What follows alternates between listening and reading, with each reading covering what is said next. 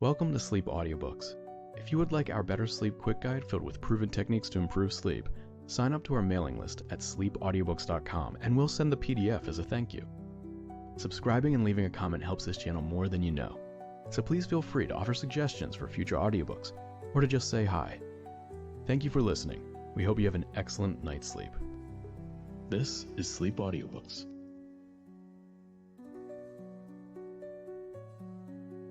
The Deep Lake Mystery by Carolyn Wells. This recording by Roger Melin. Chapter 1. A Stately Pleasure Dome. As I look back on my life, eventful enough in spots, but placid, even monotonous in the long stretches between spots, I think the greatest thrill I ever experienced was when I saw the dead body of Sampson Tracy. Imagine to yourself a man dead in his own bed with no sign of violence or maltreatment, eyes partly closed as he might be peacefully thinking, and no expression of fear or horror on his calm face. Now add to your mental picture the fact that he had round his brow a few flowers arranged as a wreath, more flowers diagonally across his breast like a garland, clasped in his right hand against his heart an ivory crucifix, and in his left hand an orange. Sticking up from behind his head showed the plume of a red feather duster, and draped round all this, like a frame, was a red chiffon scarf, a filmy but voluminous affair, deftly tucked in here and there, and encircling all the strange and bizarre details I have enumerated. On a pillow near the dead face lay 2 small crackers and a clean folded handkerchief. As I stared, my imagination flew to the Indians or the ancient Egyptians, who provided their dead with food and toilet implements which were buried with them. But in this case, I believe it was Abraham Lincoln who said, "If you have a story to tell, begin at the beginning, go through with the tale, and leave off at the ending." So, as I most assuredly have a story to tell, I will begin at the beginning and follow the prescribed directions. It all began, I suppose, the night Keeley Moore came to see me about fishing tackle. Key is a wonderful detective and all that, but when it comes to fishing, he's mighty glad to ask my advice. And Lord knows I'm glad to give it to him. We used to go fishing together every summer. Then Key took it into his silly head to get married, and to a girl who cares nothing about fishing. So from that you can see how things are. But this time Key seemed really excited about his prospects of fishing through the summer months. "We're going to Wisconsin," he told me, with a note of joyousness in his voice. "And Gray, do you know there are more than 2,000 lakes in one county out in that foolish old state?" "I'd like to fish in all of them," I said, with my usual lack of moderation. "You can't do that, but you can fish in a few if you like. Laura sends you, and I back it up, an invitation to come out there as soon as we get settled and stay as long as you can." "That's a tempting bid," I told him, "but I can't impose on newlyweds like that. I'll go to the inn or lodge, or whatever they have out there, and see you every day." "No, we want you with us. We've taken a fairly good-sized house for the season, and you must be our guest. Laura's asking a few of her friends, and I want you." Well, he had little trouble in persuading me, once I felt convinced that his wife's invitation was in good faith, and I planned to go out there early in August. They were going in July, which left them time enough to get settled and get their home in running order. So I went to Wisconsin in August, glad enough to get away from the city's heat and noise and dirt. Deep Lake, the choice of the Moores, was in Oneida County, which is designated among the scenic sections of Wisconsin as North Woods, Eastern. And scenic it surely was. The last part of the train ride had shown me that, and when we were motoring from the railroad station to the Moore bungalow, I was impressed with the weird beauty all about. It was dusk, and the tall trees looked black against the sky.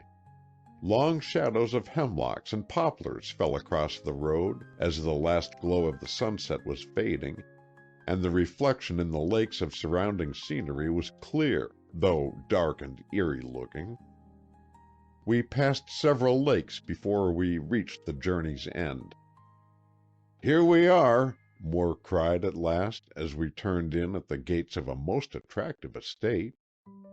A short road led to the front door, and Laura came out to greet us. I liked Key Moore's wife, though I never felt I knew her very well. She was of a reserved type, and while amiable and cordial, she was not responsive and never seemed to offer or invite confidence. But she greeted me heartily and expressed real pleasure at having me there. She was very good-looking, a wholesome, bonny type, with an air of executive ability and absolute savoir-faire. Her hair was dead gold, bobbed and worn straight. I think they call it a Dutch bob. Anyway, she had a trace of Dutch effect and reminded me of that early picture of Queen Wilhelmina. She sent me to my room to brush up, but told me I needn't change as the bungalow was run informally. The place rejoiced in the name of Variable Winds, and though the Moores guyed the idea of having a name for such an unpretentious affair, they admitted it was at least appropriate. I returned to the living room to find the group augmented by a few more people, one house guest and 2 or 3 neighbors. Cocktails appeared, and the cheery atmosphere dispelled the darksome and gloomy effects that had marked our drive from the station. I found myself next my fellow guest, a pleasant-faced lady who introduced herself. "I'm Maud Merrill," she vouchsafed. "I'm staying here, so you must learn to like me." "No trouble at all," I told her, and honestly, for I liked her at once. She was a widow, perhaps 30 or so, with white hair and deep blue eyes. I judged her hair was prematurely grayed, for her face was young and attractive. "I'm an old schoolmate of Laura Moore's," she disclosed further, "and I'm up here for a fortnight. Are you staying long?" "I'm invited indefinitely," I returned. "I'll stay a month, I think, if they seem to want me." "Oh, they will. They've both looked forward to your coming with real delight. And you'll like it here. There's no end of things to do. Fishing, of course, and bathing and boating and golf and tennis and dancing and flirting. In fact, you can have just whatever sport you want." "Sounds rather strenuous. I had hoped for a restful time." "Yes, you can have that if you really want it. Let me give you a hint of the other guests. The beautiful woman is Catherine Dallas. She's about to be married to our next-door neighbor. He isn't here tonight, but one of his house guests is here. That tall, thin man. He's Harper Ames." I thanked her for her hints, though I wasn't terribly interested. But it's good to know a little about new acquaintances, and often prevents unfortunate speeches. Especially with me, for I've a shocking habit of saying the wrong thing and making enemies thereby. At the table, I found myself seated at my hostess's right hand, and the beautiful Mrs. Dallas on my other side. It was a comfortable sort of party. The conversation, while not specially brilliant, was unforced and gaily bantering. 2 youngsters were present, who added their flapper slang to the general fund of amusement. These 2 were Posy May and Dick Hardy, and though apparently about 20, They seemed to have worldwide knowledge and world-old wisdom. "My canoe upset this afternoon," Posey told the company with an air of being a heroine. "You upset it on purpose," declared Dick. "Didn't neither. I turned around too quickly." "Yes, and if I hadn't been on the job, you'd be turning around there yet." "Posey," Keeley said reproachfully, "you must be more careful. Deep Lake is one of the deepest and most treacherous lakes in all Wisconsin. Now, don't cut up silly tricks in a canoe." "Oh, I know how to manage a canoe."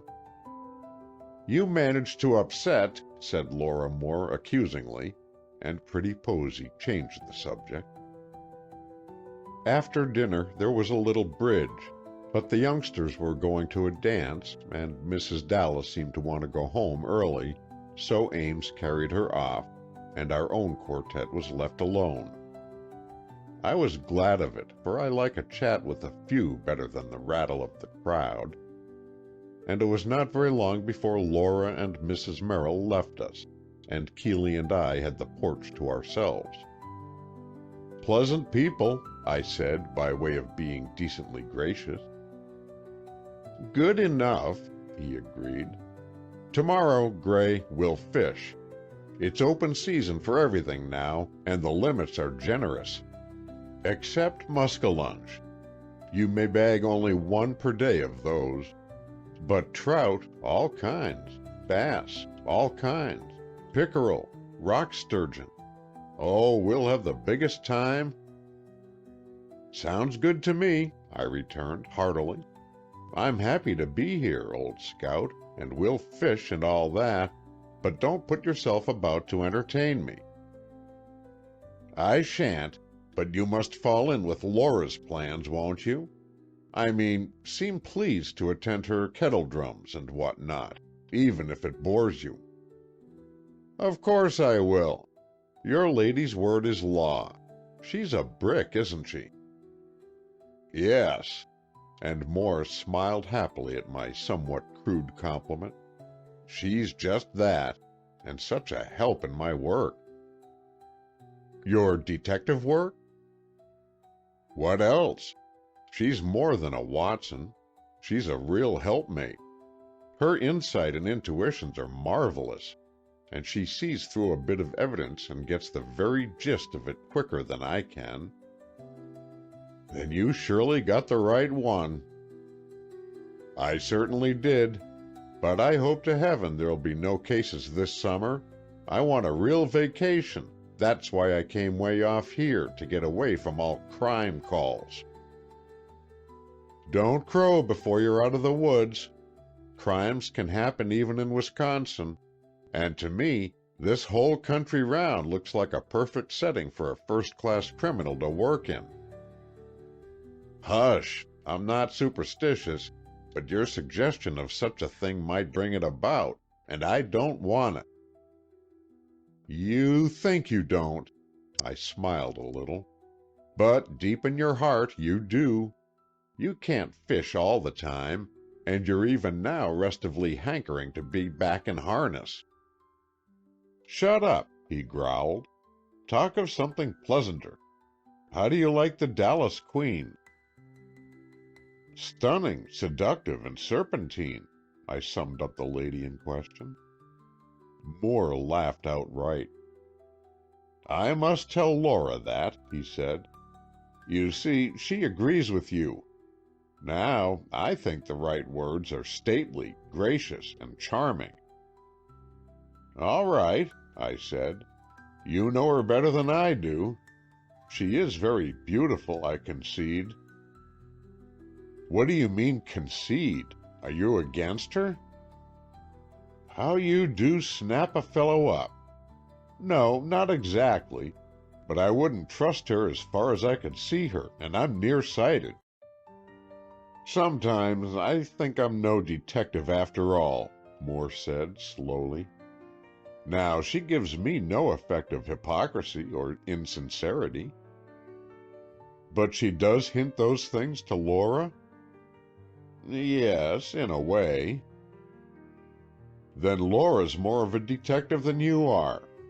But after I see more of the siren, I may change my mind. I didn't talk with her alone at all. What about the grumpy Mr. Ames? Is he in love with the Dallas? Not at all. In the first place, he wouldn't dare be, for she is engaged to Sampson Tracy, and Tracy is not one to take kindly to any poaching on his domain. Besides that, Ames is a woman-hater, also a man-hater, and I think an animal-hater. Pleasant man. Yes, he's always in a fierce mood. I don't know, but I imagine he had an affair once. Oh, crossed in love and it made him queer. Rather say, queered in love and it made him cross. Yes, he looks cross. Does he always? Always. He and Samp Tracy are old friends, and Samp can manage him, but nobody else can. Pleasant guest for Mr. Tracy to have about. He doesn't mind. Pleasure Dome is usually full of guests, and if anyone wants to sulk, they are at liberty to do so. Pleasure Dome? Yes, that's the Tracy place. It's next to this, but it's some distance off. You see, Deep Lake has a most irregular boundary line. It has all sorts of coves and inlets, and there's one that juts in behind the Tracy house. It's so deep and black, and so surrounded by trees, that it's called the Sunless Sea. Why, that's from Coleridge's Kubla Khan, too. Yes, these are the lines. In Xanadu did Kubla Khan a stately pleasure dome decree, where Alph the sacred river ran, through caverns measureless to man, down to a sunless sea. You know it, of course, but that will refresh your memory. Well, old Tracy... Is he old? Oh, no, he's 45, but he seems older somehow. Well, anyway, he's romantic and poetic and imaginative, and he has a fad for Coleridge. Collects editions of him and all that. So he built his enormous and gorgeous house and called it Pleasure Dome. And the deep arm of the lake, which is right beneath his own window, he calls the Sunless Sea. And it is. It's on the north side of the house, and so hemmed in with great firs and cypresses that the sun never gets a look in. Must make a delightful sleeping room. Oh, there's plenty of sunlight from the east and west. His rooms are in a wing, a long L, and you bet they have sunlight and all other modern improvements. The house is a palace. That all sounds nice for Mrs. Dallas. It is, and Samp is so drivellingly, so besottedly in love with her, that she will have everything her own way when she takes up the scepter. Nobody else in the family? The Tracy family, I mean? No, not now. There was. You see, Tracy's sister, Mrs. Remsen, and her daughter used to live with them. Then Mrs. Remsen died about a year ago, or a little more, and then Mrs. Dallas came into the picture, and some think it was at her request Tracy put his niece out. The brute! Oh, come now, you don't know anything about it. Alma is a lovely girl, but she's a high-handed sort, all the Tracys are, and her uncle gave her a beautiful home on a nearby island. On an island? A girl alone? She has with her an old family nurse who took care of her as a baby, and old nurse's husband is her gardener and houseman, and old nurse's daughter is her waitress, and oh, Lord, Alma Remsen is fixed all right. But on an island? But she likes being on an island. It was her own choice. She didn't want to stay with the new wife any more than the new wife wanted to have her. You always fly off half-cocked." All right, I soothed him. "Tell me more." "Well, that's all about Alma. She's a general favorite, has lots of friends and all that. But, of course, when the new mistress of Pleasure Dome comes in at the door, Alma's prospects will fly out of the window." "Cut off entirely?" "I'm not sure, but I've heard so. I suppose her uncle will always take care of her, but she will no longer be the Tracy heiress." "And how does Miss Alma take that?" "Not so good. She has had several talks with the family lawyer, and she has tried to wheedle her uncle. But he's a queer Dick, is Sam Tracy, and he obstinately refuses to make a new will or even consider its terms until after he's married." "And his present will?" "Leaves everything to Alma. She's his only living relative. But his marriage will automatically cancel that will, and his wife will be sole inheritor unless he fixes the matter up." "Which he will doubtless do?" "Oh, I hope so. I hope the new wife will see to it that he does. But there's where Laura has her doubts. She doesn't like Catherine Dallas, somehow." "Laura is of great perspicacity," I said. "Where does Ames come in?"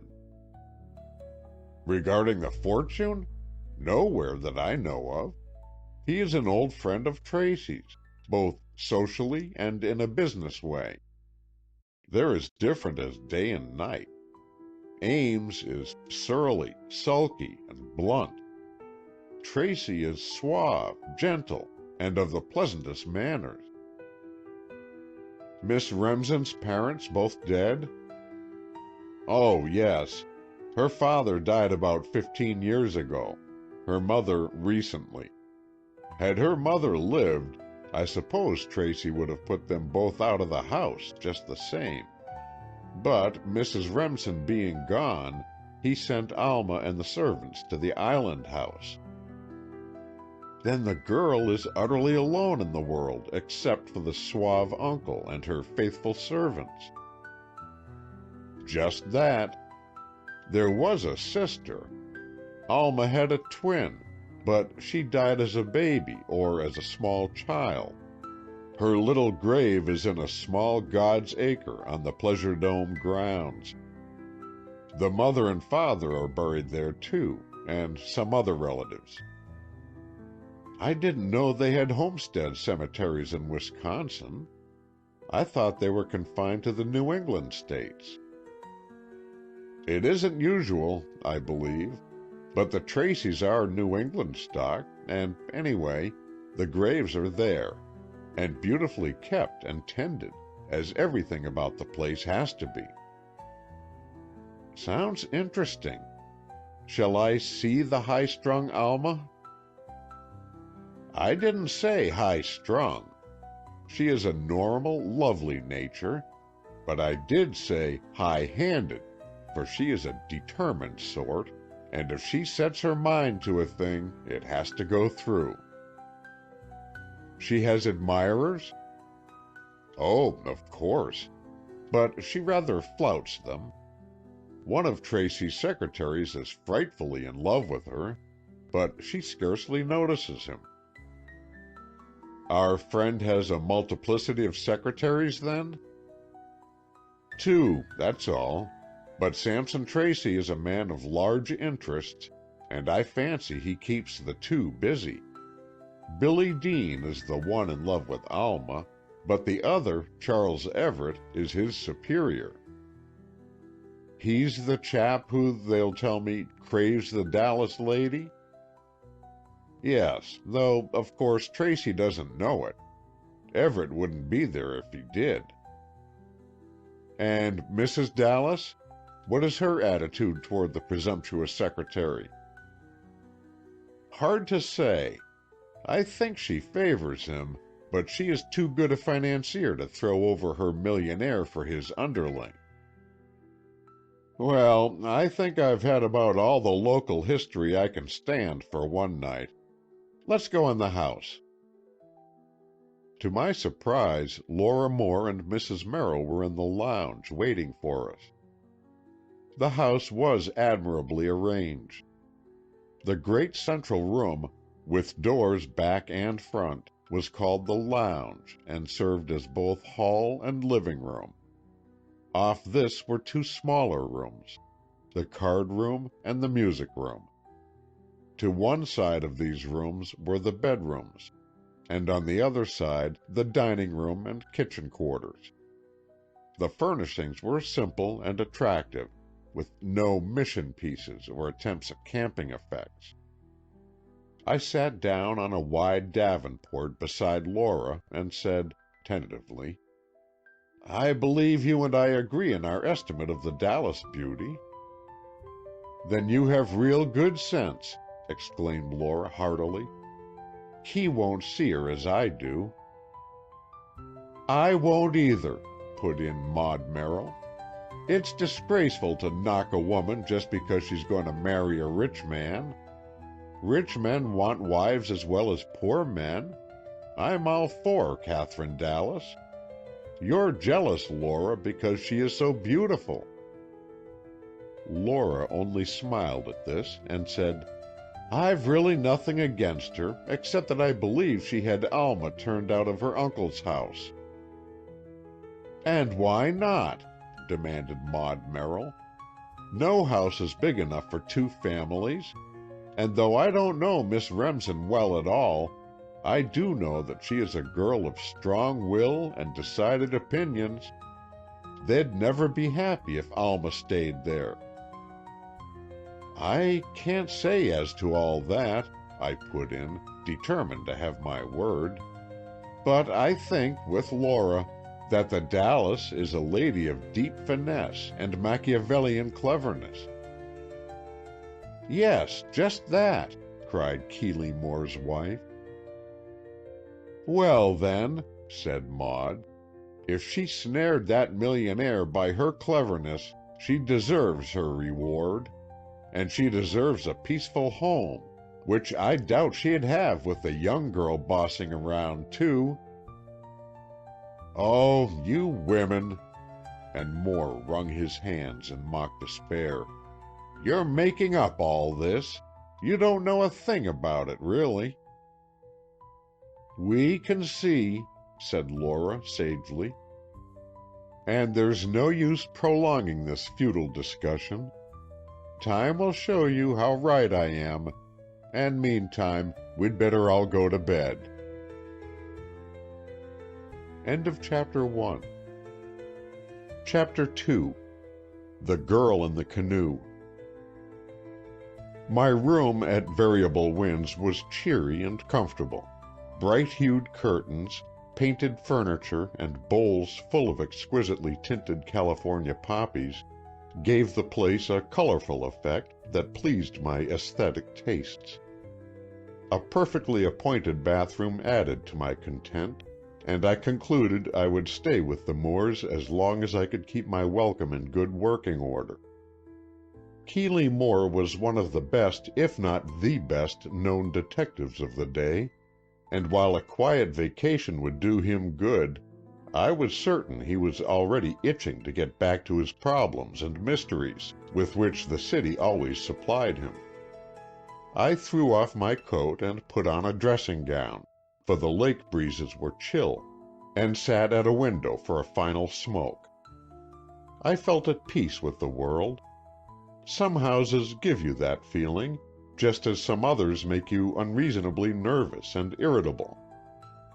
The moon had risen, a three-quarter or nearly full moon, and its shimmering light across the lake made me turn off my room lights and gaze out at the scene before me. My room looked out on the lake, and the house itself was not more than a dozen yards from the water. The ground sloped gently down to a tiny bit of beach, a little crescent that had been selected for the site of the house. On the right of this placid little piece of shore was the boathouse, a large one, with canoes, rowboats, and motorboats. Under the same roof was the bathhouse, and in front of that, out in the lake, were springboards, diving ladders, and all the contrivances on which the bathers like to disport themselves. To the left was a bit of wild, rocky shore, for the edge of the lake was greatly diversified and rocks abounded both in and out of the water. A line of light came across the lake, but was now and then blotted out as the swiftly drifting clouds obscured the moon.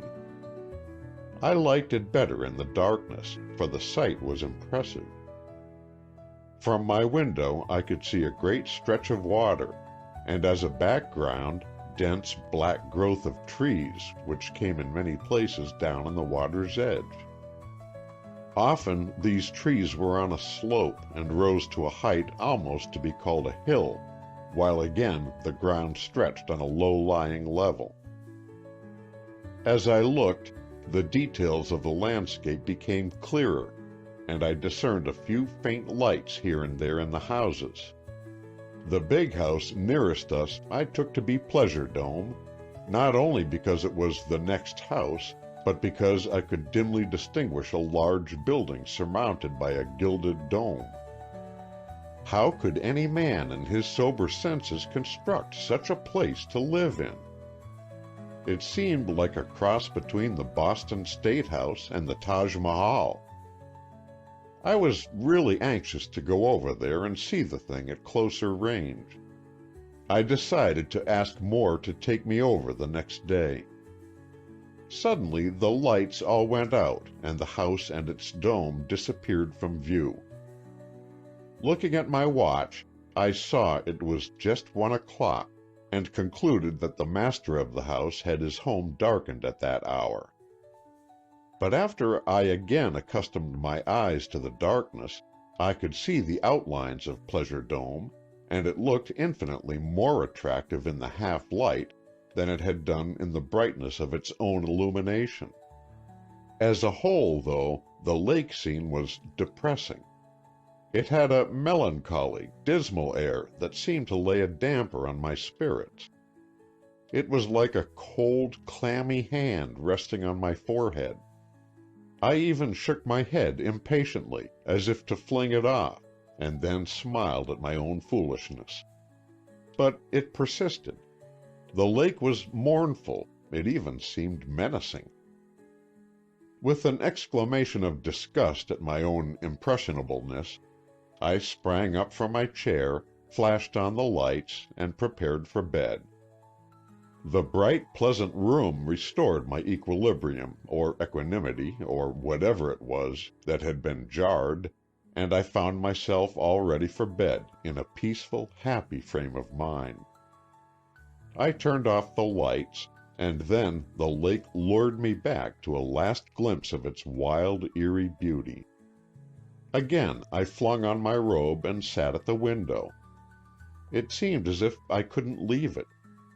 The black, sinister water, the dark shores, with deep hollows here and there, the waving, soughing trees, with thick underbrush beneath them, all seemed possessed of a spirit of evil, a frightful, uncanny spirit that made me shiver with an unreasonable apprehension that held me in a thrall.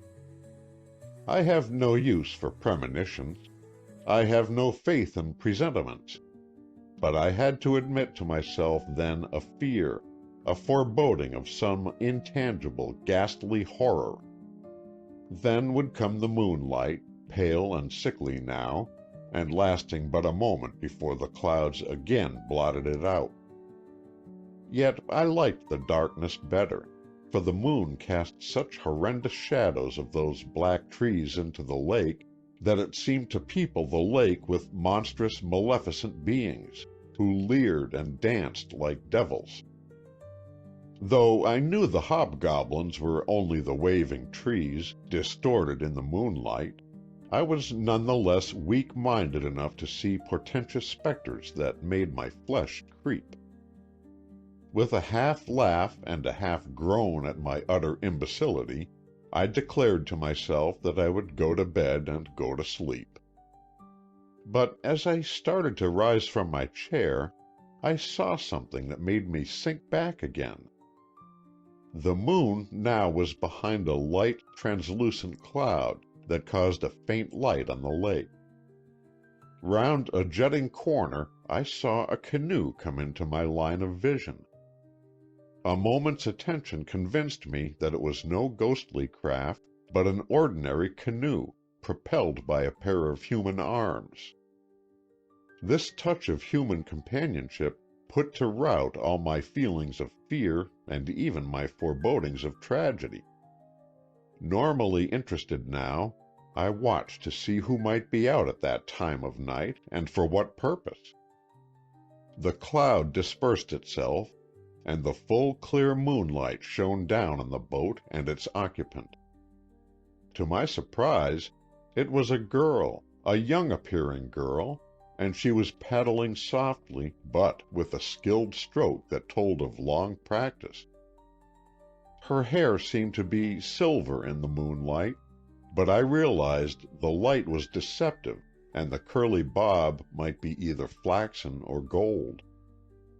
She wore a white sweater and a white skirt, that much I could see plainly, but I could distinguish little more.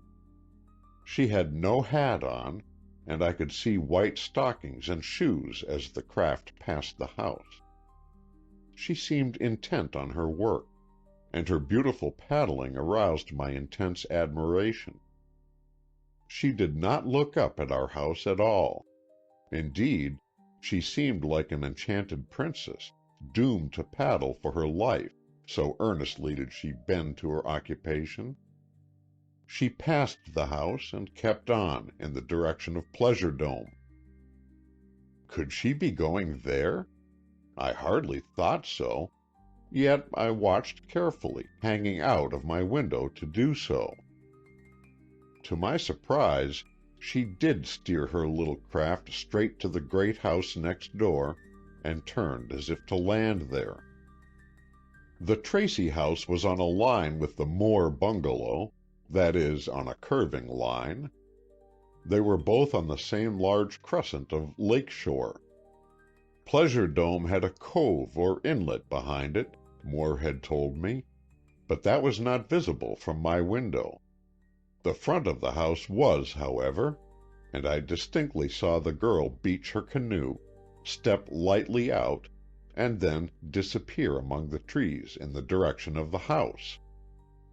I still sat staring at the point where she had been lost to my vision. I let the picture sink into my mind. I could see her as plainly in retrospect as I had in reality. That lissom, slender figure, that graceful, springy walk. But she had limped, a very little. Not as if she were really lame, but as if she had hurt her foot or strained her ankle recently. I speculated on who she might be. Key had told me of no young girl living in the Tracy house now, since the niece had left there. Ah, the niece! Could this be Sampson Tracy's niece, perhaps staying at her uncle's for a visit and coming home late from a party? But she would have had an escort or chaperone or maid. Somebody would have been with her. Yet how could I tell that? Key had said she was high-handed. And might she not elect to go about unescorted at any hour? I concluded it must be the niece, for who else could it be? Then I remembered that there might be other guests at Pleasure Dome besides the morose and glum-looking Ames. This, then, might be another house guest, and perhaps the young people of the Deep Lake community were in the habit of running wild in this fashion. Anyway, the whole episode had helped to dispel the gloom engendered by the oppressive and harrowing atmosphere of the lake scene, and I felt more cheerful. And as there was no sign of the girl's returning, I concluded she had reached the house in safety, and had doubtless already gone to bed.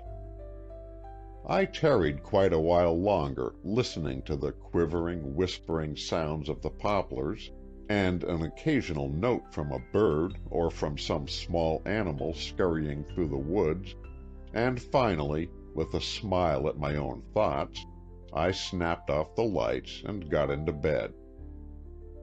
I couldn't sleep at first, and then, just as I was about to fall asleep, I heard the light plash of a paddle. As soon as I realized what the sound was, I sprang up and hurried to the window. But I saw no boat. Whether the same girl or someone else, the boat and whoever paddled it were out of sight, and though I heard, or imagined I heard, a faint and diminishing sound as of paddling, I could see no craft of any sort. I strained my eyes to see if her canoe was still beached in front of Pleasure Dome, but the moon was unfriendly now, and I could not distinguish objects on the beach. Again I began to feel that sickening dread of calamity, that nameless horror of tragedy, and I resolutely went back to bed with a determination to stay there till morning, no matter what that God-forsaken lake did next. I carried out this plan, and when the morning broke in a riot of sunshine, singing birds, blooming flowers, and a smiling lake, I forgot all the night thoughts and their burdens and gave myself over to a joyous outlook. Breakfast was at 8:30 and was served on an enclosed porch looking out on the lake. "You know, you don't have to get up at this ungodly hour," Laura said as she smiled her greeting, "but we are wide awakes here." "Suits me perfectly," I told her. "I've no love for the feathers after the day has really begun." Twice during our cozy breakfast I was moved to tell about the girl in the canoe, but both times I suddenly decided not to do so. I couldn't tell why, but something forbade the telling of that tale, and I concluded to defer it at any rate. The chat was light and trifling. Somehow it drifted round to the subject of happiness. "My idea of happiness," Laura said, "which I know full well I shall never attain, is to do something I want to do without feeling that I ought to be doing something else." "Heavens and earth!" exploded her husband. "Anyone would think you're a veritable slave. What are these onerous duties you have to perform that keep you from doing your others?" Laura laughed. "Oh, not all the time, but there is much to do in a house where the servants are ill-trained and incompetent." "And where one has guests," Maud Merrill smiled at her, and I smiled too. "I'm out of it," I cried. "You ought to help your friend out, Mrs. Merrill. But being a mere man, I can't do anything to help around the house." Laura laughed gaily and said, "Don't take it all too seriously. I do as I please most of the time, but, well, I suppose the truth is, I'm too conscientious." "That's it," he agreed. "And, you know, conscience is only a form of vanity. One wants to do right, so one can pat oneself on the back and feel a glow of holy satisfaction." "That's so, Key," Laura quickly agreed, "and I oughtn't to pamper my vanity. So I won't make that blackberry shortcake you're so fond of this morning. I'll read a novel, and bear with a smile the slings and arrows of my conscience as it reproves me." "No," Key told her, "that's carrying your vanity scourging too far. Make the shortcake, dear girl, not so much for me as for Norris here. I want him to see what a bird of a cook you are." Laura shook her head, but I somehow felt that the shortcake would materialize, and then Key and I went out on the lake. We went in a small motor launch, and he proposed that I should have a survey of the lake before we began to fish. "It's one of the most beautiful and picturesque lakes in the county," he said, and I could easily believe that, as we continually came upon more and more rugged coves and strange rock formations.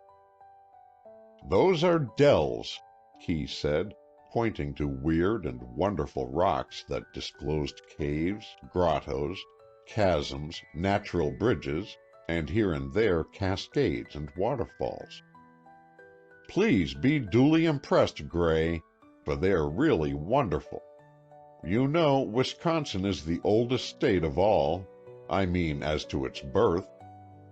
Geologists say that this whole continent was an ocean, and when the first island was thrust up above the surface of the waters, it was Wisconsin itself. Then the earth kindly threw up the other states, and so here we are." "I thought all these lakes were glacial." "Oh yes, so they are. But you don't know much, do you? The glacial period came along a lot later, and as the slow-moving fields of ice plowed down through this section, they scooped out the Mississippi Valley, the beds of the Great Lakes, and also the beds of innumerable little lakes. There are 7,000 lakes in Wisconsin, and 2,000 in Oneida County alone. I am duly impressed, Key, but quite as much by the way you rattle off this information as by the knowledge itself. Where'd you get it all?" "Out of the automobile book," he returned, unabashed. "Most interesting reading. Better have a shy at it sometime." "I will. Now, is this Pleasure Dome we're coming to?" "Yes. Thought you'd like to see it. It's really a wonder house, you know. We'll be invited there to dine or something, but I want you to see it now as a picture." It was impressive, the great pile rising against the background of dark trees, and with a foreground of brilliant flower beds, fountains, and arbors.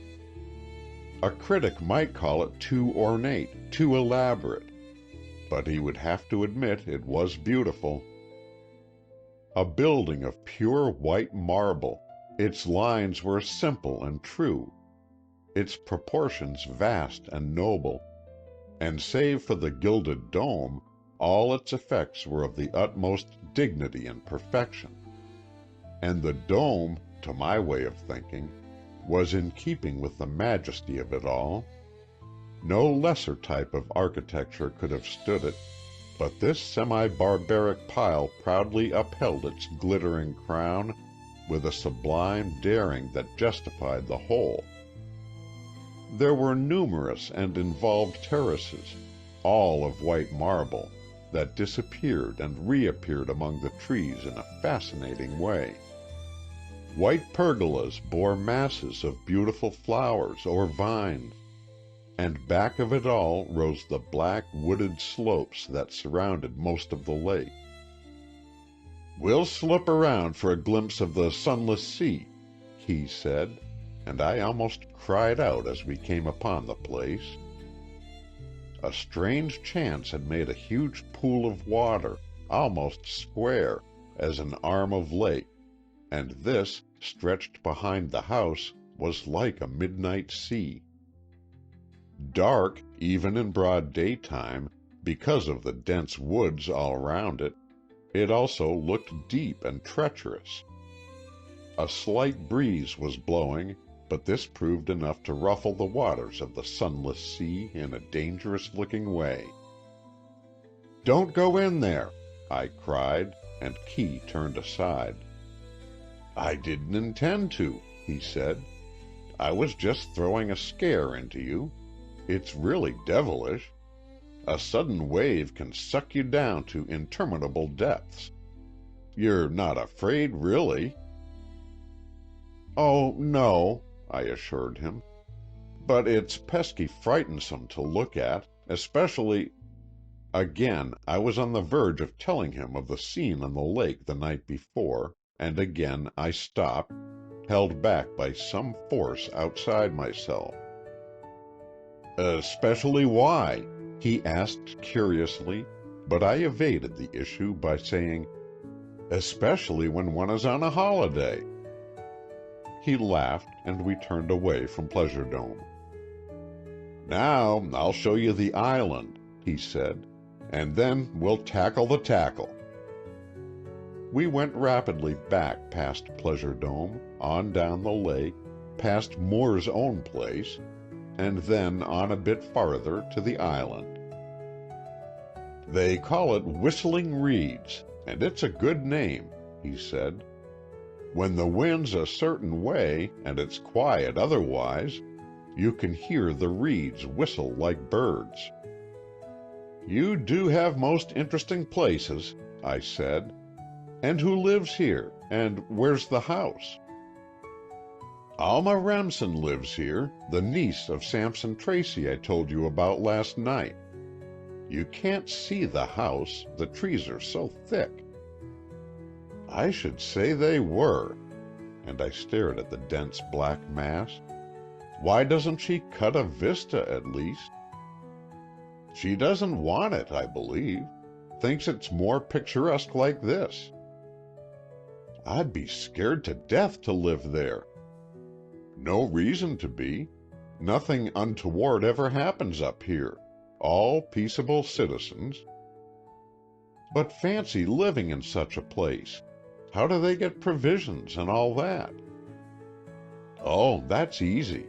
Lots of the dealers deliver their stuff in canoes or motorboats. See, there's the boathouse. Someday we'll call here. Alma likes my wife. She'll be glad to see us. I suppose she's a canoeist? Everybody's that around here. I mean the people who live all the year around. A good many people live on islands. They like it. This island, you see, is a big one, about 2 or 3 acres, say. That gives Miss Remsen room for tennis courts and gardens, and pretty much anything she wants. And the house is very pleasant. Nothing like Pleasure Dome, but a bigger house than the one we're in. We turned then, and started off toward the spot where Key elected to do his fishing. "Hello," he said as we moved on. "There's Alma now. That's Miss Remsen." We were now about midway between the Moore bungalow and the island of Whistling Reeds.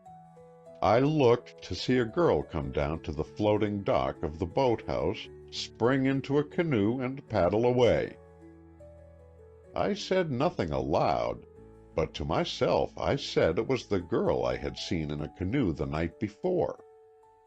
There was no mistaking that slim, lithe figure, that graceful, capable way of managing the boat, and she even wore what seemed to me to be the same clothes, a white skirt and white sweater. She had on a small white felt hat, and I noticed that she did not limp at all. As I had surmised, the limp was occasioned by some slight and temporary strain or bruise. "Well, don't eat her up with your eyes," exclaimed Moore, and I realized I had been staring.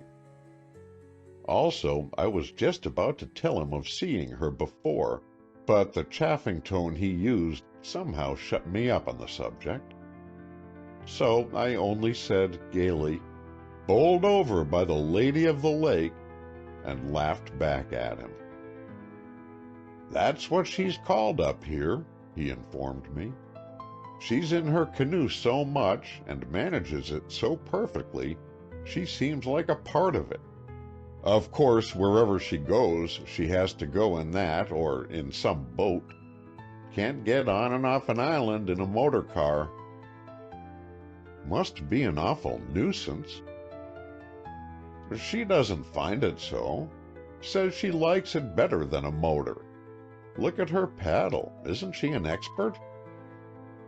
"She sure is," and I held my tongue tightly to refrain from saying, that she seemed to me to have paddled even more beautifully the night before.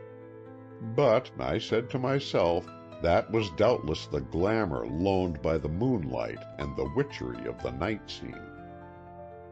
Miss Remsen soon reached Pleasure Dome, and we could see her beach her canoe and follow her with our eyes for a few steps until she disappeared behind a clump of small trees. We set to work then in good earnest, and I saw in Keeley Moore for the first time being an embodiment of perfect happiness.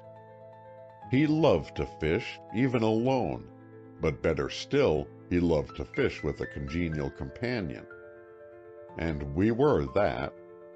Though not friends of such very long standing, we were similar in our likes and dislikes as well as in our dispositions.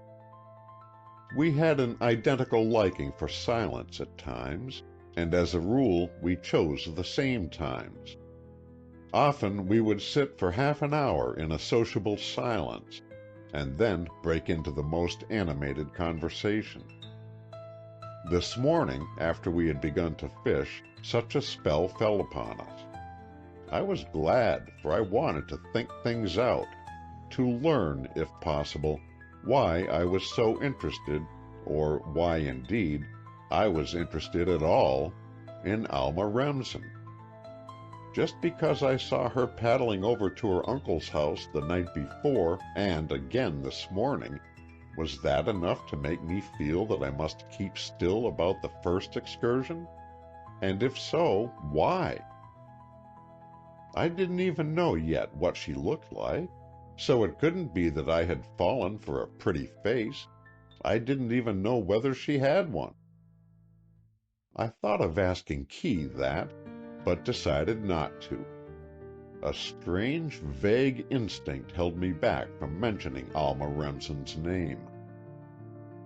Suddenly he said, "Damn," in a most explosive way, and not unnaturally, I thought he had lost one of those biggest of all big fishes.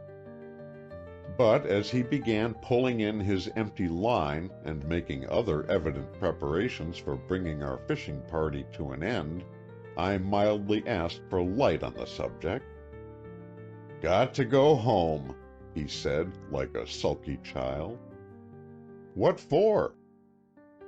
"See that red flag in the bungalow window? That means come home at once. Laura only uses it in cases of real importance, so we've got to go." End of Chapter 2. Chapter 3. The Tragedy. As we went up the steps and crossed the porch of the Moore bungalow, we saw a man seated in the lounge talking to Laura. Both jumped up at our approach, and Laura cried out, "Oh, Key, Mr. Tracy is dead." "Samson Tracy? Dead?" exclaimed Moore, with a look of blank consternation. "Yes," the man said tersely, "and not only dead, but murdered. I'm Police Detective March. I've just come from the Tracy house. You see, everything is at 6s and 7s over there. Nobody authorized to take the helm, though plenty of them want to do so. In a way, Everett, the secretary, is head of the heap, but a guest there, Mr. Ames, refuses to acknowledge that Everett has any say at all. Claims he is Tracy's oldest and closest friend, and insists on taking charge himself." "Why shouldn't he?" asked Keeley Moore quietly. "Well, why should he?" countered the policeman. "And besides, I think he's the man who killed Tracy. But here's my errand here. It seems Mr. Ames was here last night to dinner?" Laura nodded assent to his inquiring glance. "Well, he formed a high opinion of Mr. Moore's detective ability, and he wants to engage his services, if possible." Key Moore was a tall, dark man, about 35 or so.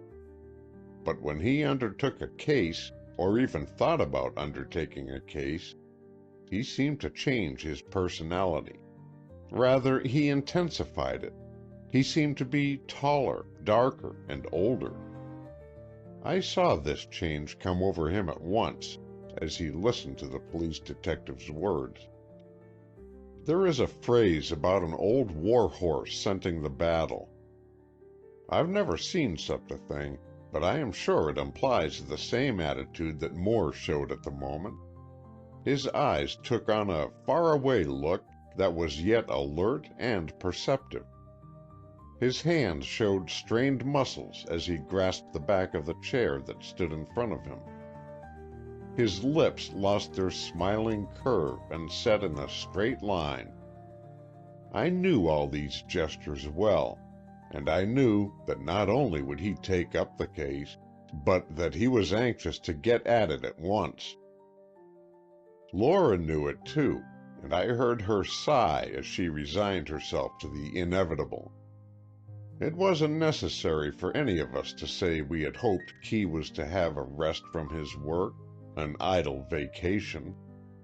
The two Moores and I knew that, and we all knew, too, that the vacation was broken in upon and there would be no rest for the busy, inquiring brain until the Tracy case was settled for all time.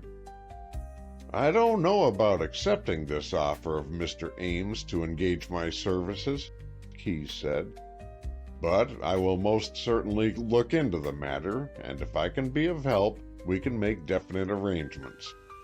Tell me a little more of the circumstances, please, and then we will go over to the Pleasure Dome.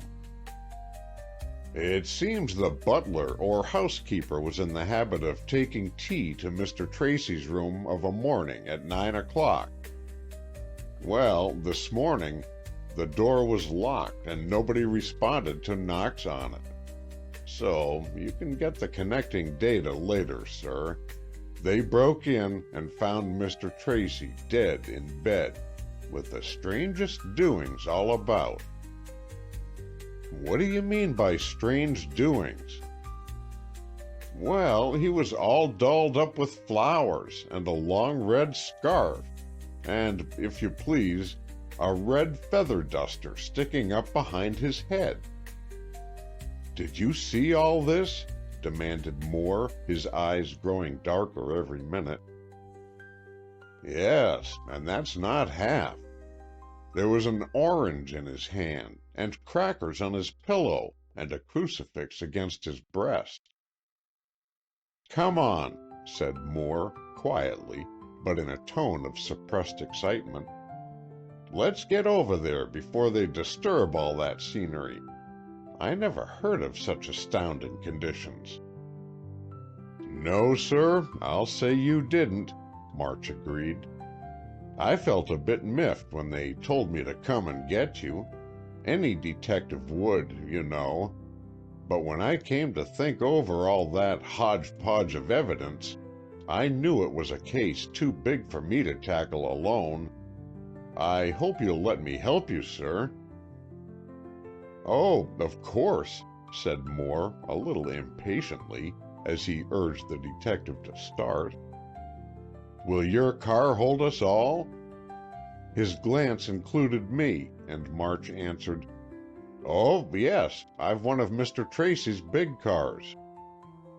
When we reached the great house and stopped at the landing place under the porte cochere, I was more than ever impressed by the beauty all about. There was nothing glaring or ostentatious. The bit of veranda we traversed to reach the front door was brightened with a few railing flower boxes and potted palms, but it was quietly dignified and stately. Stately was the key word for the whole place, and I suddenly remembered that Kubla Khan's pleasure dome was described as stately. Surely Sampson Tracy had sensed the real meaning of the phrase. Inside, the house was the same. Marked everywhere by good taste, the appointments were of the finest and best. There seemed to be a great many people about. Servants were coming and going, and policemen were here and there. March took Moore and myself directly to the library, where Inspector Farrell was awaiting us. Also present were Ames, who we already knew, and a young man who proved to be Charles Everett, the confidential secretary of the dead man. I took to Everett at once. He was the clean-cut type of so many of our efficient young American secretaries. He looked capable and wise, and being introduced, bowed gravely. Ames took up the matter at once. He looked perturbed rather than grumpy this morning, but his speaking voice had an unpleasant twang, and I saw Key stiffen up, as if he would certainly decline to be at this man's beck and call. "I sent for you, Mr. Moore," Ames began, "to get your help in unraveling the mystery of Sampson Tracy's death. As you will soon learn, the conditions are startlingly unusual, even bizarre. But I have heard that the more bizarre the clues and evidence, the easier a case is to solve. So I beg you to get at it at once and exert your most clever efforts." "But I haven't yet said I would take the case for you," Moore told him. "Why not?" cried Ames, his face lowering in a pettish frown. "I shall make no objections on your terms, whatever they may be, in reason. I shall not trammel you with any restrictions or annoy you with any advice. I am told you are a famous detective. I know you for a friend of Mr. Tracy. Why, then, would you hesitate to solve the problem of his death and learn the identity of his murderer?" "Are you sure he was murdered?" asked Moore. "You see, I know little of the facts in the case." "No," broke in Inspector Farrell. "No, we don't know that he was murdered. And the facts that we do know are seemingly contradictory. I trust, Mr. Moore, that you will look into the matter at least, and give us the benefit of your findings, whether you officially take up the case or not." "I cannot say," Moore told him, "until I am in possession of the details of the tragedy. Nor do I want it told me here. Let me see the body, let me inquire for myself concerning the facts, and let me draw my own conclusions. Only after that can I decide whether I take on the case or not." "I think you very unreasonable, Mr. Moore," Ames grumbled. "I want you to be my agent in this matter, and so I want you to start in fully equipped with my sanction and authority." "Just how much authority have you here, Mr. Ames?" asked Moore, looking at him thoughtfully. "As the oldest and nearest friend of Sampson Tracy, and as his intimate confidant and adviser, I think I can claim more authority than anyone else. In fact, the man had no relatives in the world except a niece. He had no friends of a confidential nature except myself. I am not referring to financial affairs. They are in the hands of his lawyers and his secretaries. But if he has been murdered, I propose to hound down the wretch who was responsible for his death. I know much about Tracy's life that nobody else knows. I know of those who might wish him dead, and my knowledge, combined with the skill of a canny detective, must bring out the truth." This was straightforward talk, and Ames, though his face wore an aggrieved expression, spoke concisely and to the point. But after all, his manner was truculent. He didn't ask Moore's help so much as he demanded it, almost commandeered it. I was not surprised to see Key stick to his first decision. "I appreciate all you say, Mr. Ames," Key said, "but I repeat, I am not willing to take a case until I look into it. Do not delay further. but let us go at once to the scene of the tragedy." Ames glowered, but without another word he led the way from the room and turned toward the staircase. The broad steps, carpeted with red velvet, branched halfway up, and turning to the right, Ames conducted us to Sampson Tracy's rooms. They were in a wing that had been flung out at the back of the house, probably as a later addition to the structure. Entrance was through a private hall, and then into a foyer or anteroom, from which led several doors. "This is the bedroom," said the inspector, taking a key from his pocket as he paused before one of the doors. "I thought you had to break in," Moore said, looking at the unmarred door. "Not exactly," Farrell told him. "The door was locked and the key inside, in the lock. But they got the garage mechanician up here, and he managed to dislodge the key and then get the door unlocked with his tools." He opened the door and we filed in, the inspector first, then Moore and I, then Ames and Detective March. Farrell closed and locked the door behind us, and it was then that I saw the strange, the grotesque spectacle of Sampson Tracy's deathbed. The first thing that caught my attention, and from which I found it well nigh impossible to detach my vision, was the red feather duster. A full plume of bright red feathers seemed to crown the head on the pillow. The handle of the duster had been thrust down behind and under the head, and only the red plume showed, of such fine light feathers that a few fronds waved at a step across the room or a movement near the bed. Then I looked at the rest of the strange picture. Sampson Tracy was a large and heavy man. His head was large and his face was of the conformation sometimes called pear-shaped.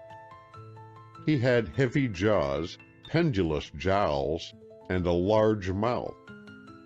Clean-shaven as to face, his hair was thick and rather long.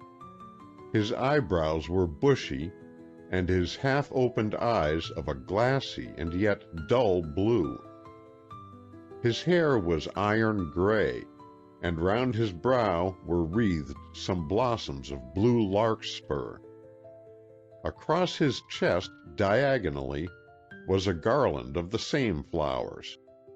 The blossoms were not tied or twined, they had merely been laid in a row in order to form a vine-like garland.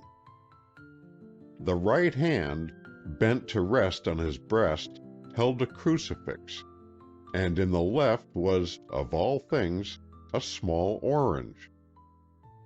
His head lay on one large pillow, and on the other pillow was a folded handkerchief, and also 2 small sweet crackers, and encircling the head and shoulders, framing all these strange details, a long and wide scarf of soft and filmy scarlet chiffon, a beautiful scarf from a woman's point of view, but a peculiar adjunct to a man's taking off.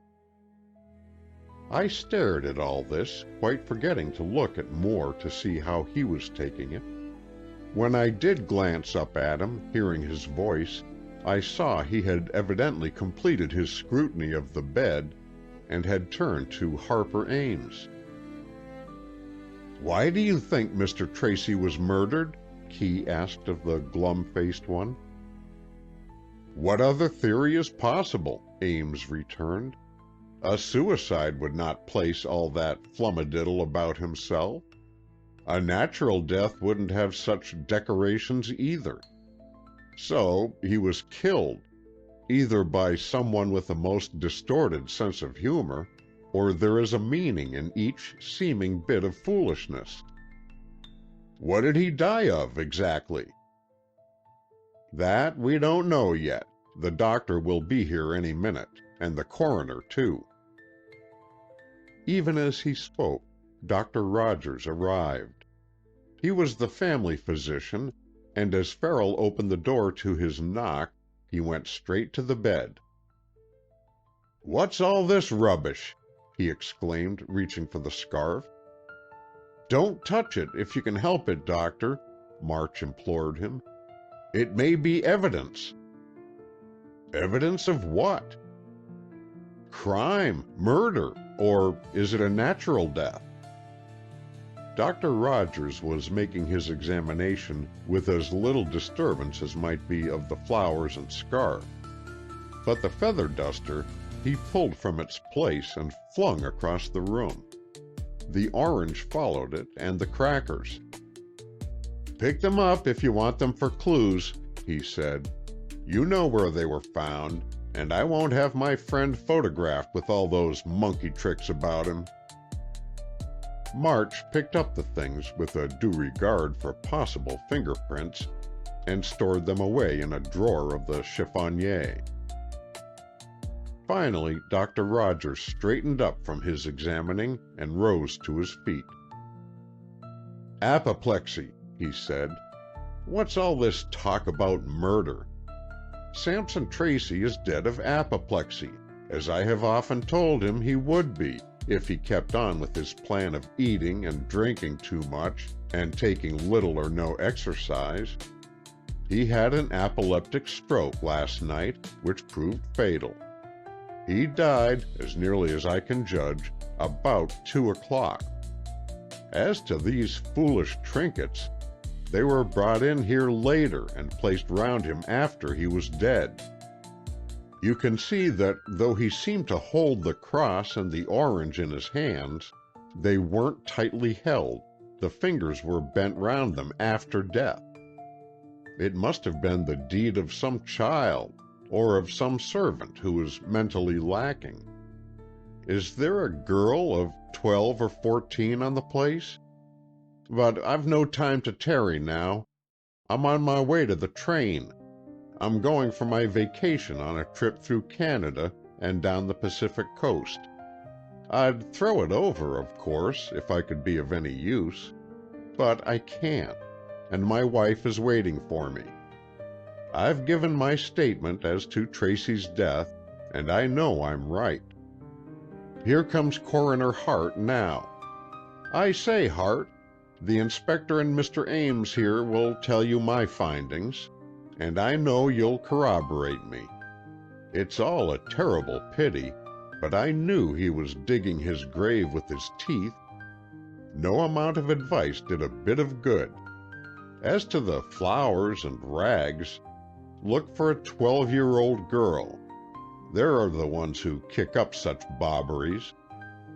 Maybe the housekeeper has a grandchild, or maybe there is a kitty in the chauffeur's or gardener's cottage. Goodbye, I must run. Sorry, but to lose this local train means to upset our reservations all along the trip." The doctor hurried away, yet so positive had been his diagnosis, and so logical his disinclination to linger when he could be of no possible use, that we all forgave him in our minds. The coroner gave a start at the masses of flowers, somewhat disarranged by Dr. Rogers' manipulations, and drew nearer to the body. Farrell told him how things had been before Dr. Rogers removed the feather duster and threw out the orange and crackers. "He ought to have left them alone," Hart declared angrily. "It doesn't really matter," put in March. "I know exactly how they were lying, and anyway, Rogers says it's a natural death." "Natural? With all that gimcrack show?" "He says that's the work of a mischievous child, for preference a little girl of 12 or 14. He's thinking of poltergeist. He's got that sort of thing on the brain. Let me take a look at the body." So Dr. Hart sat on the side of the bed and made his examination of the dead millionaire. "There is every symptom of apoplexy," he said at last, "and no symptom of anything else. Yet I feel a little uncertainty. We'll have to see what the autopsy says." "When can you have that?" Ames asked him. "Very soon. This afternoon, probably. But it is important now to make inquiries as to conditions last night. You were here, Mr. Ames?" "Yes. That is, I am staying here, visiting, you know. But last evening I was out to dinner with our neighbor, Mr. Moore here." "What time did you get home?" "Not late. About 11, I think." "Had Mr. Tracy gone to bed then?" "No, he was waiting up for me. We went into the smoking room and had a smoke and a chat." "What time did you retire?" "We went upstairs about midnight, I should say. I said good night to him on this floor, and then went on upstairs to my own room." "He seemed in his usual health and spirits?" "So far as I noticed, yes." "You heard nothing unusual in the night?" "Nothing at all." "What was the subject of your conversation last evening?" "Nothing of serious moment. He asked me who were at the Moore party, and I told him. He was lightly interested, but cared only to hear about Mrs. Dallas, who was his fiancée and who was at the party." "And Mr. Tracy was not there?" "No, he had been invited, but, well, he had had a little tiff with the lady, and in a moment of anger had declined the invitation. He was sorry afterward and wished he had accepted it. I begged him to go in my place. I would have willingly stayed home, but he wouldn't hear of such a thing. Then I wanted to telephone Mrs. Moore, the hostess, and ask her to make room for him too, but he wouldn't allow that either. So I went to the dinner, and Mrs. Dallas went, but Mr. Tracy stayed at home." "Alone?" "I think so, except for his 2 secretaries. When I came home, he was in a pleasant enough mood, and I concluded he had thought it all over and straightened it out in his mind one way or another. I didn't refer to the matter at all, but he asked me many questions about Mrs. Dallas, such as how she looked, what mood she was in, and whether she said anything about him. Just such questions as a man would naturally ask about his absent sweetheart." "All this properly belongs to the inquest," Coroner Hart said. "But I want to get any sidelights I can while the matter is fresh in your mind. Do you know this room well, Mr. Ames?" "Not at all. I've only been in here once or twice in my life." "Then you can't tell me if anything is missing?" "No, I think not." Ames looked around. "No, I don't know anything about the appointments here. Or do you mean valuables?" "Anything at all. I think we can't blink the fact that somebody came in here after the man was dead and arranged all those weird decorations. Now, maybe that somebody took away something as well." "That I don't know," Ames reiterated. "I know nothing of Tracy's belongings." The man had been pleasant enough at first, but now he was resuming his irritable manner, and I wondered if he would get really angry. Keeley Moore was saying almost nothing, but I knew he was losing no points of what was happening, and I rather expected him to break out soon. He did. "Perhaps, Dr. Hart," he said quietly, "it might be a good idea to get Mr. Tracy's manservant or housekeeper up here and find out a little more about the appointments of this room. For instance, whether the orange and crackers were already here, or whether the mysterious visitor brought them." "I was just about to do that, Mr. Moore," the coroner said, with such haste that I had my doubts of his veracity. But he rang a bell in the wall, and we waited for a response. The butler himself answered it, a rather grandiose personage in the throes of excitement and grief at the terrible happenings to his master. "Well, Griscom," Ames said with his habitual frown, "these gentlemen want to ask you some questions. Answer them as fully as you can." "Was it Mr. Tracy's habit to have a bit of fruit or a cracker in his room at night?" the coroner inquired. "Yes, sir," said the butler, and the sound of his own voice seemed to steady him.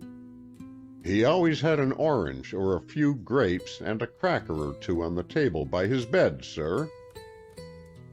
"And do you think this orange and these crackers are the ones put out for him last night?" "I'm sure of it, sir. I put them out myself." "Then where is the plate? Surely you had them on a plate." "Of course, sir. They were on a small gilt-edged plate. I don't see it about."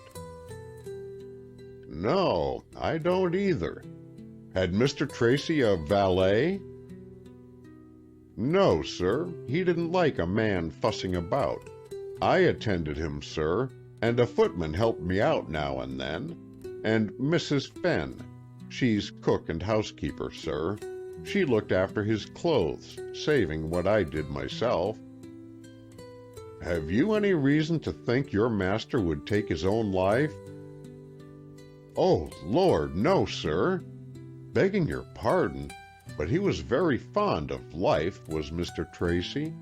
I thought he died of a fit, sir." "Probably he did. A fit or stroke of apoplexy. I begin to think, Inspector, we have no murder mystery on our hands after all." "No," said Farrell, shaking his head. "Apparently not." "Apparently, yes," said Keeley Moore, quietly.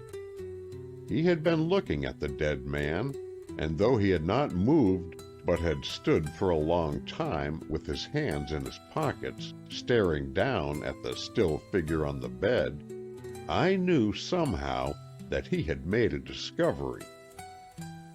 "Stand over here, please, Inspector," he said in his calm, matter-of-fact way.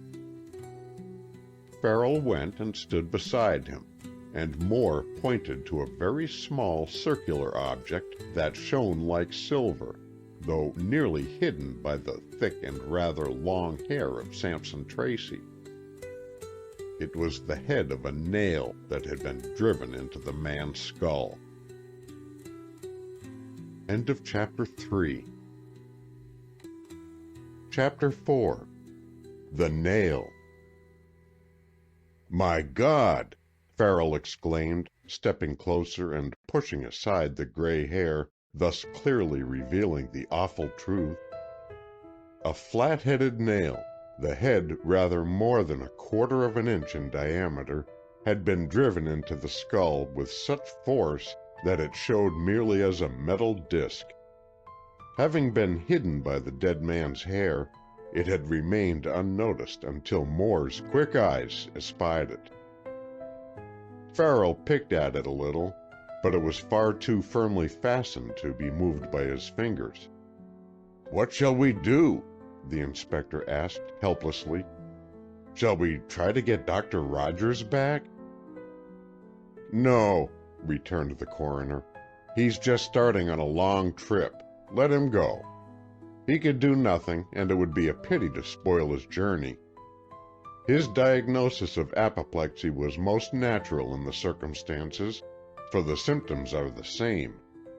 I, too, thought death was the result of an apoplectic stroke. But now we know it is black murder. The case comes directly within my jurisdiction, and there's no occasion to recall Dr. Rogers." "You're right," Ames assented. "But who could have done this fearful thing? I can hardly believe a human being capable of such a horror. Mr. Moore, you simply must take up this case. It ought to be a problem after your own heart." Every word the man uttered made me dislike him more. To refer to this terrible tragedy as a problem after Moore's own heart seemed to me to indicate a mind callous and almost ghoulish in its type. I knew Key well enough to feel sure that he would investigate the murder, but not at the behest of Harper Ames. He only acknowledged Ames's speech by a noncommittal nod and turned to Detective March. "We have our work cut out for us," he said, very gravely. "I have never seen a stranger case. The murderer must have been a man of brute passions and brute strength. That nail is almost embedded in the bone, and I fancy needed more than one blow of the hammer that drove it in. But first, as to the doors and windows. You tell me they were locked this morning?" "Yes, sir," answered Griscom, the butler, as Moore looked at him. He was a smallish man, bald and with what are sometimes called pop eyes. He stared in a frightened manner, but he controlled his voice as he went on to tell his story. "Yes, sir. I brought the master's tea at 9 o'clock, as always. The door was locked." "Is it usually locked in the morning?" Moore interrupted. "Sometimes, not always. When it is locked, I knock, and Mr. Tracy would get up and open the door. If unlocked, I walked right in." "And this morning it was locked, and the key in the lock on the inside?" "Yes, sir. So I knocked. But when there was no answer, I got scared." "Why were you scared?" "Because Dr. Rogers had often told me that Mr. Tracy was in danger of an apoplectic stroke, and that I must do anything I could to make him eat less and take more exercise. I've been with the master a long time, sir, and I had the privilege of a bit of talk with him now and then. So I did try to persuade him to obey the doctor's orders, and he would laugh and promise to do so. But he soon forgot it as soon as he saw some dish he was fond of, and he'd eat his fill of it." "Go on, Griscom," Moore said. "What happened next?" "I went to Mr. Everett—" "Yes, he went to Everett," broke in the aggrieved voice of Harper Ames. "Why did he do that instead of coming to me, I'd like to know?" "Go on," Moore instructed the butler. "I went to Mr. Everett, sir. He was up and dressed, and he said at once to get Louis, that's the chauffeur, and tell him to bring some tools. I did that, and Louis first pushed the key out of the lock, and then poked around with a wire until he got the door open. Then we came in." "Who came in?" "Mr. Everett and Mr. Ames and me, sir. And Mrs. Fenn, she's the housekeeper. She saw Louis running upstairs, so she came too." "And you saw—" "Mr. Tracy, just as he was when you first saw him, sir. Just as he is now, except for the things Dr. Rogers chucked out." "Is that door, the one that was locked, the entrance to the whole suite?"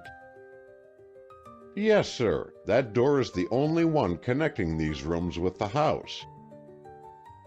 "I see. Now, what about the windows?" "They haven't been touched, sir." Key Moore turned his attention to the windows. There were many of them. The suite of Sampson Tracy's was a rectangular wing, built out from the main house, and having windows on 3 sides. But all of these windows overlooked the deep black waters of the sunless sea. It had been the whim of the man to have his quarters thus, to be surrounded on all sides by the water of the lake that he loved. And he usually had all the windows wide open, doubtless enjoying the lake breezes that played through the rooms, and listening to the birds, whose notes broke the stillness of the night. "What is below these rooms?" Moore asked. "The big ballroom, sir. Nothing else." After scrutinizing every window in the bedroom, dressing room, bathroom, and sitting room, Moore said slowly, "These windows seem to me to be inaccessible from below." It was characteristic of the man that he didn't say they were inaccessible, but merely that they seemed so to him, as they certainly did to the rest of us. We all looked out, and in every instance the sheer drop to the lake was about 15 or more feet. The outer walls of marble presented no foothold for even the most daring of climbers. They were smooth, plain, and absolutely unscalable. "It is certain no one entered by the windows," Moore said at last, having looked out of every one. "I suppose the house is always carefully secured at night?" "Yes, sir," Griscom assured him. "Mr. Tracy was very particular about that. He and all the household had latchkeys, and the front door, indeed all the doors and windows, were carefully seen to." "Who has latchkeys?" "Mr. Everett, Mr. Dean, myself, and the housekeeper. Then there are others which are given to guests. Mr. Ames had one." "With so many latchkeys about, one may have been abstracted by some evil-minded person." "Not likely, sir. We keep strict watch on them." "Well, that would only give entrance to the house. How could anyone get into and out of Mr. Tracy's room, leaving the door locked on the inside?" I knew Moore purposely voiced this problem himself, to head off those who would ask it of him. He had often said to me, "If you don't want a question asked of you, ask it yourself of somebody else." And so, as he flung this at them, each felt derelict in not being able to reply. But Ames's querulous voice volleyed the question back. "That's why I want you to do up this business, Moore," he said. "That's what makes it such a pretty problem." Moore could stand this no longer. "For an intimate friend of a martyred man, I should think you would see the matter in a more personal light than a pretty problem." "Oh, I do. I'm sad and sorry enough, but I don't wear my heart on my sleeve. And first of all, I'm keen to avenge my friend, and I know that what's to be done must be done quickly. So get busy, I beg." The more Ames said, the less I liked him, and I knew Key felt the same way about it. But the man was right as to haste being advisable. The circumstances were so peculiar, the conditions so fantastic, that search for the criminal must be made quickly, or a man of such diabolical cleverness would put himself beyond our reach. The inspector, the police detective, and Keeley Moore consulted a few moments, and then Inspector Farrell said, "The case is altered. Now that we know it is willful murder, and not a stroke of illness, we must act accordingly. Coroner Hart will conduct an immediate inquiry, preliminary to his formal inquest. No one may leave this house. You, Griscom, will tell the servants this, and I shall call in more help from the police station to guard the place. We will go downstairs, and the coroner will choose a suitable room and begin his investigation." Farrell was an efficient director, though in no way a detective. He locked the door that commanded the whole apartment after he had herded us all out. We filed downstairs, and I could hear women's voices in a small reception room as we passed it. The coroner chose a room which was fitted up as a sort of writing room. It was of moderate size, and contained several desks or writing tables, evidently a writing room for guests. There was a bookcase of books and a table of periodicals and newspapers. Clearly the house had every provision for comfort and pleasure.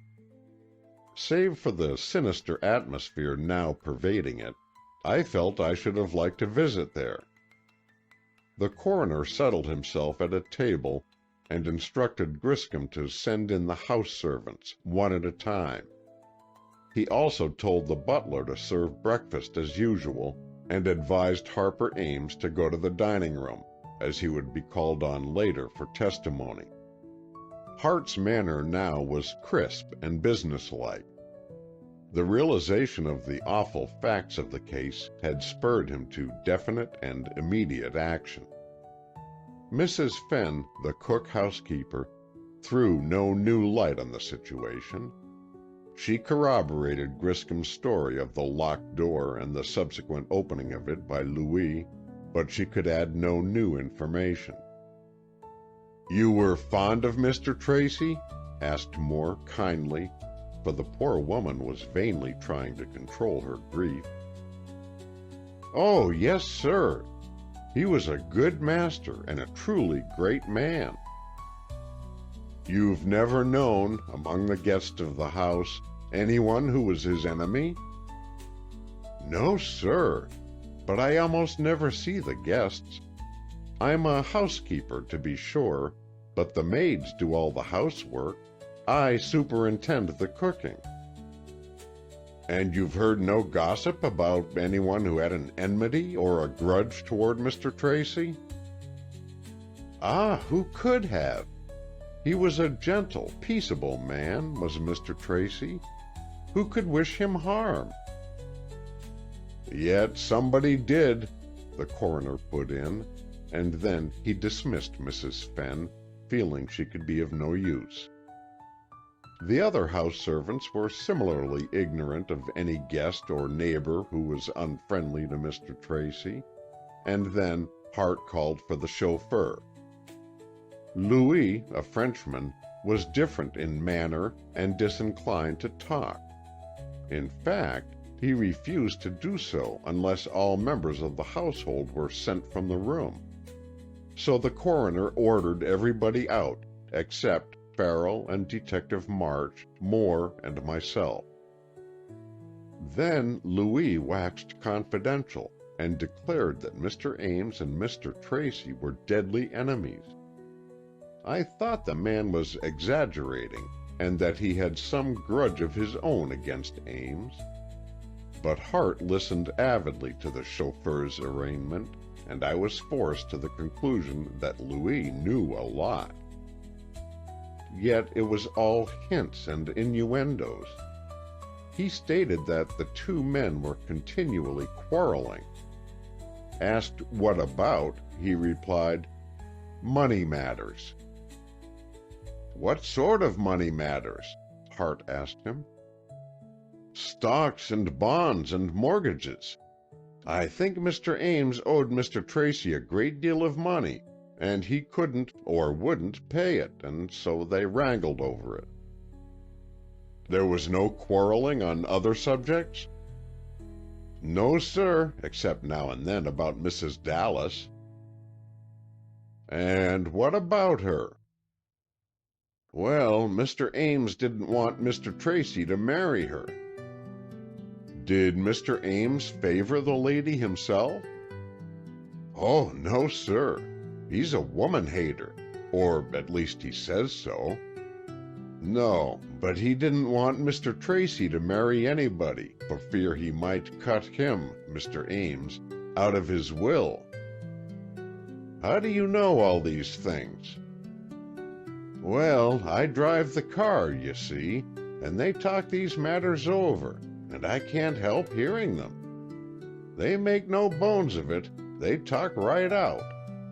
I never repeat anything I hear in an ordinary way, but as you ask me, sir—" "Yes, Louis, tell all you know. So, Mr. Ames would suffer financially if Mr. Tracy married?" "I don't know that, sir, but I know he thought he would, and I suppose he knew." "It seems to me," Farrell said, We ought to know the terms of Mr. Tracy's will, as it might help us to get at the truth." "We can't do that at the moment," Hart said. "And anyway, this is merely a preliminary inquiry to get the main facts of the situation." But the other servants had no more information to impart than those hitherto questioned. A chambermaid, one Sally Bray, convinced us that all the queer decorations spread on the bed had been already in the room, and were, therefore, not brought in by the murderer. The red feather duster belonged in a small cupboard that held polishing cloths and dusters. The larkspur flowers had been in a vase on a side table, and the whole bunch had been removed from the vase and laid around the dead man. The orange and crackers had been on a plate on the bedside table, but where the plate was, Sally had no idea. The crucifix was Mr. Tracy's property, and belonged on a small hook above the head of his bed. "And the scarf," suggested Hart. "The red chiffon scarf, where did that come from?" Sally blushed and looked down, but finally, being urged to tell, she said she knew it to be a scarf belonging to Mrs. Dallas, and the lady had left it there one evening not long ago when she had been there to dinner. Why had it not been returned to her? Hart wanted to know. "Because Mr. Tracy took a notion to it. It was a sort of keepsake of the lady, sir, and, too, Mr. Tracy was fond of beautiful things. Any pretty piece of silk or brocade would please him tremendous." "Then whoever arranged all those decorations round him knew of his love for beautiful things, and that would explain the flowers and the scarf. Is there anything missing from his room, Sally?" "I don't know, sir. I've not been allowed in there this morning." "Well, go up there now. Tell the guard he's to let you in. Here's the key." "Oh, sir, I daren't. Don't make me go in there." The girl shivered with real fear, but Hart had to know. "You must go," he said, not unkindly. "Get Griscom to go with you, or Mrs. Fenn if you'd like. But it is important for me to know if anything has been taken away that you know of. I don't mean papers or letters from his desk. I mean any of his appointments or small belongings." The girl went off, still shuddering, and Hart finished up the rest of the servants in short order. Next he interviewed Charlie Everett. I had taken a fancy to Everett, and somehow, from the way Key looked at him, I thought he liked him too. He was not a distinguished-looking man, but he seemed a well-balanced sort, and his eyes were alert and showed a sense of humor. Not that the occasion called for humor, but you can always tell by a man's eyes if he has that desirable trait. Very quiet and self-possessed was Everett, his manner polite but a little detached. He was quite ready to answer questions, but he gave only the answer, no additional information. Yes, he said, he had spent an hour or so with Mr. Tracy the night before. They had played a game of billiards, and had then sat for a short time over a cigar and a whiskey and soda. Then, perhaps about 10 o'clock, he had said good night to his employer and had gone to his own room. No, he could form no idea whatever as to who could have killed Sampson Tracy, or how he could have got into the room. That is, he amended his speech, he could get in easy enough, but I don't see how he could get out and leave the door locked behind him. It is one of those cases, Hart said a little sententiously, where there has been a murder committed in a sealed room. Keeley Moore spoke up then. "A murder cannot be committed in a sealed room," he said, "unless the murderer stays there. If the murderer left the room was not a sealed room." "How did he get out?" demanded Hart. "That we have yet to learn. But he did get out, not through the door to the hall. Remains the possibility of a secret passage and the windows." "I'm sure there is no secret passage," Everett said, with an unusual burst of unasked information. "I've been here 3 years, and if there was such a thing, I'm sure I'd know of it." "You might and you might not," said Moore, looking at him. "If Mr. Tracy wanted a private entrance to his suite for any reason, he would have had it built and kept the matter quiet." "Not Sampson Tracy," exclaimed Everett. "He was not a secretive man. I think I may say I knew all about his affairs, both business matters and private dealings, and he trusted me absolutely." "Even so," Moore told him. "But in the lives of most men there is some secret, something that they don't talk over with anybody." "Not Mr. Tracy," Everett reiterated. "Even his engagement to Mrs. Dallas was freely talked over with me, both before it occurred and since. I know all about his habits and his fads and whims, and in no case was there ever an occasion for a secret passage to or from his rooms." "Yet it may be there," Key insisted. "But if none can be found, then the murderer either escaped by the window or—" "Or what?" asked Hart. "Or he had a steel wire contraption to turn the key from the outside. But this I don't think likely, for the door has a rather complicated lock, and is far from being an easy thing to manipulate." "You know the terms of his will, then?" the coroner inquired. "Oh, yes," Everett said. "At present his niece, Miss Remsen, is his principal heir. There are many bequests to friends and to servants, but the bulk of the estate goes to Miss Remsen. Mr. Tracy knew that his marriage would invalidate his will, which was why he had not changed it. He said that after his wedding with Mrs. Dallas, he would revise the will to suit his changed estate." "Then under his existing will, Mrs. Dallas has no legacy?" "Not unless Mr. Tracy made a change without telling me. He may have done that, but I think it's very unlikely." "You know of no one, then, who had sufficient enmity toward Mr. Tracy to desire his death?" "Absolutely no one. So far as I am aware, he hadn't an acquaintance in the world who was anything but friendly toward him." Everett was dismissed and Billy Dean was called in. He was a pleasant-faced chap of 23 or thereabouts. His work was far from being as important as Everett's. In fact, he was really a high-class stenographer and office boy. He was good-looking, with big brown eyes and a curly mop of brown hair. He, too, scoffed at the idea of a secret passage in the house. "Pleasure Dome has all the modern improvements," he said, "but nothing like that. If there was such a thing, I'd have been through it in no time.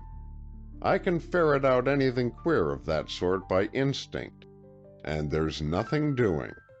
There's no way in and out of Mr. Tracy's suite but by that one hall door. I know that, and it has a special lock. He had that put on about 6 months ago." "Why? Was he afraid of intruders?" "Don't think so. But there had been some robberies down in the village, and he said it was as well to be on the safe side." "Then, Mr. Dean, in your opinion, how did the man who killed Mr. Tracy get out of his rooms? That's where you get me. I'm positively kerflummoxed. I can't see anybody twisting that peculiar key with a bit of wire, though that's easier to swallow than to imagine anyone jumping out of the window. Why? The windows are not so very high. No, but the lake there is mighty deep and dangerous. Why especially dangerous? Because there are swirling undercurrents, you see. It's almost like a cauldron. That sunless sea, as Mr. Tracy named it, is in a cove, and the winds make the water eddy about, and, well, I'm a pretty fair diver, but I wouldn't dive out of a second-story window into that cove. Then we have to look for either a clever mechanician or an expert diver, said Keeley Moore. How about the chauffeur? He's an expert mechanician, all right, but he wouldn't harm a hair of Mr. Tracy's head. He loved him, as, indeed, we all did. Nobody could help loving that man. He was always genial, courteous, and kindly to everybody. And his niece, Miss Remsen? Asked the coroner. She, too, is gentle and lovely? Young Dean blushed fiery red. Yes, she is, was all he said, but no clairvoyance was needed to read his thoughts of her. Is she here? Asked Moore, knowing we had seen her arrive. Yes, Billy Dean said. We telephoned her so soon as we knew what had happened, and she came right over. You may go now, said the coroner, and please send Miss Remsen in here. End of Chapter 4. Chapter 5. The Lady of the Lake. And so, I thought to myself, I shall see again the Lady of the Lake. As Alma Remsen entered the room, I realized the aptness of Key's term, high-handed. Without any effect of strong-mindedness, the girl showed in face and demeanor a certain self-reliance, an air of determination that made even a casual observer feel sure she could hold her own against all comers. Yet she was a gentle sort, slender, of medium height, with appealing brown eyes. She nodded a sort of greeting that included us all, and addressed herself to the coroner. "You sent for me, Dr. Hart?" she said in a low, musical voice. "Yes, Miss Remsen. Will you answer a few direct questions?" "Certainly, to the best of my ability." "First of all, then, when did you last see your uncle alive?" "I was over here day before yesterday, Tuesday, that would be. I have not been here since, until this morning." My heart almost stopped beating. I had seen her come in her canoe, but stay. That was at 1:30 or thereabouts. Perhaps she salved her conscience for the lie by telling herself that was this morning. "You mean when you came over here perhaps half an hour ago?" "Yes." Alma looked at him in some surprise. "What else could I mean?" A finished actress, surely.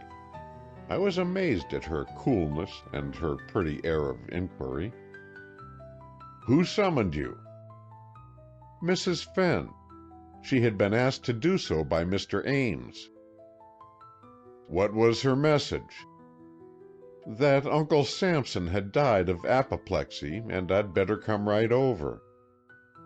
"So you came?" "Yes, as soon as I could get here." "Have you seen, Mr. Tracy?" "No, Mr. Ames advised against it." "Well, Miss Remsen, I think we want no information from you, except a formal statement of your relationship to the dead man and your standing with him. Standing? Yes, were you good friends? The best. I loved Uncle Sampson, and he loved me, I know. I am his only living relative, except some distant cousins. I am the daughter of his sister, of whom he was very fond. The girl was a bit of an enigma. She seemed straightforward and sincere, yet I was somehow conscious of a reservation in her talk, a glibness of speech that carried the idea of a prearranged story. Why I should mistrust her I couldn't say at first. Then I remembered that I had seen her canoeing over to Pleasure Dome in the night, and now she was saying that she had not done so. "Are you his heiress?" The question came sharply. "So far as I know," she replied with perfect equanimity. "My uncle has told me that his will leaves the bulk of his estate to me, but he also told me that when he married Mrs. Dallas, he would revise that will and make different arrangements." "Did you resent this?" "Not at all. I knew my uncle would leave me a proper portion of his wealth, and that as long as he lived he would take care of his sister's child." "You are an only child of your parents?" "I had a twin sister. She died 14 years ago." "And she is buried on this estate?" "Her grave is in a small cemetery which also contains the graves of my parents and 5 or 6 other relatives of my uncle's family." "How did it come about that the cemetery is on the grounds of the estate? It is, I believe, a New England custom." "It was my mother's wish. She was devoted to the little girl who died, and wanted to have the grave where she could visit it often. My uncle humored her, and also had the remains of my father sent here to be buried beside the child. Then, when my mother died, about a year ago, naturally she was buried there too." "I see. What did your sister die of?" "Scarlet fever. There was an epidemic of it. We both had it, but I pulled through, though it left me with a slight deafness in one ear." "Then, after your mother's death, you went to live by yourself on the island. Why did you do this?" "Because my uncle was to marry Mrs. Dallas." "And you don't like Mrs. Dallas?" "I don't dislike her at all. But I am not of an easy-going disposition. I felt sure there would be clashes, and I told Uncle I'd rather live by myself. He understood and agreed. So, after some looking about, we decided on the island of Whistling Reeds as the most attractive site for a home." "And he built a house for you there?" "Oh, no, the house was already there. He bought the whole island, house and all." "You like it as a home?" "I love it. I am happiest there than I could be anywhere else." "Are you not lonely?" "No more than I would be anywhere. I have capable and devoted servants, and I have tennis courts and an archery field, and I have many boats and can get any place I wish to go in them. No, I am not so lonely as I sometimes was here in this great house. Of course, since my mother's death, I haven't gone much in society, but I am thinking of going out more in the future." Keeley Moore listened to the girl with the deepest interest.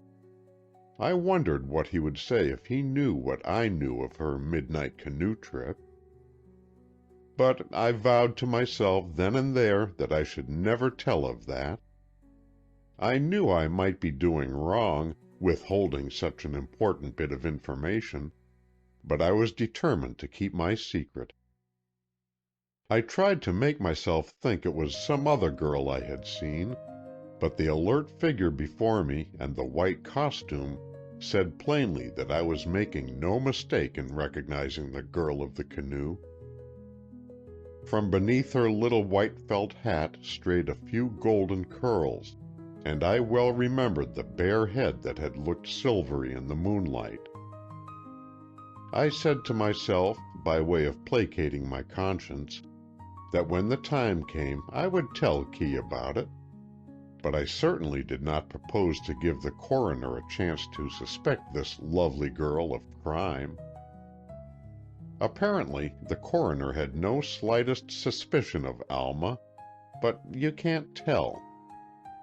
He may have been drawing her out in order to prove her complete innocence, or he may have felt that she had motive and must be closely questioned. "Were you at home last evening?" Hart said in a casual tone. "Yes, I was." "You didn't go out all the evening or night?" "No, I didn't leave the island." "Phew!" I exclaimed to myself. "It's lucky she doesn't know that I know." I gazed at her in admiration. I couldn't think that she had killed her uncle. But knowing as I did that she had visited Pleasure Dome, I could only think that she had come on some secret errand. Maybe, I puzzled over it, she came to see her uncle on some private business and saw the murderer at his work. Maybe she knew the criminal and is shielding him. For I had already made up my mind that someone in the house had killed Sampson Tracy. I didn't believe in any burglar or intruder. I thought a member of the family or household had done the deed, and presumably for the sake of inheritance. I had heard there were large bequests to the servants in Tracy's will, and there were several men to suspect. I longed for a talk alone with Key, but I saw this could not occur very soon. "How did you occupy your evening?" pursued Hart, and I listened eagerly for the answer. "I had an interesting book I was reading, and after dinner I sat in my living room with the book until I finished the story. Then I played on the piano a little, as I often do in the evening, and about 10:30 I went to bed." All of this was stated in a calm, even voice, and with the most clear and unflinching gaze of the brown eyes. I realized then what beautiful eyes they were. Deep brown, with long, curling black lashes, and an expression of wistful appeal that would go straight to any man's heart. Once for all, I was committed to the cause of Alma Remsen, and never, to Key Moore or to anyone else, would I divulge any word that might make trouble for her. I wasn't exactly in love with the girl then, or if I was, I didn't know it. But I felt like a guardian toward her, and surely my first duty was to guard the secret of her canoe trip that night. "You come over here often?" Moore asked in his pleasant way, and she replied without hesitation. "Oh, yes, I come over in my canoe or my motorboat nearly every day. Uncle gives me vegetables and fruit from the garden, and flowers, too." "You say you haven't seen your uncle since his death," Key went on. "Have you been told of the peculiar details of his deathbed?" "Yes," Alma said, her brown eyes clouding with perplexity. "But I can't understand the meaning of such conditions. Who do you suppose would do such absurd things?" "Dr. Rogers thinks it was the work of some small girl." "Ridiculous!" cried Alma. "Does he think a small girl killed my uncle?" "No. Apparently the deed was done by a strong man. But he thinks the flowers and those things were put where they were found by some mischievous child. Do you know of any 10 or 12-year-old girl nearby?" "No, I don't," and she looked about wonderingly. "Of course, there are lots of them in the village, but I know of none among the servants' families or in the neighborhood at all. I don't agree with Dr. Rogers. It's too fantastic to think of a child coming along here at that time of night and getting into the house. Oh, the very idea is ridiculous." "I agree to that," said Hart. "But how can we explain the feather duster and the food and all that?" "I don't know, I'm sure," Alma declared. "But any man who was diabolically minded enough to drive a nail into the head of a sleeping victim would have a distorted brain, and might have done all those queer things. But cannot you detectives and policemen find out the truth?" Her tone was appealing. She seemed to be asking their help, and I marveled afresh at her poise and calm. "You and Mrs. Dallas are friendly?" Coroner Hart broke out abruptly. "Oh, yes. We are not intimates. She is older than I am. But we have never had anything but the pleasantest of interviews." "You are friendly with Mr. Ames?" "In a general way, yes. He, too, is so much older than I am that I have never given him a thought save as a friend of my uncle's. I do not know Mr. Ames very well, but I've certainly no unfriendly feelings toward him." I wondered at myself.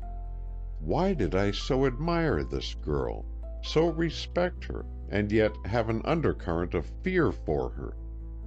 She was utterly frank, perfectly straightforward to all appearances, yet, probably influenced by what I knew, I couldn't believe in her. She was so self-possessed, so unafraid in her attitude and expression of face, that I had no real reason to doubt her good faith. But I did, and I determined to watch Alma Remsen carefully and to the exclusion of everybody else connected with the mystery. Moreover, I determined to keep my knowledge to myself. I wasn't sure whether I should tell more eventually or not, but at any rate I wasn't ready to tell him yet. After a few questions, which seemed to me of no real importance, Alma was excused and Mrs. Dallas was summoned. What a different type of woman. She was, as I learned later, about 30, but her hair had turned prematurely gray, almost white. She wore it short, a soft, curly bob that framed her young-looking face with a sort of halo. Her eyes were gray, too, with dark lashes, and her complexion was perfect. That lovely, creamy flesh, with a soft sheen on it that needed, I felt sure, no aid of cosmetics. Her mouth was a Cupid's bow, and her smile was that of a siren. I gazed at her because I couldn't tear my eyes away. True, I had seen her the night before at the Moores' dinner party, but she hadn't looked like this then. At the dinner she had seemed out of sorts and unsmiling. Now she was animated and fascinating. A strange idea came to me. Suppose she had killed Sampson Tracy, wouldn't she adopt this attitude of charm to wheedle the coroner? Then I laughed at my own foolishness. Why, of all people, would Catherine Dallas kill the man she was about to marry? The wealthy, powerful magnate, who was ready to dower her with everything Hart could wish, and put her at the head of his great establishment. Of course not. She had no motive, nor had she opportunity.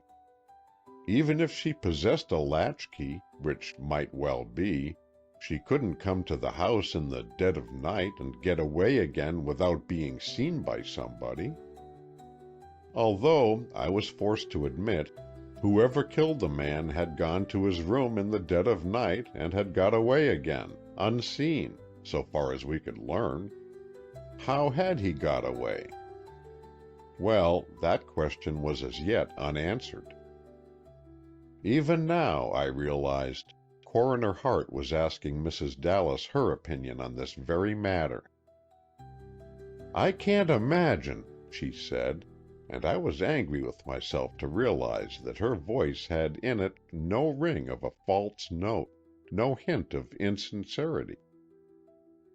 "It is too impossible," she went on, her lovely face alight with interest. "Whoever killed Mr. Tracy had to get out of that room and leave the door locked behind him. But how could he do it?" "Dived out of the window," suggested Keeley, to hear what she would say. "Then he was a master diver," she told him. "Deep Lake, or as they call it here, the Sunless Sea, is not only very deep, but it is full of hidden rocks, and there are strong eddies and currents. Oh, it is a dangerous hole." "There's the alternative of a secret passage," Moore went on. "Did you ever hear of one?" "No, and I doubt there being such. I mean, the house, though of complicated structure, is modern, and I'm quite sure it hasn't any concealed or subterranean passages. If it had, I think Mr. Tracy would have spoken of them to me." "Why do you feel so sure of that?"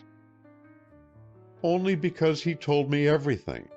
I mean, he was confidential by nature, and I've never known him to have a secret from me." "Why didn't Mr. Tracy attend the dinner last night at which you were a guest?" She colored a little, but answered frankly, "We had had a little tiff, and he was, while not really angry at me, just enough annoyed to stay home from the party. I think he regretted having declined the invitation, but then it was too late to change his mind." "What was your disagreement about?" "Must I tell that?" "I think you'd better, Mrs. Dallas." "I greatly prefer not to." "Still, I must request it." "Well, then, he had said he wanted to tell me something about his niece, Miss Remsen." "Something unpleasant?" "I feared so. I didn't know. But he said it was a thing I ought to know about if I was coming into the family." "He gave you no hint as to the purport of his disclosures?" "He wanted to, but I wouldn't listen. I told him I didn't want to hear it, at any rate not then." "Why did you take that attitude in the matter?" "I'll try to explain. I have known Mr. Tracy about a year. I've been engaged to him about 3 months. Now, he had never mentioned this thing before, so I had a feeling that he had spoken impulsively, and perhaps on thinking it over would change his mind about telling me." "And you had no curiosity about it?" "Oh, no, not beyond a natural wonder as to what it could be. But I am very fond of Alma Remsen, and I was positive it couldn't be anything really serious. Perhaps an early love affair or escapade that would be better left buried in oblivion." "So you had words over it all?" "Yes. I was so insistent that he should not tell me, and he so equally insistent that I should hear it, that we had a real quarrel." "How did it wind up?"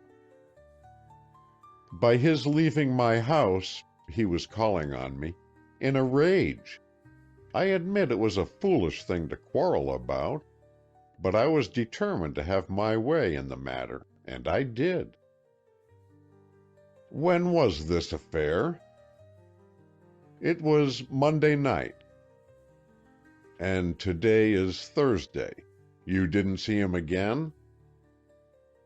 No. He sulked Tuesday and Wednesday. I called him on the telephone yesterday and asked him if he was going to the Moores' dinner party, and he said no, very shortly, and hung up the receiver. He was really angry then? Yes, but I fancy more with himself than with me. Mr. Ames told me that Mr. Tracy was sorry about it all, and that he kept my scarf near him all the time. I know Mr. Tracy's ways, and when he keeps any of my belongings near him, he isn't really angry at me.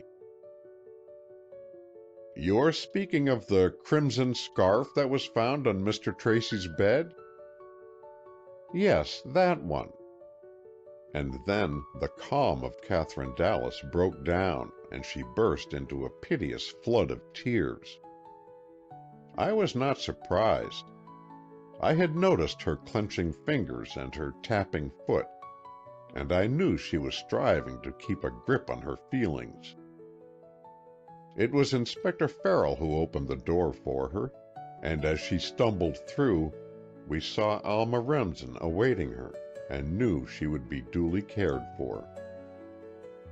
Farrell returned into the room and closed the door and went slowly back to his seat. "What about it?" he said, including both Hart and Keeley Moore in his glance of inquiry. "Whoever killed that man, it was not Mrs. Dallas," Key declared. "I don't suppose anyone thought she did, but there's no slightest reason to suspect her." "What about the girl?"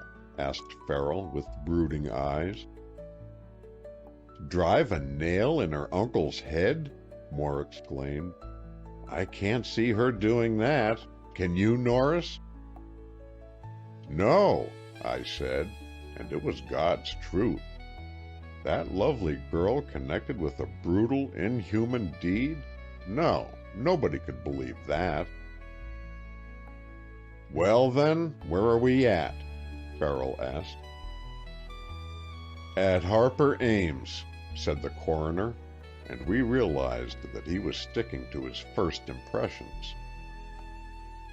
"All right," Farrell sighed. "Get him in here next, then." But just then Sally Bray came to the door. Farrell let her in and asked the result of her investigation of Mr. Tracy's belongings. "There's nothing missing as Griscom and I can see," she reported, "except two things. I mean, three." "What are they?"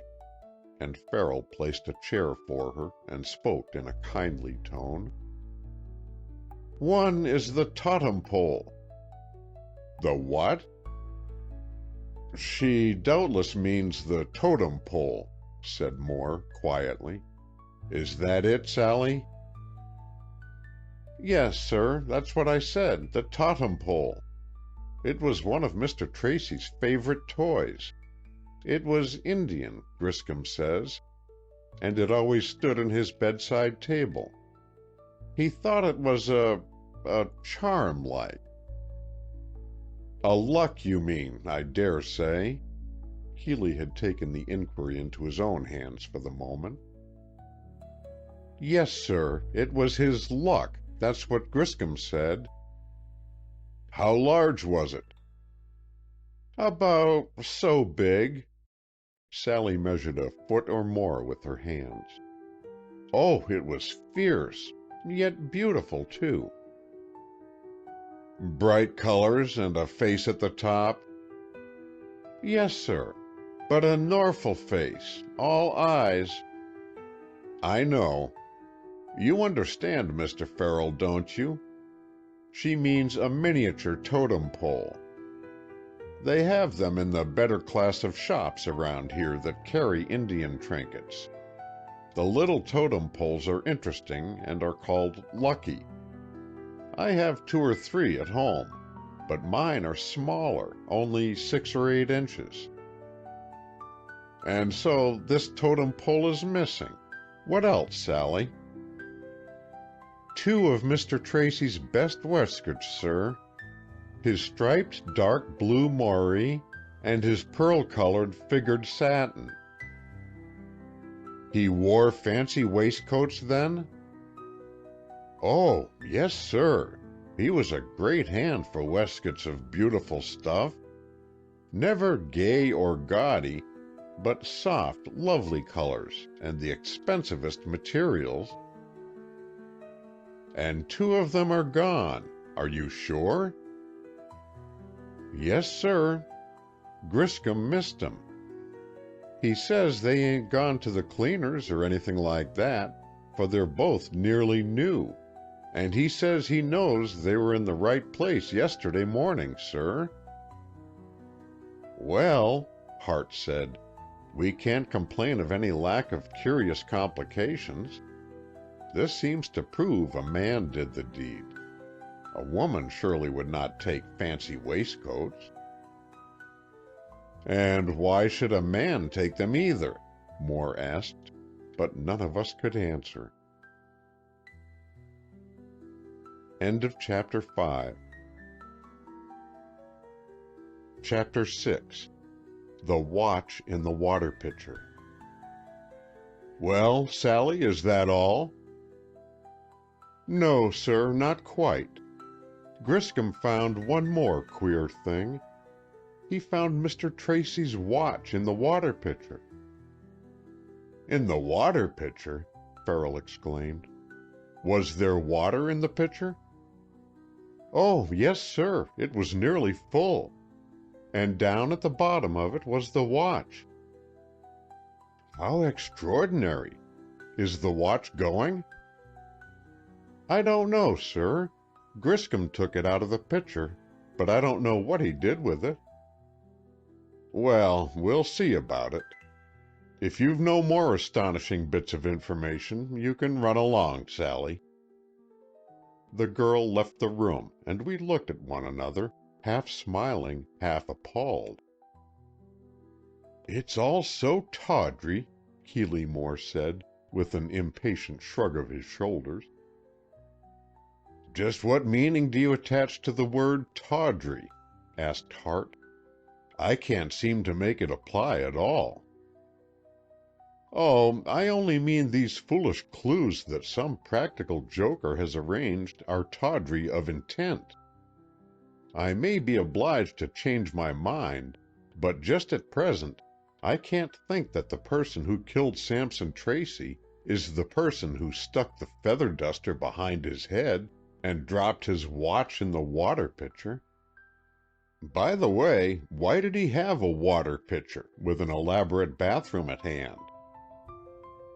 Call Griscom. Let's find out a little more about it.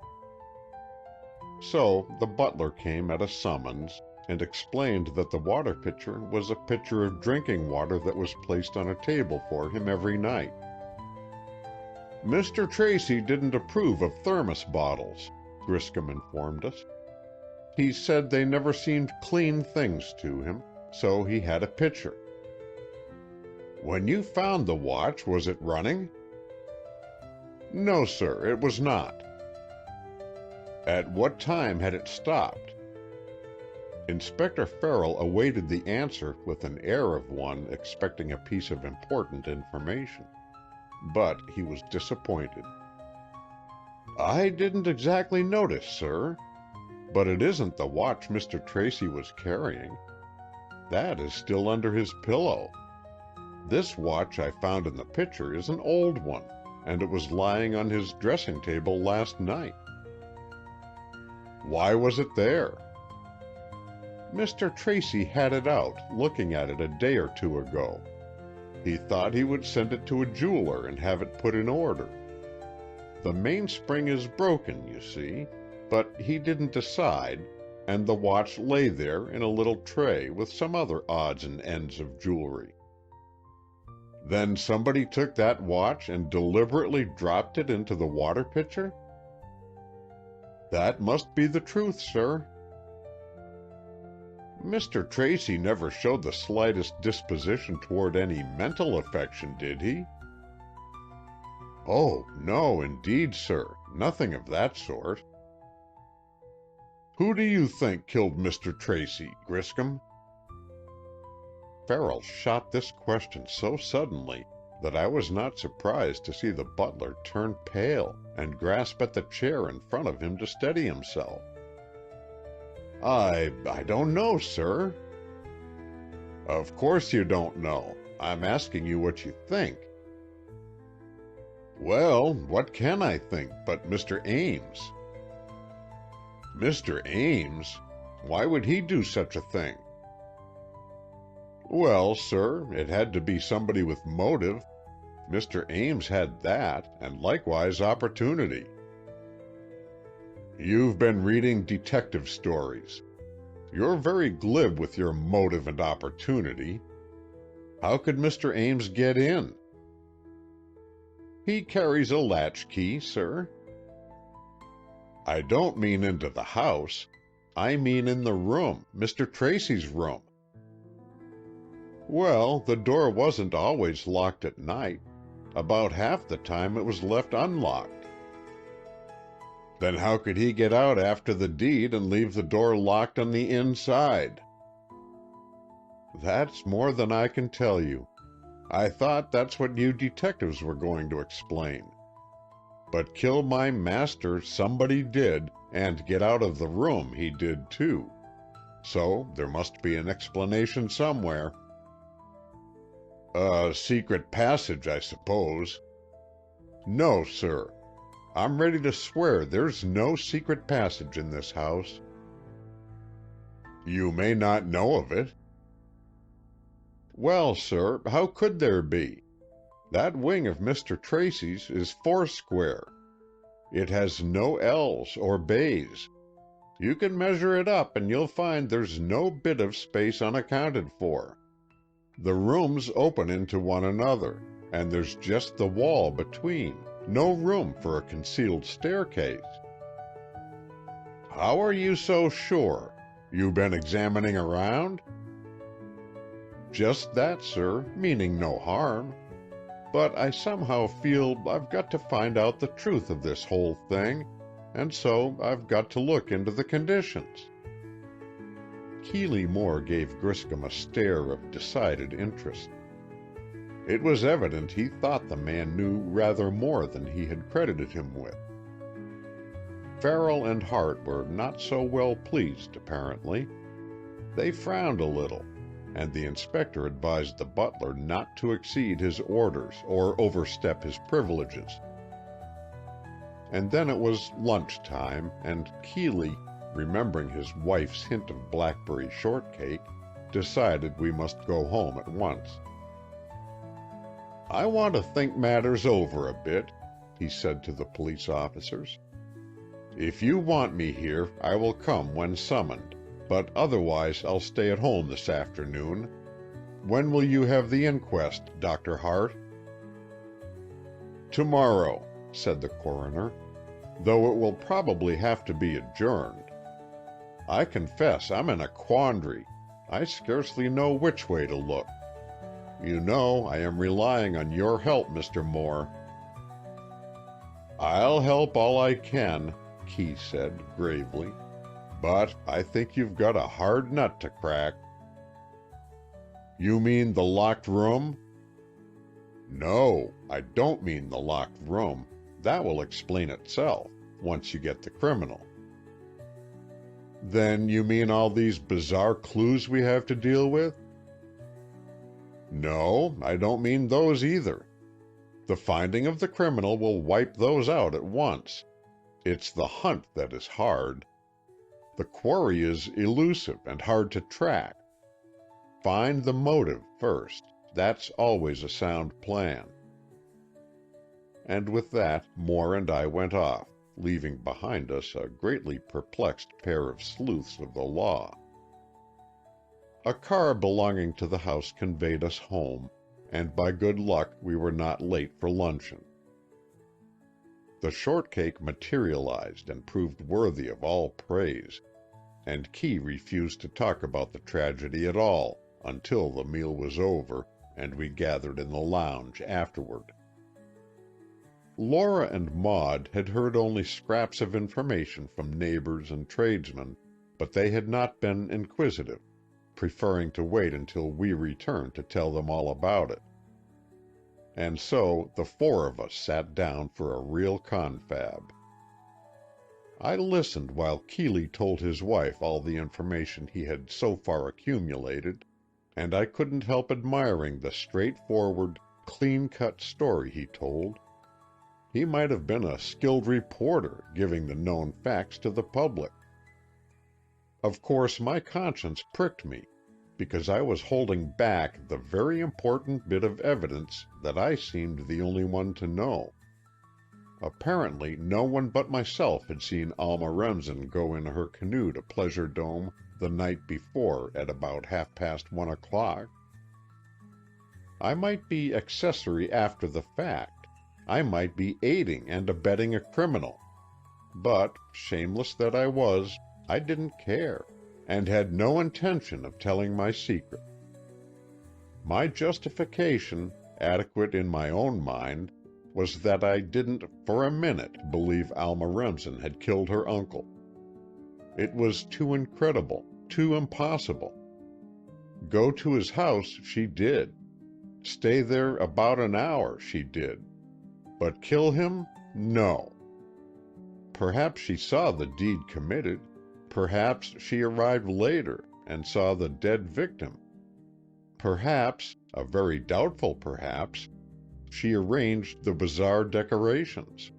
But strike the deadly blow? Never. So I felt I had a right to keep still about the matter, for why drag the girl into detestable prominence and have her wrongly suspected of crime, when all I had to do was to keep silence? Laura listened quietly, with sundry intelligent nods of her head, and Maud Merrill was no less interested. I had great respect for the intelligence of both these women, and listened eagerly for their comments.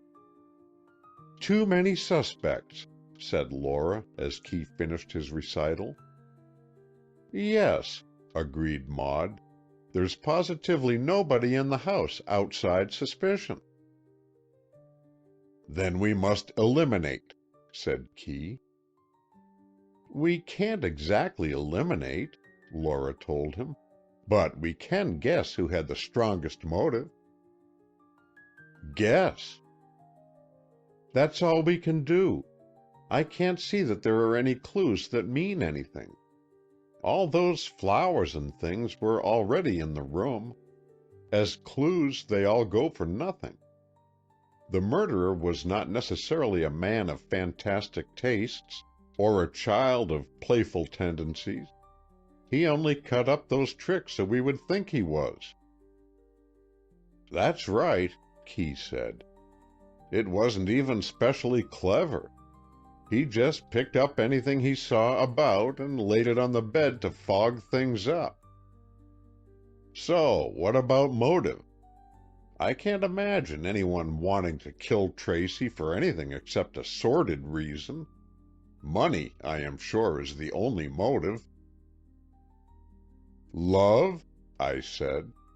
"Was no one else enamored of the beautiful Mrs. Dallas and wanted Tracy out of the way?" "Of course, Charlie Everett adored her," Laura said. "But he wouldn't commit murder to get her. And if he did, he wouldn't choose such a horrible, brutal method. He'd shoot his victim, not assassinate him with a hammer and nail." "I think that, too," Key declared. "To my mind, that nail business indicates a low type of personality. A servant seems the most likely. Griscom for choice." Now, I knew Keeley Moore well enough to know that if he suggested Griscom, Griscom was not the man he suspected. He had a way of drawing out other people, by hints and allusions, in hope of getting a sidelight on his own suspect. If the motive was to achieve at once the legacy from the Tracy estate, then every inmate of that house is suspect. Farrell told me that Mr. Tracy's will left a substantial bequest to each of the servants, to the secretary, and to Mr. Ames, I told my audience. All right, exclaimed Moore. Let's begin at the top. What have we got against Harper Ames? His immediate need for money, his hateful, belligerent disposition, his love for Mrs. Dallas, and his unhampered opportunity, I declared promptly. I thought he was a woman-hater, cried Maud Merrill. Why do you say he was in love with her? I may not be a detective, I said, but I am not entirely a nincompoop. When I saw those two people here last evening, I realized that whatever he calls himself, he's no woman-hater where Mrs. Dallas is concerned. He adores her. In the language of the poet, he worships the ground she walks on. Norris is right about that, Keeley conceded. I've seen it for some time. And when these avowed woman-haters fall for a siren, they fall hard. Yes, Ames is head over ears in love with the lady, and for that very reason, he's out of the running. A man isn't going to commit murder to win a lady's hand. It's too dangerous a proceeding. If Ames were not in love with her, I might suspect him. But hold on, Key. There might be circumstances, I said, in which Ames lost his head, or his temper, or both, and let fly at Tracy in an ungovernable fit of rage. That murder wasn't done in an ungovernable fit of rage. It was a premeditated affair. Whoever did it came prepared with that nail and a hammer.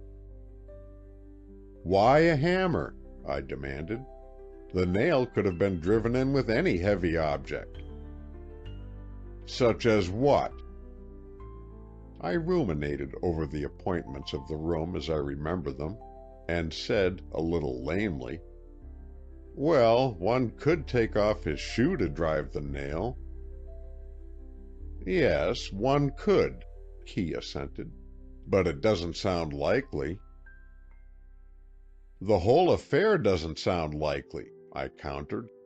And anyway, it doesn't matter. Somebody did drive that nail, and what it was driven with is unimportant. As far as I can learn, they've found nothing conclusive in the way of fingerprints. I'm not keen on those things myself, but in New York they would have been fingerprinting the whole crowd of us. Of course, there are no available fingerprints on the nail, Key said, and that's the only thing that matters. I don't give a fig for all the feather dusters, flowers, oranges, and such things. Not even the watch in the water pitcher? I asked. Well, yes, I do consider the watch in the water pitcher. In fact, I think that's the key note of the whole performance. You've got to tell us why, I told him. You can't say that and leave it unexplained. Indeed I can. A real detective never explains his cryptic utterances. You're not a real detective, I declared solemnly. Why not? And he glowered at me. Because you look like a detective. You're tall and dark and hawk-eyed or hawk-nosed or hawk-somethinged. Now, a real detective must always look utterly unlike the detective of fiction, and you're the very image of Sherlock Holmes. And I glory in it. But if you flatter yourself you're my Watson, you must cultivate the ornament of a meek and quiet spirit. I thought we were eliminating, put in Maud. Who have we eliminated so far? Your English is deplorable, Key told her, but I can deduce your meaning. Well, How about eliminating Ames? No, I cried. He's the one not to eliminate. There are too many counts against him. I say let's begin at the other end of the line, the lesser servants. Cut out Sally Bray, then, Moore advised. That girl never had the nerve to go a-murdering all by herself. Of course not, I agreed, though she may have gone with some companion. No, it isn't plausible. As to the servants, all we can say is that they could have had opportunity. The house servants, at any rate, could have had a duplicate key made to the Tracy suite. But that wasn't needed. So far as we know, the door wasn't locked when the murderer went in, but he left it locked when he came out. That's the point of the whole thing, Laura said confidently. You can't do this elimination you talk about, for every servant had a motive, if you count greed a motive, and every servant had a chance to get into the room unnoticed. Now it all comes back to the explanation of the intruder leaving the door locked behind him. Give me a possible explanation, Key. There are but two, he said thoughtfully. I am sure there's no secret passage, for I measured and sounded the walls thoroughly. So, it's either that the criminal had some clever mechanical contrivance with which he turned that key in the door behind him, or he jumped out of the window. Into the lake? Cried Laura. Yes, into the lake. It implies an expert diver, and it is a most dangerous proceeding, even then. But you asked for the possibilities. Is Everett or Dean an expert diver? I asked. Everett is, Dean not. And Everett is in love with the Dallas, too. Well, we can hardly eliminate him, then.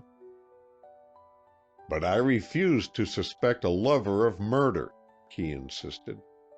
He must realize he will be suspected, if not convicted, and where would he stand with the fair one then? Murderers don't always think ahead, I said sagely. This one did. He thought far enough ahead to bring that horrible nail. We've no reason to think there was a nail lying about, among the flowers and crackers.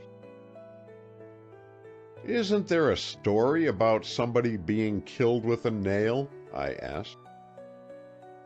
There is, he replied. It's in Holy Writ.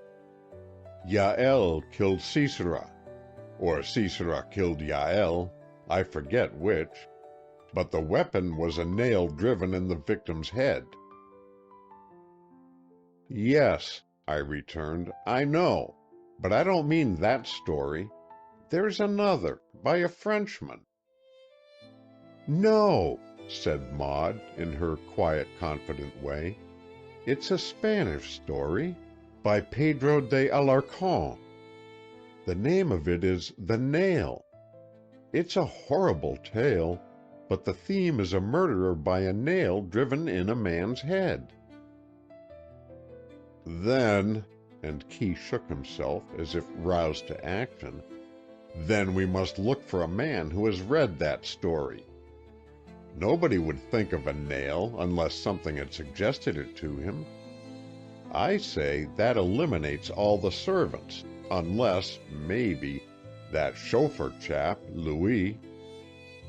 I can't see any of the others reading Spanish stories, even in translation. Item 1. Search the Tracy library for a copy of that story. Is it a whole book, Maud? No, a short story. I read it in a collection of Spanish and Italian mystery tales. I have it at home, but there's no point to it in connection with this matter, except the nail. That association means something, Key persisted. When we do find the murderer, we'll find he got his notion from that story." "Or from the Bible," I said. "Maybe, but I think more likely Maud's story. As I remember it, the scripture narrative is not very dramatic, and so less likely to imbue our murderer's mind with the plan that the Spanish yarn is." "Granting the Spanish story, then," I said, "can't we eliminate the servants? They'd surely not read such literature." "All right, eliminate them for the moment," Key agreed. "We can always go back to them if need be. That leaves us, in the house, Everett, Billy Dean, and Ames. Help yourself." "Ames," I said decidedly. "He's the very one to read morbid, sensational literature." "But everybody reads detective stories nowadays," Laura said. "Especially the grave and reverend seigneurs who wouldn't be suspected of such tastes." "This wasn't a detective story," Maud informed us. "It was a thriller, a scare story." "All the same," I said, "and more in line with Ames' effects than straight detective yarns. I'm all for Ames. He wanted money, a lot of money, and Tracy wouldn't let him have it. So, as he would not only get a large bequest at Tracy's death, but, for all we know, could bury in oblivion his indebtedness to Tracy, of course he wanted Tracy out of the way. Moreover, if by the same token he could get the beautiful lady, that was an added inducement." "I'm ready to admit all that." He was very thoughtful now. "And I can conceive of Ames in a murderer's role. But I happen to know he is no diver. He can swim a little, but not expertly, and he can scarcely dive at all." "Perhaps," I offered, "he is a master diver and had kept it secret for this very reason. What do you know of his past?" "Nothing at all. And Norris, that was clever of you. If Harper Ames came here to commit that murder and escape by the window, it would be in keeping with his diabolical astuteness to pretend to be inexpert at swimming." "We're building up a case instead of eliminating," I said, secretly elated at Moore's word of praise. "But before we go on, what about the two secretaries? I mean, are they omnivorous readers?" "Mr. Everett is," Maud volunteered. "He was here one night and we talked about books. We didn't talk very seriously, but I gathered he was widely read and had really good taste in literature." "And Everett is undoubtedly in love with Mrs. Dallas," Key went on, "and, of course, he will have a bequest, and, of course, he could get out of the room as well as anybody else, and we know somebody did. So all things being equal, why not suspect Everett instead of Ames?"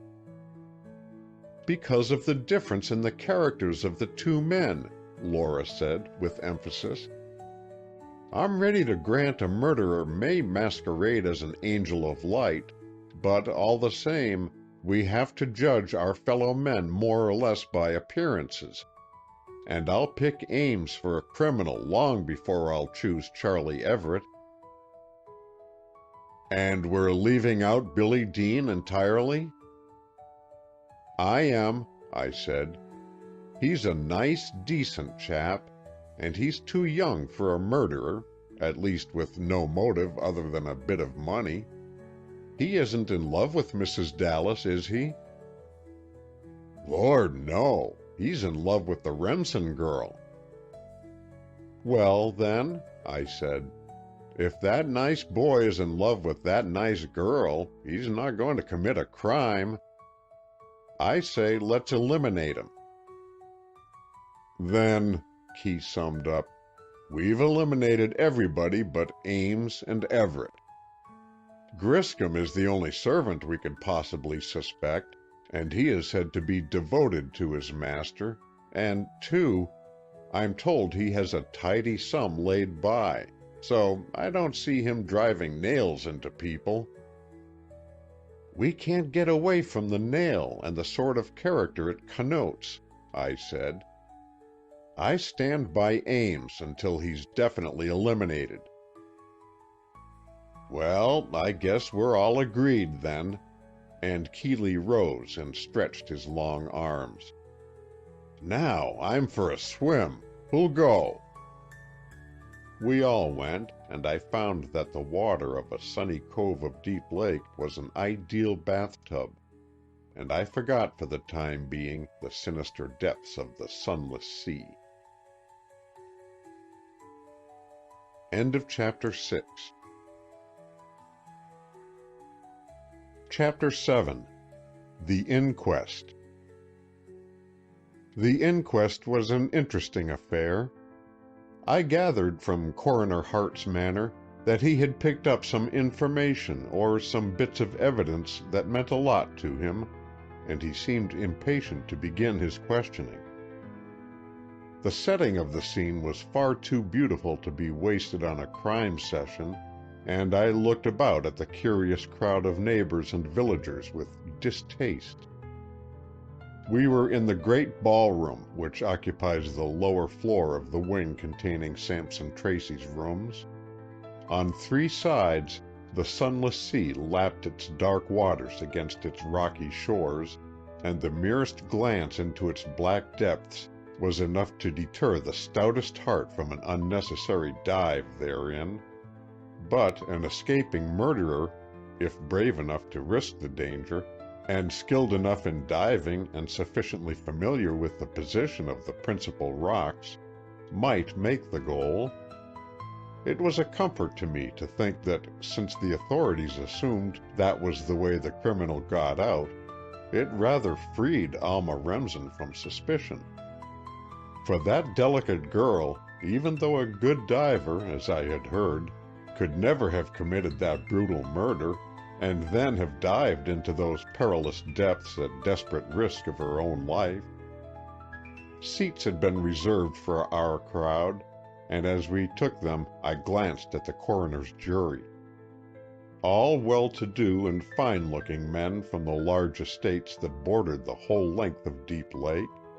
Some were grave, some seemed unable to quell a naturally gay and jolly disposition, but all were alert and alive, and I felt that the case was in good hands. I knew few of the audience. Mrs. Dallas was accompanied by several friends, and I also noted the young girl, Posy May, who had been at the Moores' dinner party. Then I saw Alma Remsen. She sat near Posy, and she was accompanied by a woman who impressed me strongly. Never have I seen a face of more determination and grim endurance than that of Mrs. Merivale, which I later learned was her name. She was the nurse who had cared for Alma since she was born. She lived with the girl in her island home, and surely no one could ask for a more capable and efficient-looking guardian. Not a fine lady, but beyond all doubt a fine woman, Mrs. Merivale was taunt and gaunt of figure, and possessed a large, bony face, whose stern, set mouth was belied by a touch of humor quite evident in the shrewd gray eyes. But what most impressed me was her expression of wisdom. Surely this was a woman to whom all the experiences of life were as an open book. She had the look of a witch or sibyl, although her gray hair was decorously smooth beneath her small black hat. She noted every new arrival. She swept the jury with her all-seeing glance, and finally concentrated her attention on the coroner until, with a quick nod of satisfaction, she ended that scrutiny. Then she turned a little to contemplate the girl beside her. Alma Remsen, today in a costume of soft beige-colored silk weave, looked nervous and worried. Her golden hair, escaping at the sides from her close little hat, framed a face that was clearly worn and wan from a sleepless night. At least it seemed that way to me, and I longed to tell her her secret was safe with me.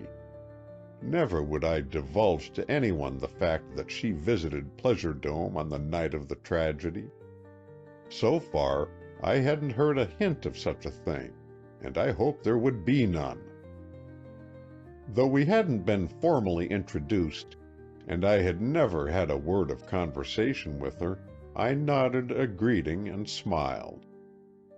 She inclined her head in slight acknowledgment, and then, to my amazement, a look of fright crossed her face. I tried to persuade myself that she had seen someone else, or heard some word that alarmed her, but in my heart I felt sure that the shadow of fear was caused by the sight of me. What could it mean? I saw her slip her hand into that of the nurse beside her, and I noted the reassuring pat the woman gave her. It seemed to comfort the girl, and she gave a little smile at her companion. Not wanting to embarrass her further, I turned my glance toward Mrs. Dallas. She looked superb this morning. Garbed all in black, yet a black that hinted Paris in its every line and fold, her beautiful face and her great gray eyes showed a quiet sadness that spoke of a deeper grief than emotion could show. Her lovely gray hair was tucked under a black hat, and her lips and cheeks, quite evidently the result of a well-equipped vanity box, were the only touch of color about her. She sat between Harper Ames and Charles Everett, the post of chief mourner seemingly accorded her as her right. Yet, though she was calm and composed, it seemed to me there was an undercurrent of anxiety, a hint of dread or apprehension. Nor was this to be wondered at. The occasion was a tragic one, and as the person most deeply affected by the tragedy, it was only natural that Catherine Dallas should be nervous. Hart first questioned the servants. Though new matter to the jury, we had heard their stories before, and no fresh fact or bit of evidence was forthcoming. No articles had been missed from Sampson Tracy's rooms, except 2 of his fancy waistcoats and the gaily painted totem pole. Several of the servants testified as to Mr. Tracy's previous possession of these 3 articles, and of their unaccountable absence at present. None of them had heard any sounds during the night, or could throw any light on the mystery of the criminal's entrance or exit, if, indeed, he was not an inmate of the house. All testified to the kindness and generosity of the master, and though all inherited a sum of money by his will, there seemed no reason to suspect that any one of them had hastened the demise. As Dr. Rogers was absent, Hart himself was the only one to give the medical report, and he told the jury succinctly and clearly the details of the death and how both doctors had thought it apoplexy at first, as the symptoms were of such an attack. "Without doubt, the autopsy would have disclosed the truth," Hart said. "But before that, Mr. Moore, the famous New York City detective, noticed there was a tiny metal disc visible through the hair of the dead man. Investigation proved this to be the head of a nail, about 2 inches long, that had been driven with great force into Mr. Tracy's skull, presumably while he was alive and asleep." "Could a nail be so driven through the bone?" asked a mild-mannered juryman. "Yes," the coroner told him.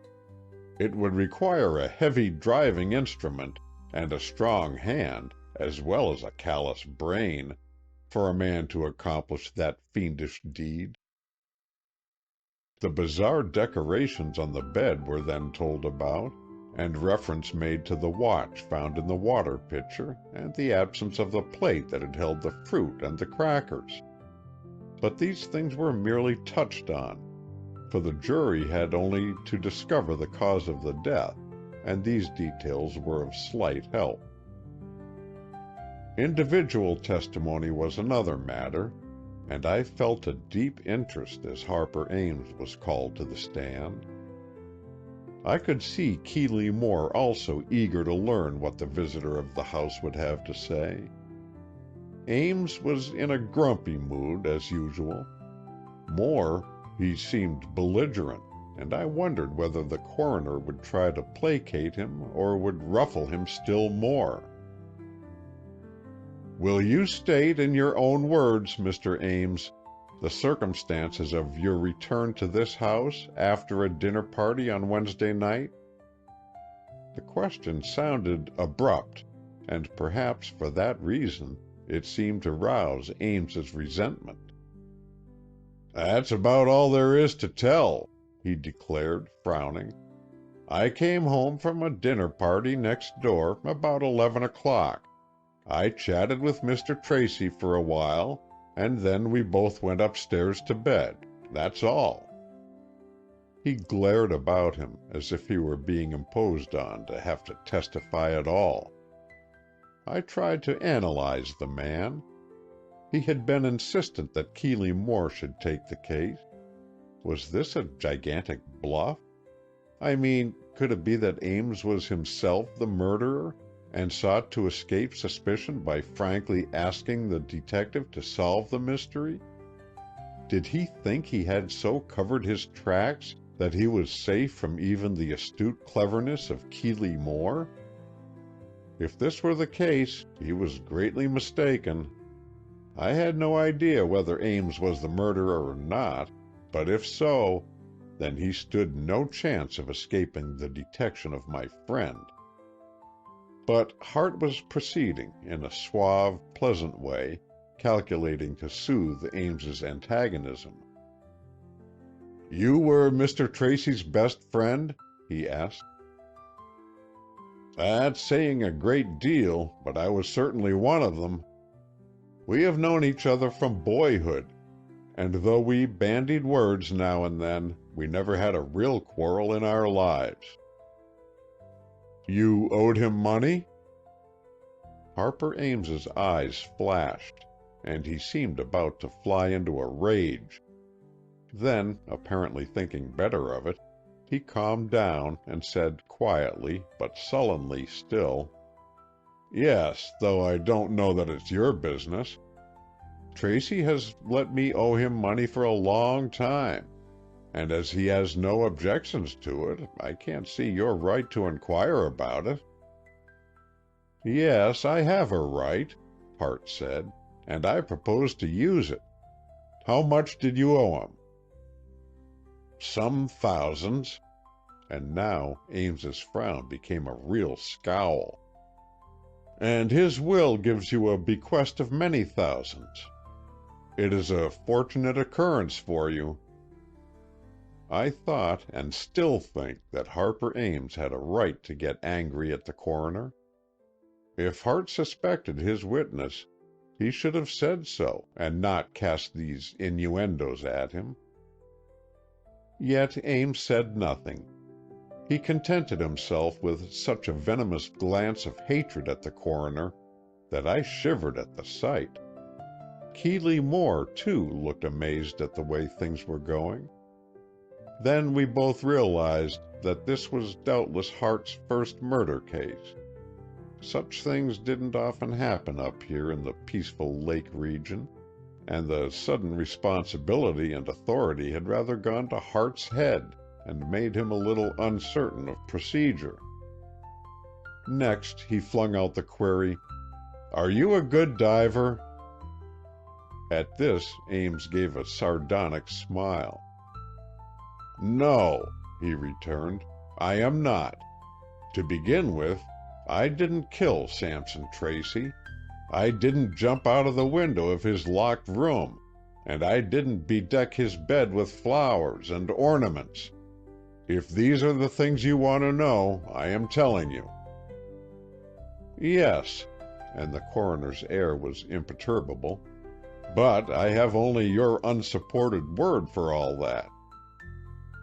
Harper Ames stared at him, as if he would like to drive a nail into his half-witted head, and then, drawing himself up with a new dignity, he said, "That is true, Mr. Coroner, but I can't bring forward any witnesses to prove my statements. That is why I have been trying to engage the services of the famous Mr. Moore to take on this case and to discover the true murderer of Sampson Tracy, for only such a course will prove the innocence of other suspects." This was fine talk, but to me it didn't ring true. If Ames had done the foul deed himself, he might have put forth this very line of argument. He might have demanded the services of a great detective, feeling sure nobody could detect his guilt. Well, it wasn't up to me to decide these things. A few more inquiries of small importance finished up Ames's testimony, and then Mrs. Dallas was questioned. She was dignified of appearance and calm of speech. She said she was the fiancée of Mr. Tracy, and they had expected to be married in the fall. She said they occasionally had little differences, but always made them up, and were really very fond of one another. Her statements were all rational and straightforward. She spoke as might a cultured and mature woman of her accepted suitor. Asked as to the terms of Mr. Tracy's will, she replied that so far as she knew, his fortune was left to his niece, Miss Remsen. But, she added, he had told her that after they were married, he would change his will and make suitable arrangements for his wife. She said she had given the matter no thought, knowing that Mr. Tracy would do what was right. This seemed to remove from her any possible suspicion that might have formed in the minds of the jury. Surely Mrs. Dallas had no reason to kill the man she loved and expected to marry. No reference was made to the disagreement the engaged pair had had, and which had resulted in Mr. Tracy's absence from the Moores' dinner party. I rejoiced at this, for I dreaded to have Alma's name brought in at all. But as I thought it over, I became a little alarmed. Had Hart omitted the point in order to tax Alma herself with it later? To ask her what was the tale her uncle desired to tell Mrs. Dallas? To see if it could be of some disgraceful story that might militate against the girl herself? The two secretaries followed Mrs. Dallas. Everett, quiet-mannered and polite as always, answered questions readily enough, but offered no additional information. He repeated his story of the evening, how he had been with Mr. Tracy until about 10 o'clock, and then had gone to his room and to bed. "You heard no unusual sounds during the night?" "No," said Everett, but it seemed to me he had hesitated. Hart must have noticed this too, for he said, "Are you quite sure? No sounds inside the house or out?" Apparently Charlie Everett was a truthful man, but it was equally evident he did not want to testify further. "I must press you for an answer, Mr. Everett," the coroner prodded him. "Well, to be strictly accurate, I may say that I thought I heard the sound of a boat on the lake sometime after midnight." "What sort of boat?" "I don't know, and it may not have been any. I was asleep, and I partially awaked, and seemed to hear a slight sound, as of paddles." but it may well be that I dreamed it, for I heard no further sounds. Do you know the time this happened? No, except that I seem to have been asleep some hours. I thought nothing of it and directly went to sleep again. You didn't look out of the window? No, I didn't rise from my bed. I thanked my lucky stars that he hadn't seen Alma Remsen in her canoe some time after midnight. But if the coroner thought much about this bit of evidence, he gave no sign of doing so, and the rest of the inquiries he put to Everett were of a stereotyped sort and led nowhere. Then came Billy Dean. That cheerful young man was chipper as always, and told all he had to tell in a clear and concise way. Did you hear any sound in the night as of a passing boat? Hart asked him. No, Dean declared, and his voice was steady, and all would have been well, but that the silly chap turned brick red from the roots of his hair to the top of his collar. Then, said Hart, with the full intention of embarrassing him, why are you blushing like a turkey cock? I'm not, Dean stormed at him, getting redder yet. But you barge into me with sudden questions, and it knocks me off my base. Clever. His winning smile and his sudden carrying of the war into the enemy's quarters succeeded, as I was sure he had hoped, in diverting the jury's attention from his palpable mendacity. Then you heard no boat? Hart went back to his subject. I heard a motor boat, but that was about 12 o'clock, Dean said reminiscently. I heard none later, for I went to sleep then. He had himself perfectly in hand now, and though I confidently believed he had seen Alma Remsen in her canoe, I knew, too, that wild horses couldn't drag the fact from him. And you heard no further noises? Not till morning, when Everett rapped on my door and told me to get up. There seemed to be nothing more to get out of young Dean, and he was dismissed. He had made a good effect on the jury. I could see that. Since they didn't have my knowledge of the girl in the boat, they were not greatly interested in the vague sounds mentioned by Everett. In fact, I could gather from the whole trend of the inquest that suspicion centered on the inmates of the house. There was little thought given to the outer world. Then Alma Remsen was called. Without asking permission, Mrs. Merivale rose and went with her charge to the witness chair. She took another chair beside Alma, and her big, hard face looked like a tower of strength, should such be needed. You were not at this house on Wednesday evening or night at any time? The coroner said. It was more a statement than a question, and it sounded to me as if Hart wanted to shut up this point once and for all. No, I was not, Alma replied, and I hoped nobody except me noticed the quivering of her eyelids. That was the only way she showed any nervousness. Her hands lay quietly in her lap, her lips were not trembling, her eyes were clear and steady in their gaze, but the eyelids fluttered once, twice, as if she was holding herself together by sheer force of will. Where were you that evening? At home, in my own house. All the evening? Yes. Who is your companion? Mrs. Merivale, my housekeeper and friend. Will she corroborate your presence in your home? Hart's voice was most courteous, but it was also decided. Surely, said Alma. Will you question her? Miss Remsen was at home all Wednesday evening?" he said. "Yes, sir." The woman's voice was respectful, but far from servile. "And all night?" "Oh, yes, sir, of course."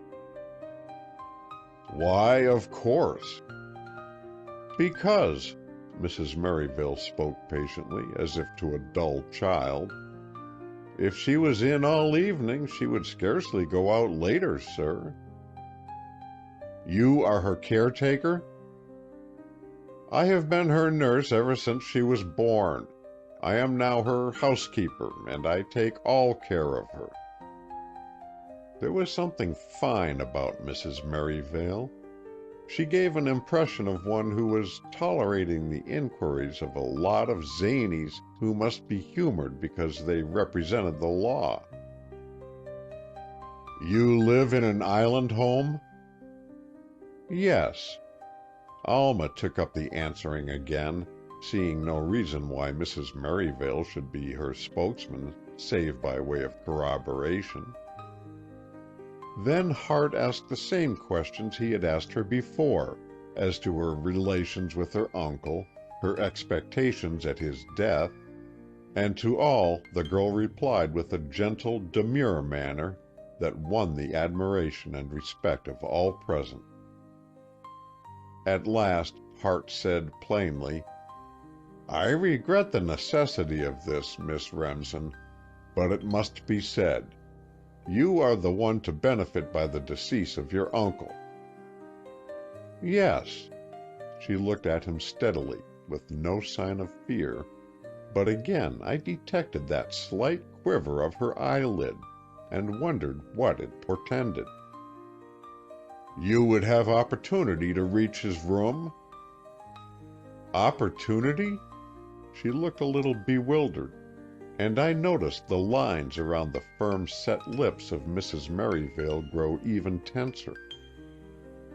"Yes. You possess a latchkey to this house?" "Oh, that."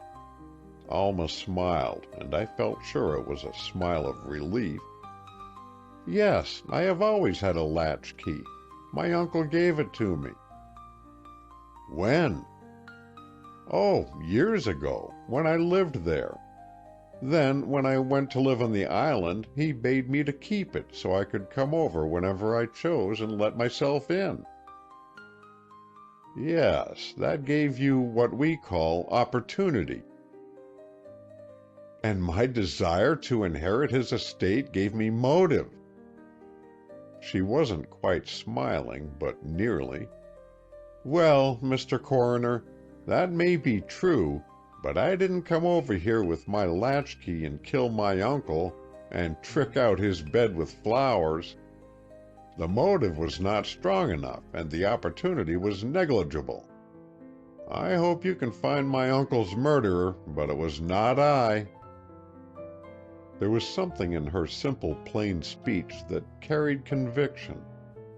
Had I been one of those jurymen, I could not have helped believing in the sincerity of that clear, sweet young voice that rang true in its every cadence. "Then, Miss Remsen, you know nothing of the missing waistcoats?" "Missing waistcoats?" she repeated, and now I saw that eyelid quiver pitifully. "Yes. Don't repeat my words to gain time. Where are those 2 waistcoats that disappeared the night your uncle was killed?" "I haven't the slightest idea." "Then I will tell you. They have been found, and they were found under a settee in your boathouse." "My boathouse?" "Yes. And wrapped up in them was the totem pole that vanished that same night." Mrs. Merivale's hand shot out and clasped the girl's trembling fingers.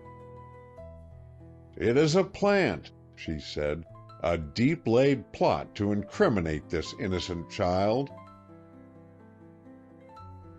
End of Chapter 7. Chapter 8. Alma's Statements. "That is a possible explanation," Hart conceded. "But who would do such a thing? Who would hide those ridiculous properties in that strange place, and why?" "No, it is not a plant," Alma Remsen said, speaking slowly and seeming to choose her words carefully. "I left the waistcoats in the bathhouse myself when I carried them home day before yesterday." "Why did you take them home?" Hart spoke gravely, but not unkindly. "My uncle gave them to me." "Gave them to you? What for?" "I am making a patchwork quilt, and he told me these 2 waistcoats were worn, and I could have them to cut up for patches. As they were of fine quality silk, I was glad to get them." I looked at the girl in admiration. She was quite composed, even smiling a little, and she favored Hart with a glance of confidence, as if sure he would believe her. "And the totem pole?" "Uncle gave me that, too. He possessed several, and he often gave me little presents like that." She was quite at ease now, and her eyelids were as steady as the rest of her face and demeanor.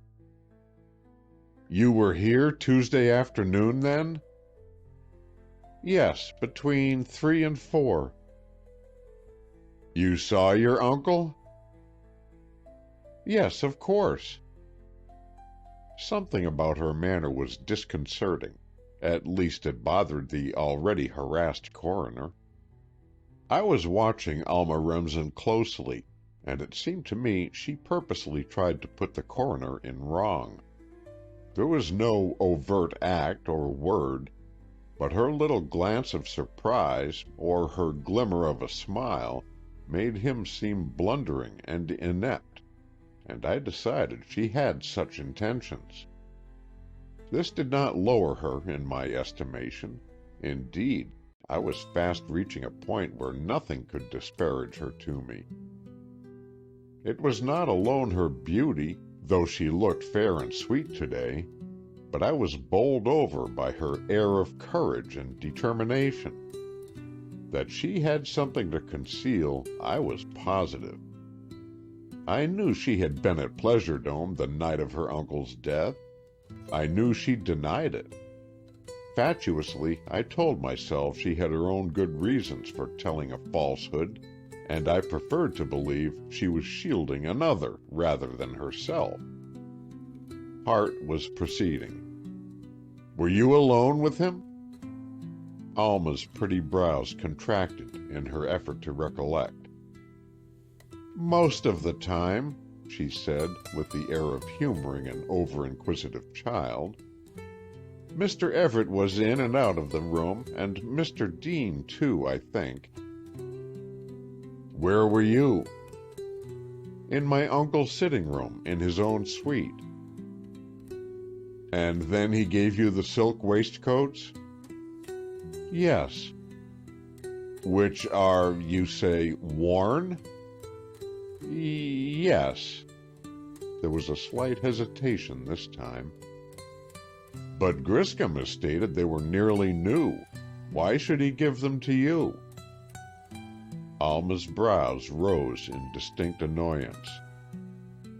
"The question of wear in such a garment is not a matter of fact, it is a matter of opinion.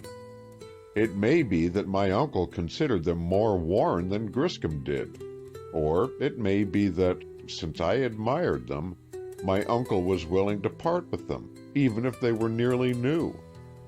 The fact remains, he gave them to me, for the purpose I have told you, and I cannot see what bearing it has on the matter of his death. He also gave me the totem pole, and I carried the things home and inadvertently left them in the boathouse. Well, if that girl was a liar, she certainly was the cleverest one I had ever seen, and I didn't for a minute believe she was lying." I glanced at Keeley Moore, but nobody could read his inscrutable face. I turned my attention to the jury. Their interested countenances left no doubt of their sympathy with the witness and their readiness to accept her statements. And apparently Hart himself believed in her. The explanation of the waistcoats was plausible enough. Doubtless those rich men did give up their clothing before it was worn threadbare, especially if a pretty niece asked for it. And the totem pole, too. It was known that Sampson Tracy had been devoted to his niece, although they no longer lived in the same house, and for him to make her presents was far from unbelievable. And, of course, I believed her. Even if she had come to Pleasure Dome in the dead of night, that had nothing to do with the waistcoats, which, doubtless, were given to her exactly when and why she had stated. Yet the girl seemed a mystery. Coroner Hart contemplated her with a perplexed stare, which she in no way resented. "Can I tell you anything more?" she asked helpfully. Then he glared at her. "Not now, Miss Remsen," he said with a new note in his voice. It sounded almost menacing, and Mary seemed to spring to attention. "I shall adjourn the inquest, as it was intended merely for identification purposes, and I must look into the case further before I can carry on properly.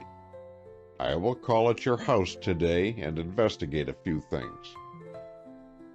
"Indeed, you'll do nothing of the sort," Mrs. Merivale exclaimed, her eyes fairly snapping. They were dark, deep-set eyes, and her gray hair, in wisps round her thin, gaunt face, shook with the intensity of her anger. "I'll not have my lamb pestered by such nonsense.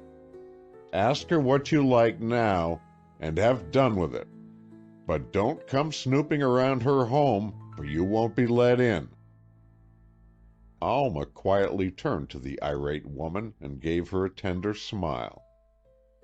Then she said to Hart quietly, "Mrs. Merivale means no disrespect. She is ignorant of the workings of the law, and is quick to resent what she thinks an intrusion on my privacy. Keep still, Mary. The law must take its course." More, I felt certain, in response to a caressing touch on her shoulder than by Alma's words, the woman subsided, muttering to herself, but saying nothing audible. "It must, Miss Remsen," Hart agreed.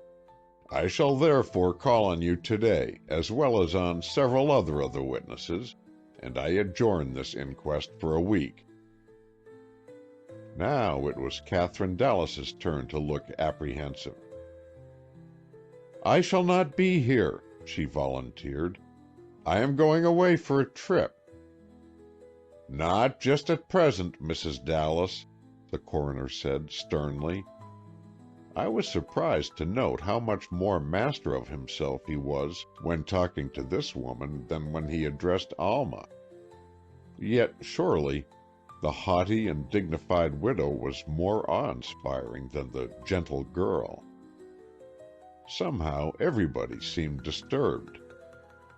Harper Ames looked positively disgruntled. Both secretaries sat, with eyes cast down, as if dismayed at the way things were going. Clearly there was disappointment that the matter could not be finished up then and there, one way or another.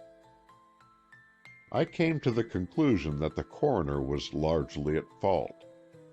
Apparently he knew little about conducting an inquest, and though he made no basic errors, he was distinctly floundering and decidedly out of his depth. "There is much yet to be learned," he announced, and we all, I am sure, silently agreed with him. "There are strange happenings to be explained, stories to be investigated, clues to be traced, evidence to be sifted, and until these things are done, the jury cannot come to a decision. As they have seen and identified the deceased man, and have heard the detail of the finding of the body, the funeral may be held and the estate may be administered. But no witness may leave town, and all present must attend the resumed inquest 1 week from today." Again, I looked at the principals. As I could take no part in the conversation, I contented myself with trying to read faces.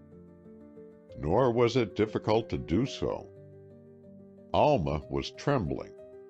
Not only did her eyelids quiver, but she shook all over, though quite evidently trying to control herself. Merivale stood at her side. We had all risen now, and the girl leaned heavily upon the arm of the faithful nurse. Catherine Dallas looked daggers at everybody. Whatever her reason, whatever her mental attitude, she appeared angry at the whole world and inclined to show it. Ames maintained his usual aspect, which was that of grumpiness. That is the only word that really describes that man. He was not actively angry, not exactly morose, but just grumpy, and it seemed to be his normal state. He looked loweringly at the coroner, at Mrs. Dallas, and at Alma, but none of them called forth a varying expression to his grumpy face. The audience began to disperse, and Ames came directly to Keeley Moore. "Are you going to take this case?" he asked, in a threatening rather than an urgent manner. Moore looked at him. Knowing Key as I did, I could read his thoughts pretty well, and I realized that he was torn between his great desire to investigate this intriguing problem and his disinclination to do it at Ames's behest. Yet he couldn't ignore Harper Ames and take up the case on his own. "Yes," he said, deciding quickly. "Yes, Mr. Ames, I am most desirous of doing so." "Then go ahead in your own way." And for almost the first time I saw Harper Ames look pleased. "Conduct it as you like, and report to me at your convenience." "I understand, then," Moore said, looking at him closely. "I am to have carte blanche in my manner of procedure, and I am to pursue my investigations no matter in what direction they may lead me?" I saw a quick spasm of fear flash into Ames's eyes, but it vanished as quickly, and he said suavely, "Yes, Mr. Moore, stop at nothing to get at the truth." He's the villain, I told myself. He is so sure of his diabolical cleverness that he thinks he has left no clue and has completely covered his tracks. God help him when Keeley Moore gets on his trail. We went into Mr. Tracy's office, a pleasant room off the library. There were 3 fine desks, Tracy's own, and those of the secretaries. Moore had told me to come along, and as Ames made no objection, I did so. The 3 of us, behind closed doors, ran over the salient details. "I can offer no sort of explanation of the absurd decorations on the bed," Ames said. "That is your province." He spoke in a quick, jerky way, as if anxious to delegate the whole matter to Moore and be rid of it once for all.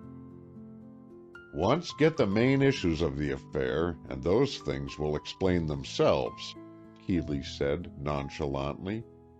"Whom do you suspect, Mr. Ames?" Harper Ames gave a start and looked up as if he had not heard aright. "Suspect? I? Oh, nobody. I can't conceive of a human being brutal enough to commit this crime as it was committed. But somebody did, and so I hope you can bring about his arrest and conviction. Spare no expense." "This is not going to be an expensive case, Mr. Ames," Moore told him. "It must be solved by clever work, not by burying up evidence. I admit that sounds rather boastful on my part, but I confess that I am taking up the matter principally because of its unusual features and its bizarre elements. I mean to do my best, and while I shall rely on having your help when and where it may be available, yet I think the most of my work will be done by myself alone." Again Harper Ames showed that strange gleam of fear in his eyes, but now I thought he feared for someone other than himself. Was he shielding someone? I knew evidence was often misleading because of the desire of someone to protect someone else. But so far, there was not enough evidence even to predicate this. "Very well," Ames continued. "Work on your own lines. Be as expeditious as possible, but omit no effort. By the terms of Mr. Tracy's will, I shall be in a position to compensate you for your time, and your bill will be paid whether you succeed or not." "And you have no hint to offer? No advice as to which way to look?" "I have not. I will only say it seems to me quite possible that the killing of Mr. Tracy and the strange business of the flowers and oranges may not be the work of the same hand." "That has occurred to me, too," Key said. "Now, I don't want to seem insistent, but do tell me your opinion as to the servants." "I'm not sure." Ames seemed thoughtful. "I can't suspect any wrong of Griscom. He's a faithful old soul. Yet he does want his money. Little home on a farm and all that. If he is mixed up in this thing, look out for Bray. She is infatuated with Griscom." "And he with her?" "That I don't know, and it may be only my imagination. The cook is too stupid to do anything really wrong. She has no thought save for her kitchen and household. The other servants I don't know very well. Find out for yourself." "I shall," and Key smiled. "Don't think I expect you to hire a dog and then do your own barking. As to the secretaries?" Though he said this with a most casual air, I knew Moore was listening intently for the reply. "As to that, I can say nothing at all," Ames returned gravely. "I wouldn't say a word that might inculpate an innocent man. Nor do I say that I think them other than innocent. But you must look it all up. You must weigh and sift and decide for yourself." "Yes," and Key nodded his head.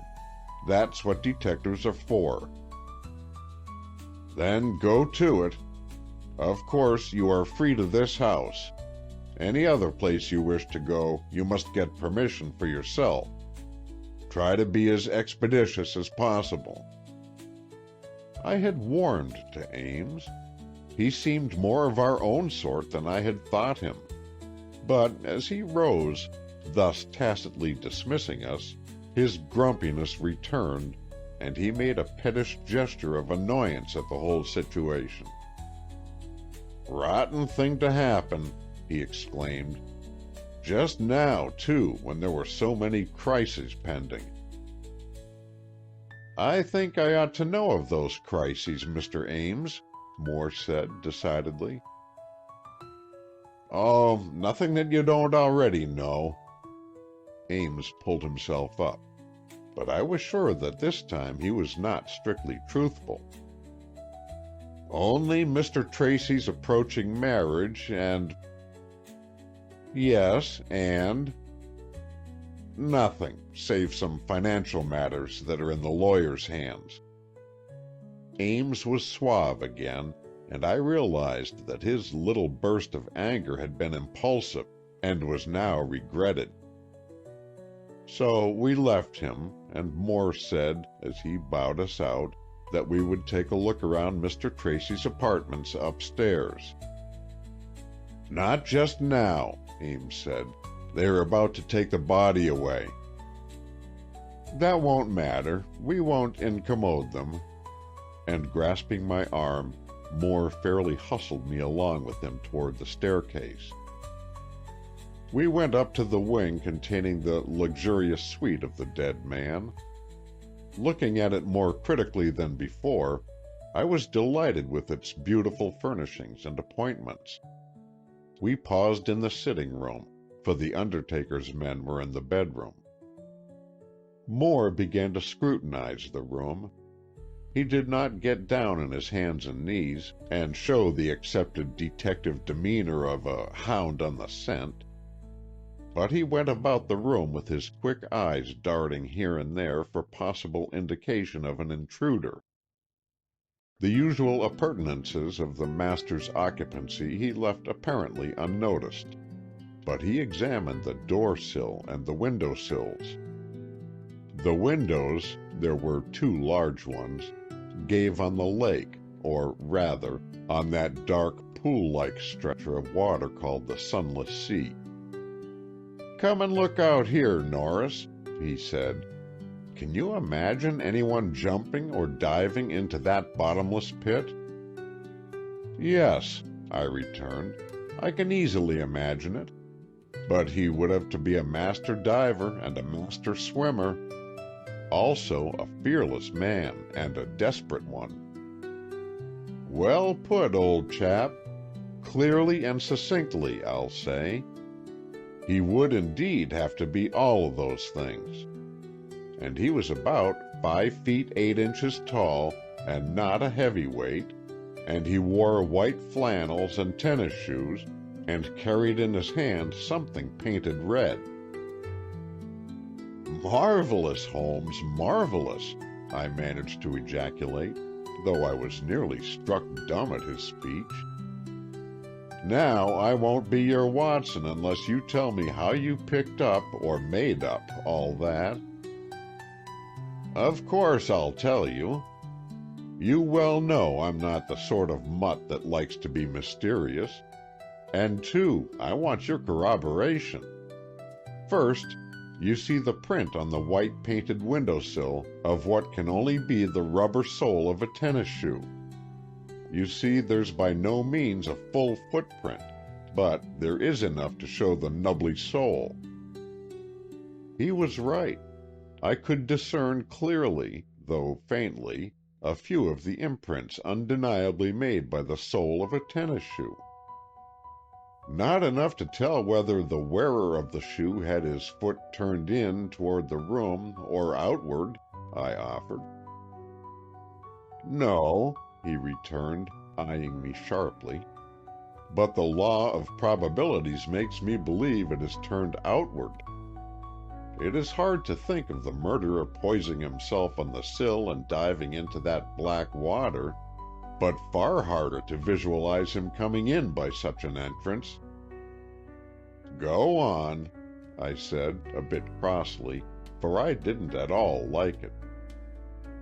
"Our friend the murderer was about 5 feet 8, because I am 5 feet 10 1/2, and here at the sides of the window frame we see 2 sets of fingerprints, faint again, but there, and they are at a height of 2 1/2 inches below where mine would strike if I took hold to pull myself up to the windowsill."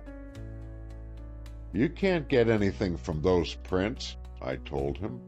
"They're too faint, a mere hint only." "I only need a mere hint, and anyway, I'm only providing the exit of our criminal by this window, and so down into the lake." "And his clothes?" I jeered. "A straw hat, did you say?" "I did not. I said white flannels, because here's a shred of such caught in a splinter of the upright of the window's frame." I refuse to believe in shreds of cloth clenched in the victim's hand. "Not a shred, really, just a thread, a strand. But it's to the zealous confirmation strong, and note that he carried something painted red in his right hand. See the mark just above his right hand print that is indubitably made by a piece of painted wood? The devil it is! I say, Moore, you're going dotty over this thing. At any rate, don't give it all to Hart or March, for they'll make ducks and drakes of it in short order. No, I shall give it to nobody. I shall use it all myself. I only show it to you because I want you to witness it. This evidence may be removed, and I want you to swear it was here. I can't swear those are fingerprints, I complained. They're too faint. You can't swear to that yourself. I'll get the fingerprint man up here, or get his outfit. It's a wonder what they can do with the merest smudges. And, I say, Norrie, what's the trouble? Don't you want me to find clues? Don't you want me to unearth the villain? You didn't murder Tracy, did you? No, but do go slowly, Key. You're so impulsive, so headstrong. Now, that red streak, a mere blur, may have been here for days, even weeks. Not in this house. Do you see any other smudges or smears on this immaculate white paint? Enamel paint of the finest sort. Every fingerprint is wiped off within 24 hours, I'm sure. That's why I want to be sure of these. The men were gone now, so we stepped into the bedroom. Save that the master was absent, the room was much as we had already seen it. The flowers, now withered, still lay on the pillows, and the crackers and orange were on the floor where Dr. Rogers had flung them. The feather duster seemed not to interest Key, but he scrutinized the window-sill with care. No signs here, you see, and too, there's a balcony. It would be easier to dive from the sitting-room window. So that's what our friend did. See, here's the lady's scarf. Now learn, my boy, to distinguish between important and non-important clues. Without doubt, the sentimental Samson kept that scarf by him as a reminder and souvenir of his bride-to-be. Most likely he went to bed carrying it with him, perhaps wrapped it about him, or held it to his cheek. Don't be silly. Not silly at all. I see you know nothing of fetish worship, remnants of which survive among us moderns in the form of just such souvenirs. So I deduce the murderer had no hand in providing the scarf. But the flowers had to be brought from their vases, the crackers and fruit from the table, the duster from its proper abiding place. All these things were achieved by our tennis-soled friend. And the nail? I snapped at him. Yes, he said, and the nail. End of Chapter 8. Chapter 9. Clues. And what was the nail driven home with? I pursued, looking about. That's a queer thing, too, he returned. Some heavy mallet or hammer must have been used. True, it could have been driven by some other hard or heavy object, but I see nothing indicative about. No bronze bookends or iron doorstop. We scanned the room, but saw no implement that would act as a hammer. I think I may say, Keeley went on, that never have I seen a case with so many bizarre points. To be sure, they may be all faked in an attempt to bewilder and mislead the investigators, but even so, such a number of clues, whether real or spurious, ought to lead somewhere. They will, I assured him. Where are you going to begin?" "I don't know where I shall begin, but I shall end up with the watch in the water pitcher. That, you will find, will be the bright star in this galaxy of clues. Just as a favor, Key, do tell me why you stress that so. Why is that silly act more illuminating than the other queernesses?" "No, Gray, I won't tell you that now. Not that I want to be mysterious, but that may be my trump card, and I don't want to expose it prematurely. You'd know yourself if you'd ever studied medical works." "Medical works? I can't see any therapeutic value in the incident. Is it voodoo or a medicine man stunt?" Griscom came into the room just then, and Moore asked him again as to the watch. But we gained no new knowledge. The watch had been lying on a small jewelry tray on the dresser. The water pitcher had been on a nearby table. It seemed, like all the rest of the inexplicable circumstances, a mere bit of wanton mischief. "Why do you look so worried, Griscom?" Key said, eyeing the man closely. "I am worried, sir, about them waistcoats." "Oh, pshaw, they're of small consequence compared to the graver questions we have to face." "Yes, sir, but it's queer. Now, I know those two waistcoats were in their right place, Wednesday morning, and Miss Alma said the master gave 'em to her of a Tuesday afternoon." "Oh, she just mistook the day," I said hastily, anxious to keep her name out of the discussion. But Moore was interested at once.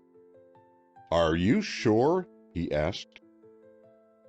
"Perfectly sure," the man replied. "Miss Alma was here Tuesday afternoon, and the master may have given her the waistcoats then, but she didn't carry them home, for they were here Wednesday morning." "One of you must be mistaken as to the day," I repeated, "and it doesn't matter anyway." "Oh, keep still, Gray," Key said impatiently. "What about the totem pole, Griscom? Was that here Wednesday morning?" "I don't know for certain." He looked perplexed. "Of course you don't," I broke in irrepressibly. "You can't remember exactly incidents that made no real impression on you at the time. Nobody can. And don't try to be positive about these things when you've really only a vague recollection."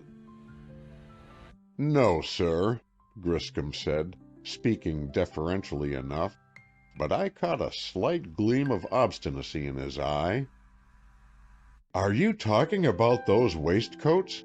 asked Everett, coming into the room. "Yes," Key said. "Why?" "Only that I'm puzzled. Miss Remsen says her uncle gave them to her on Tuesday, but I know that he wore the dark blue moire one on Wednesday." "At dinner time?" Moore asked. "Yes.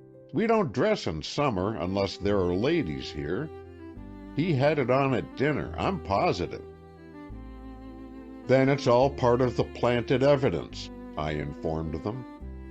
"Whoever staged all the foolish scene on the bed also grabbed up two waistcoats and the totem pole, made a bundle of them, and deposited it in Miss Remsen's boathouse." "Then why did she say she wanted them for patchwork?" "She didn't at first," I urged, not realizing where my argument led. "But she was so put about and bewildered by that fool coroner that she scarcely knew what she was saying." "I think you scarcely know what you're saying, Gray," and Moore looked at me in kindly admonition. "You'd better hush up, if you don't mind. I'm not sure Miss Remsen needs an advocate, but if she does, your incoherent babblings won't do her any good." Though he smiled, his tone was serious, and I began to see I was making a fool of myself.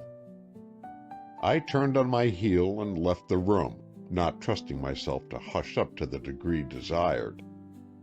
In the sitting room, I saw Billy Dean looking disconsolate.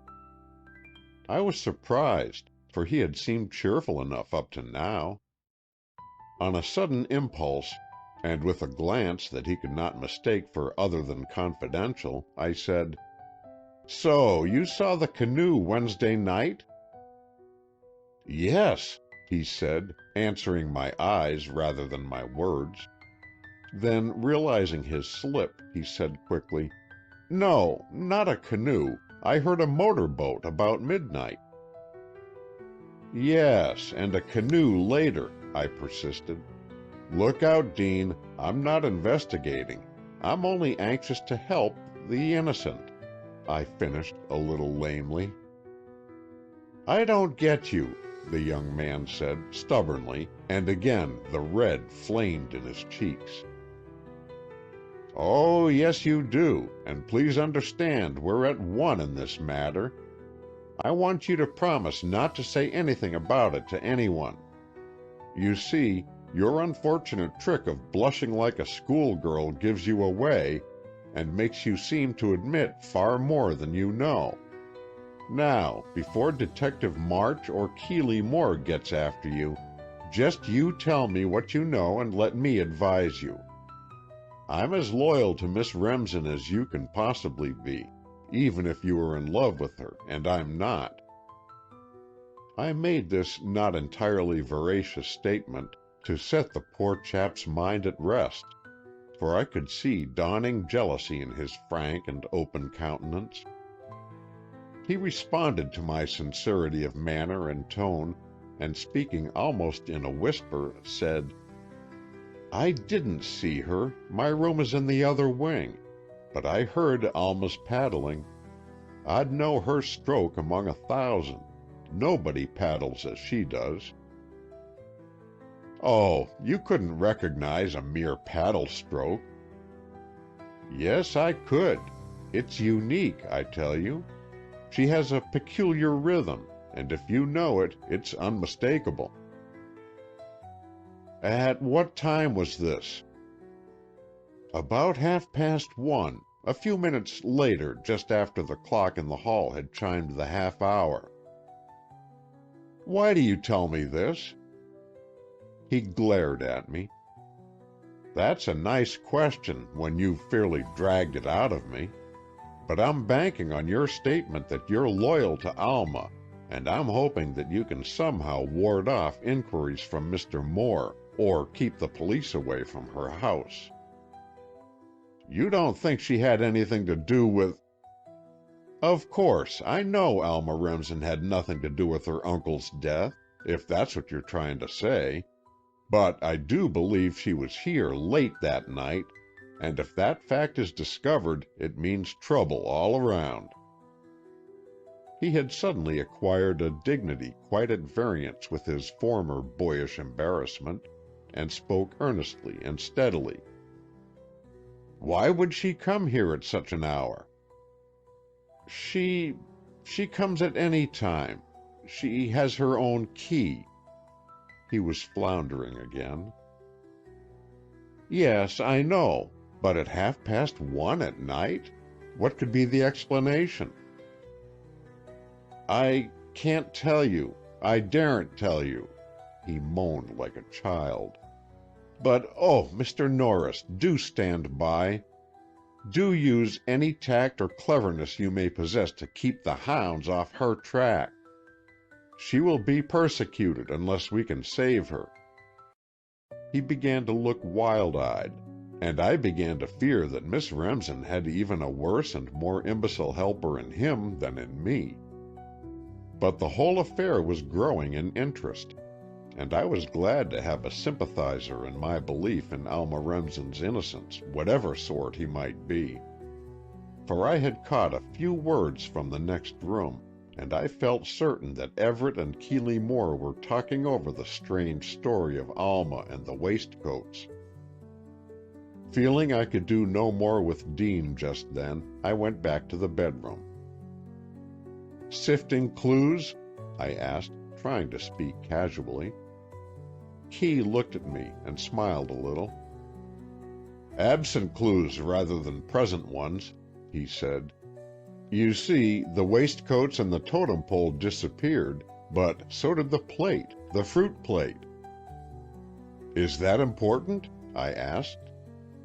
"Why, yes, in a way. Everything that is here or that isn't here is important."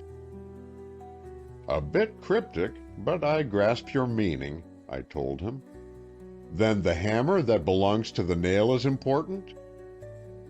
"Very much so," Key answered, gravely. "Do you know where it is?" "I don't, but it seems to me you haven't looked for it very hard. If the murderer is one of this household, presumably he used a hammer belonging here." "Then it loses its importance. The hammer is only of interest if it was brought in from outside." "Have you made any headway at all, Key?" "Not much, I confess. Mr. Everett here inclines to Ames." "And Ames inclines to Everett," was the somewhat surprising observation of the secretary himself. "Yes," he went on, as I looked at him in amazement, "but I hope, Ames only suspects me because it's the conventional thing to do. In stories, you know, 9/10 of the crimes are committed by the confidential secretary." "Not so many," I said, judicially.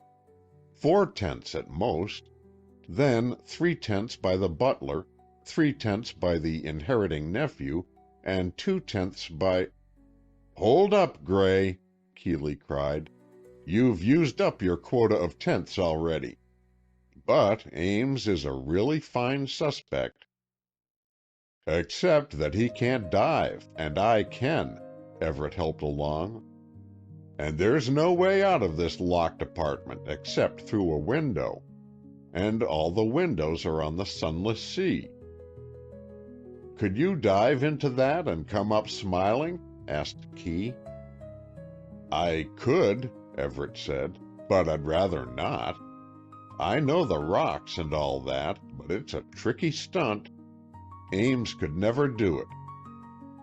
"Unless he's been hoaxing you all as to his prowess in the water," Moore suggested. "Yes, that might be," Everett assented thoughtfully. Then Moore and I started for home. As we left the house, he proposed we go in a boat, of which there seemed to be plenty and to spare at the dock. In preference to a canoe, Keeley selected a trim, round-bottomed rowboat, and we started off.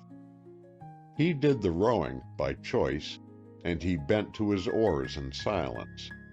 I, too, felt disinclined to talk, and we shot along the water, propelled by his long, steady strokes.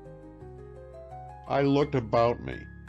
The whole scene was a setting for peace and happiness, not for crime. Yet here was black crime stalking through the landscape, aiming for Pleasure Dome, and clutching in its wicked hand the master of the noble estate. I looked back at the wonderful view. The great house, built on a gently sloping hill, shone white in the summer sunlight. The densely growing trees, judiciously thinned out or cut into vistas, made a perfect background, and the foreground lake, shimmering now as the sun caught its wavelets, veiled its dangers and treachery beneath a guise of smiling light. We went on, and I suddenly realized that we had passed the Moore bungalow. "Keeley," I said, thinking he had forgotten to land, "where are you going?" "To the island," he replied, and his face wore an inscrutable look. "Come along, Gray, but for heaven's sake don't say anything foolish. Better not open your mouth at all. Better yet, stay in the boat." "No," I cried, "I'm going with you. Don't be silly, Key. I shan't make a fool of myself." "Well, try not to anyway," he said grimly, and then we made a landing at Alma Remsen's home.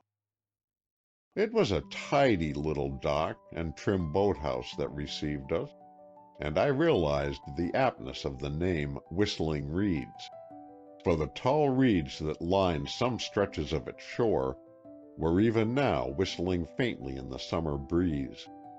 A stronger wind would indeed make them voiceful. Back of the reeds were trees, and I had a passing thought that never had I seen so many trees on one island. So dense that they seemed like an impenetrable growth, the path cut through them to the house was not at once discernible. "This way," Key said, and struck into a sort of lane between the sentinel poplars and hemlocks. But a short walk brought us out into a great clearing where was a charming cottage and most pleasant grounds and gardens. There were terraces, flower beds, tennis court, bowling green, and a field showing a huge target set up for archery practice. It fascinated me, and I no longer wondered that Miss Remsen loved her island home. The house itself, though called a cottage, was a good-sized affair of 2½ stories, with verandas and balconies, and a hospitable atmosphere seemed to pervade the porches, furnished with their wicker chairs and chintz cushions. Yet the place was so still, so uninhabited-looking, that I shuddered involuntarily. I became conscious of a sinister effect, an undercurrent of something eerie and strange. I glanced off at the trees and shrubbery. It was easily seen that the island, of 2 or 3 acres, I thought, was bright and cheerful only immediately around the house.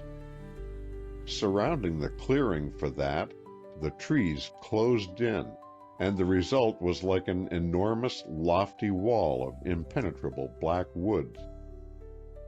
I quickly came back to the house, and as we went up the steps, Alma Remsen came out on the porch. I shall never forget how she looked then. For the first time I saw her close by without a hat.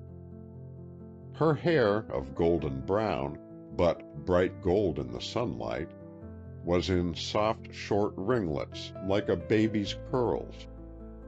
I know a lot, having sisters, about Marcel and Permanent, about water waves and finger curls, but this hair, I recognized, had that unusual attribute, longed for by all women. It was naturally curly. The tendrils clustered at the nape of her neck and broke into soft, thick curls at the top of her head. I had never seen such fascinating hair, and dimly wondered what it was like before she had it cut short. She wore a sort of sport suit of white silk with bands of green. She glanced down at this apologetically. "I ought to be in black," she said, "or at least all white, but I am when I go over to the mainland. Here at home it doesn't seem to matter, does it?" She looked up at me appealingly, though with no trace of coyness. "Of course not," I assured her. "Our affection is not made or marred by the color of a garment." This sounded a bit stilted, even to me, but Key had told me not to make a fool of myself, and I was trying hard to obey. "Sit down," she said hospitably, but though calm, she was far from being at ease. "We're only going to stay a minute," he said. "We must get home to luncheon. It's late now, and my wife will be furious.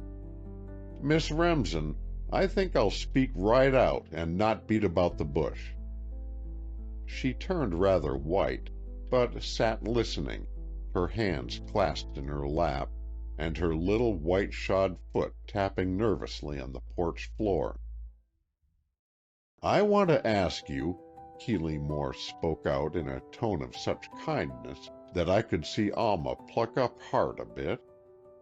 "About the waistcoats. Though it may be of a trifling matter, yet great issues may hang on it. When you said your uncle gave them to you, you were strictly truthful?" She sat silent, looking from one to the other of us. When she glanced at me, I was startled at the message in her eyes. If ever a call of SOS was signaled, it was then. Without a word or a gesture, her gaze implored my help. But with all the willingness in the world, what could I do? Keely had warned me against making a fool of myself, and though I would gladly have defied him to serve her, I could see no way to do so, fool or no fool. All I could do was to give her back gaze for gaze, and try to put in my eyes all the sympathy and help that was surging up in my heart. I think she understood, and yet I could see a shadow of disappointment that I could, as she saw, do nothing definite. Moore was waiting for his answer, but she was deliberate of manner and speech. "By what right are you questioning me, Mr. Moore?" she said. "Principally by right of my interest in you and your welfare, and my great desire to be of service to you." Key's sincerity was beyond all doubt. "That is the truth?" "Yes, Miss Remsen, that is the truth." "Then I will tell you that you can be of service to me only by refraining from questioning me and ceasing to interest yourself in my welfare." The asperity of the words was contradicted by the supplicating glance and the troubled face of the girl before us. Her eyelids quivered with that agonized trembling I had learned to know, and she fairly bit her lips in an effort to preserve her poise. "I'm sorry not to take you at your word and leave you at once, but I must warn you that the police will doubtless come to see you, and I'm sure you are in need of advice." "Police?" she breathed, scarcely audibly. "Yes, not Hart, but more likely Detective March. He is not an unkind man, but he will do his duty, and it will be an ordeal for you. Now, won't you let me help you as a friend? Or, if not, won't you call a lawyer of good standing and repute?" "A lawyer?" she breathed, exactly as she had spoken of the police. Clearly the poor child was at her wit's end. The reason for her distress I did not see, for surely nobody could dream of her being mixed up in a crime. The obvious explanation was that she was shielding somebody, and this was my theory. I came to a swift conclusion that she had gone to Pleasure Dome that night, that she had seen or heard the murderer at his fell deed, and that it had so unnerved her that she could not control herself when thinking of it. This seemed to point to Billy Dean, that is, if she cared for him as he did for her. Key was forging ahead. "Yes. Please try to realize, Miss Remsen, that the visit from the police detective is inevitable. He will doubtless come this afternoon. You will have to see him. One can't evade the law. Now, let me help you to be a little prepared for him, and not let him throw you into spasms of terrified silence, or worse, impetuous and incriminating statements." Still looking at him steadily, Alma Remsen seemed to change. Her face grew calm, even haughty. Her lips set in a straight line that betokened determination and courage, and her eyes fairly gleamed with a beautiful bravery that transformed her into a veritable goddess of war. She seemed to have taken up her sword and her shield. and I think it was at that moment that I realized that I loved her and adored her as something far above earthly mortals. I couldn't help her, at least not at the moment, but I could worship her, and did so with the innermost fibers of my being. Then this new Alma spoke. "Mr. Moore," she said, "and Mr. Norris, I thank you for this visit. I thank you for the kindness that prompted it, and for your offers of assistance.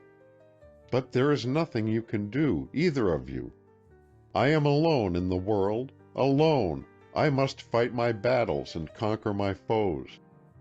Alone I must defend my actions and accept my misfortunes. I live alone. I shall always be alone, and alone I must decide upon my course in this present crisis. Please believe I am grateful, and please believe I am sorry not to accept your kindly offered assistance. But I cannot tell you anything. I cannot. Mary!" Her final despairing call brought the old nurse on the run. "Yes, lamb, yes, my darling. There." Mrs. Merivale clasped the trembling girl to her bosom and glared at us as at vile interlopers. "Please go away, gentlemen," she said, in a repressed tone that indicated wrath behind it. "Please leave my young lady for the present. She will see you, if she wishes, at some other time. But now she is nervous and all wrought up with the horror of her uncle's death. If you are men, let her alone." The last plea was brought out with a dramatic touch worthy of a tragedy queen, and I know I felt like a worm of the dust, and I devoutly hoped that Keeley felt even more so. He gave one last bit of unsolicited advice. "You'd better be with Miss Remsen when the police come, Mrs. Merivale," he said, and no one could have put any construction on his words other than the kindest and most disinterested counsel. Then we went away, and Keeley rode us home without a word. End of Chapter 9. Chapter 10. Discussion. If Whistling Reeds had seemed desolate and sinister, Variable Winds was just the opposite. Clean, wind-swept, cheerful with flowers, and only pleasantly shaded by the waving trees, the place was like a sanctuary after the forbidding aspect of the island home. Luncheon was ready, and the two women who awaited our coming were not at all reproachful, but welcomed us with smiles. "Dust up a bit and then come along," admonished Laura, and we obeyed. At the table, though the subject of the tragedy was not entirely taboo, there was no real discussion until we were later seated in the lounge, comfortably smoking and resting from our strenuous morning. "The keynote is the missing waistcoats," Key announced oracularly. "You said the keynote was the watch in the water pitcher," I reminded him. "They are part of the same note," he informed me. "The work of the same hand and equally illuminating as signboards." "Oh, if you're going to be mysterious—" "I'm not, Gray. But I can't announce decisions that are not yet entirely clear in my own mind. I'm sorry Dr. Rogers went away. He could read the message of the watch at once. But I don't want to put it up to any other doctor. Well, of course I can't help you as you are so close-minded." "Nonsense, Gray," said Laura. "Of course we can help. The watch may or may not be of such great importance, but it surely isn't all there is of it. Nor the waistcoats either. To me, those things seem merely adjuncts of the rest of the queer performance, the flowers and feather duster and all that." "But the waistcoats are in contradictory stories," I argued. Miss Remsen said she took them home Tuesday afternoon and left them in the boathouse where they were found. Griscom says they were in their place on Wednesday. Then Everett came along and said Mr. Tracy wore one of them, the blue one, Wednesday night at dinner. Well then, and Laura looked at me keenly, what point are you making, Gray? These stories seem to stultify Miss Remsen's statement. I'm making the point, I declared, that the girl isn't quite responsible for her own statements. She doubtless told her uncle she would like the satin for her patchwork, and he probably said she could have it. But she didn't carry the waistcoats away with her Tuesday afternoon, that we know. So what conclusion is there but that, as the old nurse said, it is all a plant? Somebody came in the night, killed Mr. Tracy, and then, after fixing up all that jiggery-pokery, went off carrying the waistcoats and totem pole, and carefully planted them in Alma Remsen's boathouse. I can't see anything incriminating to the girl in all that. Gray, dearie, Laura said, with a queer, affectionate little smile. You couldn't see anything incriminating to Miss Remsen with a Lick telescope. Now, that's all right, and I'm not cavilling. But unless you can approach this matter with an unbiased mind, maybe you'd better keep out of it.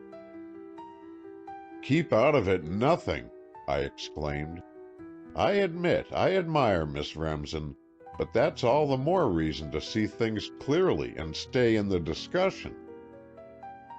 Right, said Maud, and I vote that Gray be in it all, and that we pay especial attention to his opinions. I looked at her quickly to see if she was guying me, but she was not, and I at once recovered my balance, my self-respect, and an added cocksure air that caused the Moores, both of them, great amusement. But I was not at all daunted by their smiles, and I went on. My opinion is this, I stated. The man who killed Sampson Tracy is as clever as they come. He fixed up all the rubbishy evidence to mislead the investigators.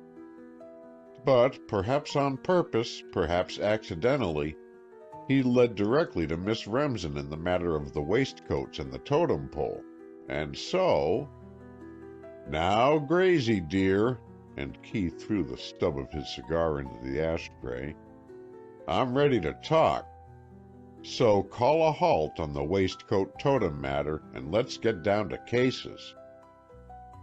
It's a case, all right, said Laura, whose fine eyes were gazing directly at her husband as she concentrated on the subject. Key, you've got your chance. Chance? Moore echoed. I'm no Sherlock. I'm ready to say right out that I'm all afloat, absolutely at sea in this thing. Somehow this comforted me. I feared he would jump at once to a conclusion that somehow incriminated Alma Remsen, and I was greatly relieved that he didn't.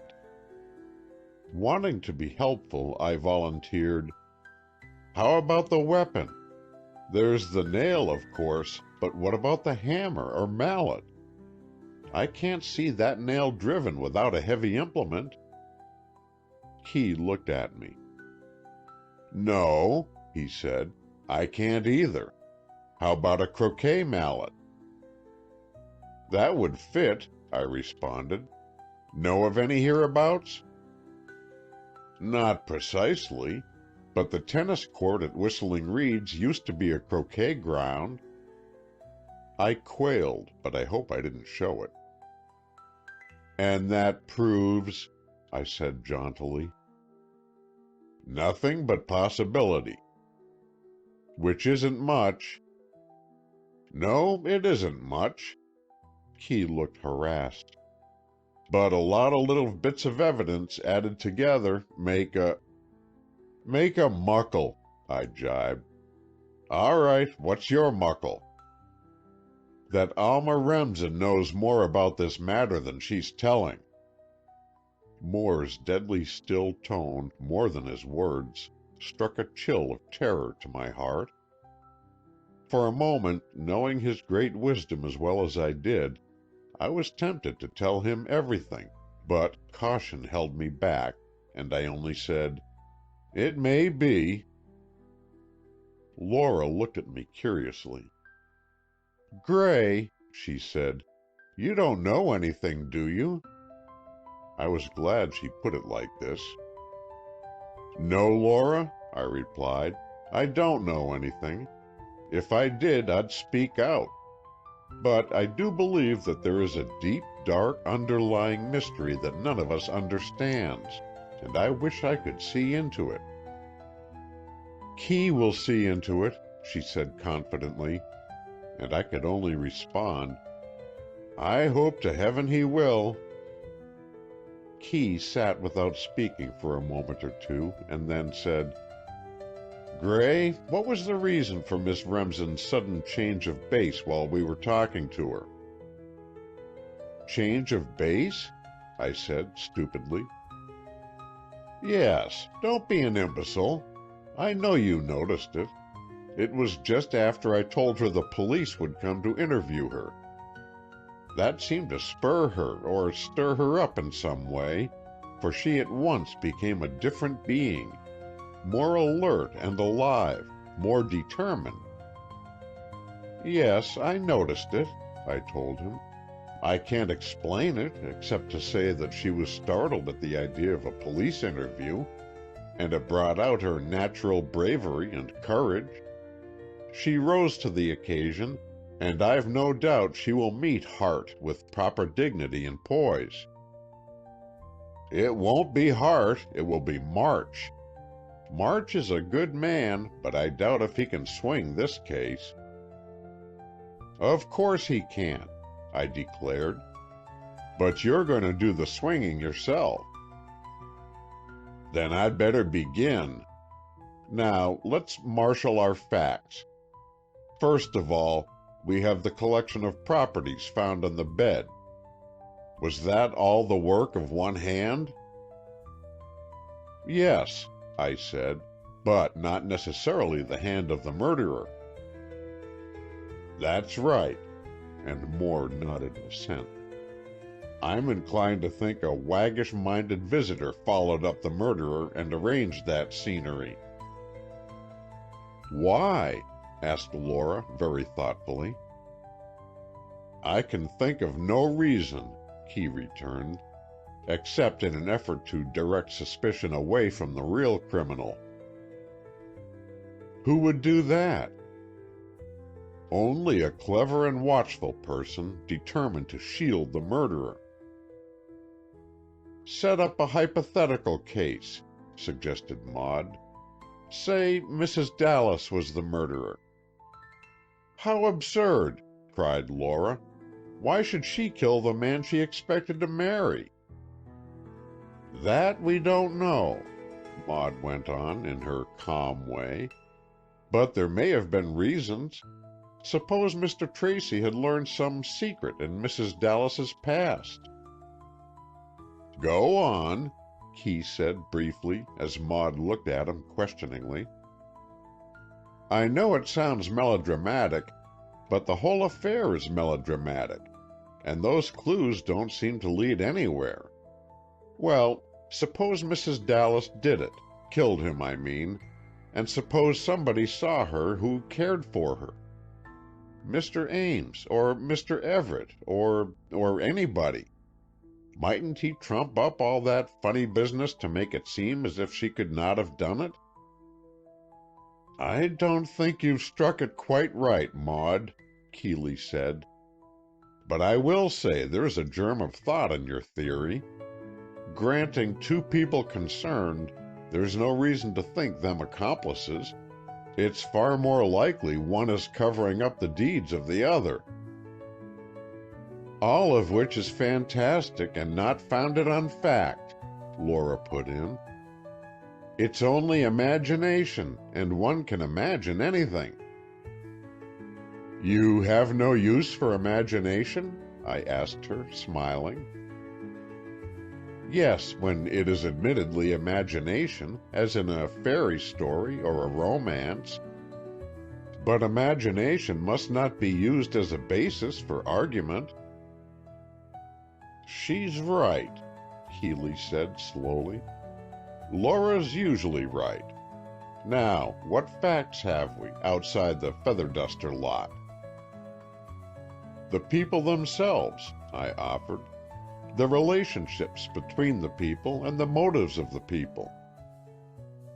That's more like it, and Key gave me a glance of approval.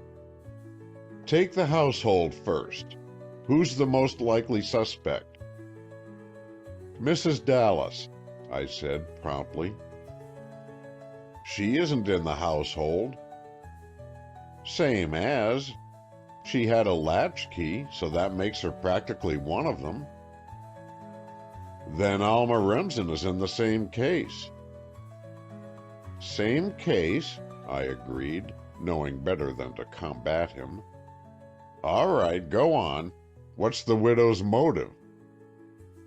I knew Moore's methods. He liked to have us make suggestions that he could accept or discard, thereby giving his mind something to work on. We can't get at her motive, I told him, because we know too little about her. A personal interview with her is needed, and then she would probably, or at least perhaps, let slip some hint of why she wanted Sampson Tracy out of her way. She'd have to hate him, said Maud, doubtfully. Whoever killed him must have hated him, Key declared. It was a brutal murder. Don't overstress the brutality, Laura put in. It was horrible, of course, but to my mind it was less dreadful than shooting or stabbing. Where did the murderer get his nail? Mused Key. The nail and the hammer, Laura said, inclines me to the servants or the secretaries. I can't see Mrs. Dallas or Alma Remsen coming to the house armed with a hammer and nail. They might bring a pistol or a dagger, but the implement used must have been picked up impulsively or impetuously in the Tracy pantries or offices. Unless the murderer acted on the story Maud told of, the Spanish story of the nail, I observed. Rather far-fetched, he returned. I'd have to see a copy of that book in a suspect's possession before I'd take much stock in that theory. I rather fancy it, Maud insisted. Any of our suspects, and I suppose they include all who were questioned by the coroner, may have read that book. The servants? I asked. Yes. Often servants read books that they run across, though they'd never dream of buying them. Then Griscom for choice, Moore said. Say his motive is a desire to get his legacy at once. Say his friendship for his master is not so great as he pretends, and there's no question of his opportunity. Say he reads that gruesome tale and concluded it would be a fine way to get his money quickly. Then, after his deed is accomplished, he has imagination enough, or ingenuity enough, to fix up all those tricks on the bed, and in his zeal he rather overdid it. Your own imagination is running away with you, I declared. It may all be true, but you've no atom of proof, nor even an atom of evidence against Griscom more than any other servant. Sally Bray. Sally Bray may have been Griscom's accomplice. Isn't she in love with him? Is she? I inquired. There's the trouble, Key. We don't know enough facts. Is Sally in love with the butler? Is Mrs. Dallas in love with the secretary? Is Harper Ames in love with Mrs. Dallas? Get these things settled for certain, and then try to fit in your theories. That's so, Gray. Moore agreed. "And I see Mr. Police Detective March coming our way. I hate to acknowledge it, but he may know more, in his ordinary police way, than we highfalutin transcendent detectives have, so far, been able to ferret out." I glanced out of the window to see the stolid-looking man tramping along toward our door. Although he showed little alertness or eagerness, there was a sort of power in the way he carried himself that gave me a feeling of confidence. He came in as Key rose to greet him, spoke to the ladies in a preoccupied way, and seated himself comfortably in a big easy-chair. "Well," he said, "I've been to see the Remsen girl." "What about her?" Key asked. "Nothing, so far. She's rattled to death, and all upset, of course, but though I think she's trying to hide something, I'm sure it's nothing of real importance. I mean, she thinks she knows something about somebody that seems to her of evidential value, but it isn't." "How do you know it isn't?" "This way, Mr. Moore. She gets embarrassed at the wrong places." "Go on, say more about it." "It's hard to explain so as to make it plausible. But when I ask her about her doings that night, or about her relations with her uncle, or her feeling toward Mrs. Dallas, she's as unconcerned and unself-conscious as a child. But when I refer to those waistcoats or that painted pole, she gets queer-like all in a minute." "And you gather from that—" "That she is worried to death about the waistcoats, because somebody must have put them in her boathouse to incriminate her, and that scares her. While any talk of the actual murder seems not to disturb her nearly so much." "You have imagination, Mr. March," Moore said, looking at him with a sort of admiration, "or you couldn't see all that."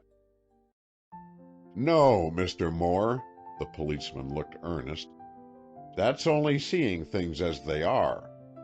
I saw all that in Miss Remsen's face and attitude. It isn't imagination a detective needs. It's ability to read the facts right. It's the criminal who has to have imagination." "This present murderer surely had it," Moore said. "Yes, if he is the one who fixed up the doodads around the dead man. Sometimes I think he was, and then again, I don't see how he could have been." "Why?" "Well, the murder, even though a cruel stroke, was the work of an intelligent mind. A less imaginative brain would have chosen shooting or stabbing as a method. But granting a mentality that could think of and carry out a killing like that nail business, I can't reconcile it with a personality that would collect those gewgaws and scatter them around." "Why wasn't that done with intent to mislead?" "Oh, mislead, yes. But why so much of it? That's the point. A few flowers, now, even the crucifix, all right.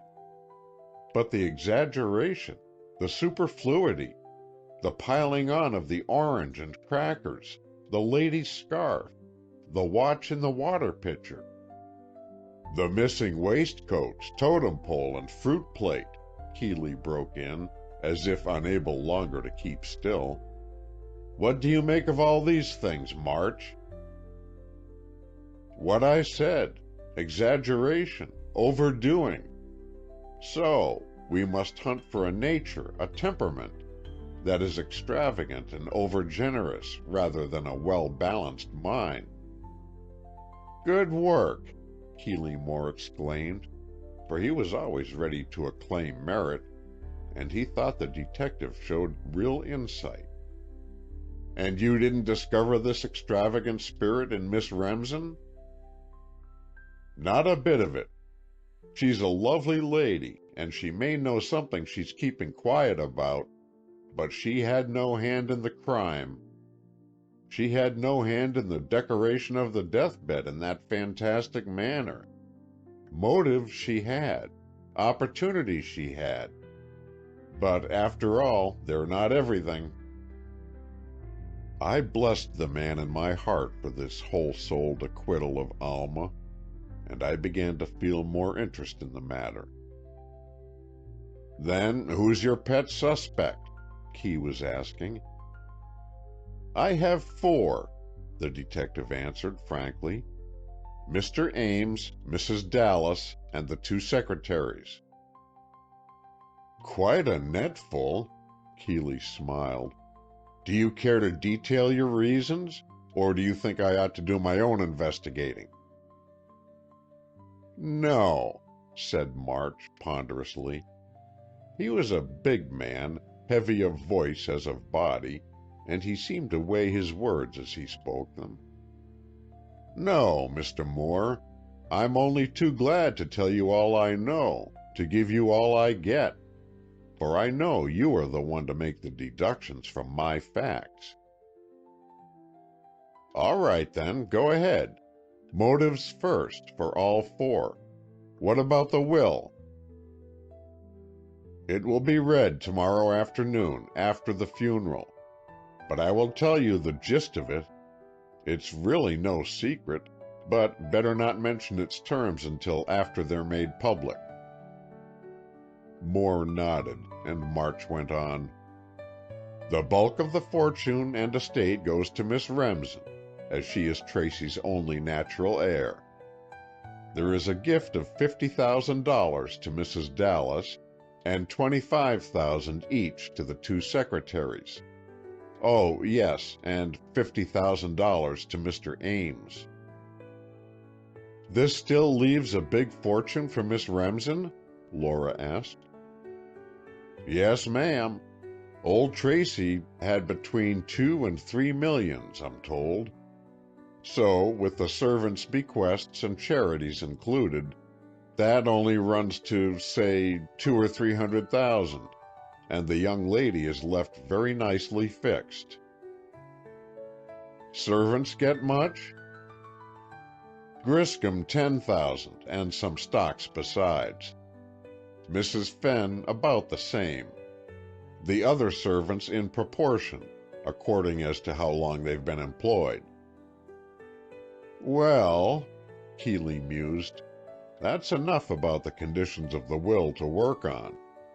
Now, granting greed as the motive, we have your 4 suspects and Griscom and the cook all possibly guilty." "Yes, and you needn't exclude the other servants. I mean, they all had equal motive and the same opportunity, but it never was a servant's job, never."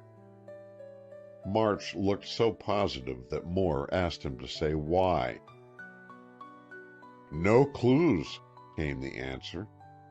"You see, granting some one of the servants had the ingenuity, the imagination, to cook up this way of doing the killing, he would have taken a hammer and nail from the house stores." "Didn't he?" "He did not. I've combed over the whole kitchen outfit, pantries, offices, storerooms, cellars, garage, and every such place, and I know every nail and hammer in the whole place, and there's no such nail as that one used to end Sampson Tracy's life in the whole layout." "And the hammer?" Moore looked quizzical. "I grant the hammer is less easily identifiable, but I've hunted for fingerprints on the hammers and mallets around the premises, and there are no prints on them except the ones legitimately there. This isn't proof positive, but it's fairly so, when you take it in connection with the absence of any such nails as we're searching for, and the unlikelihood of any of the underservants being able to get access to Mr. Tracy's apartments. Except for Griscom, none of them is allowed in the living rooms at night, and I don't suspect Griscom yet."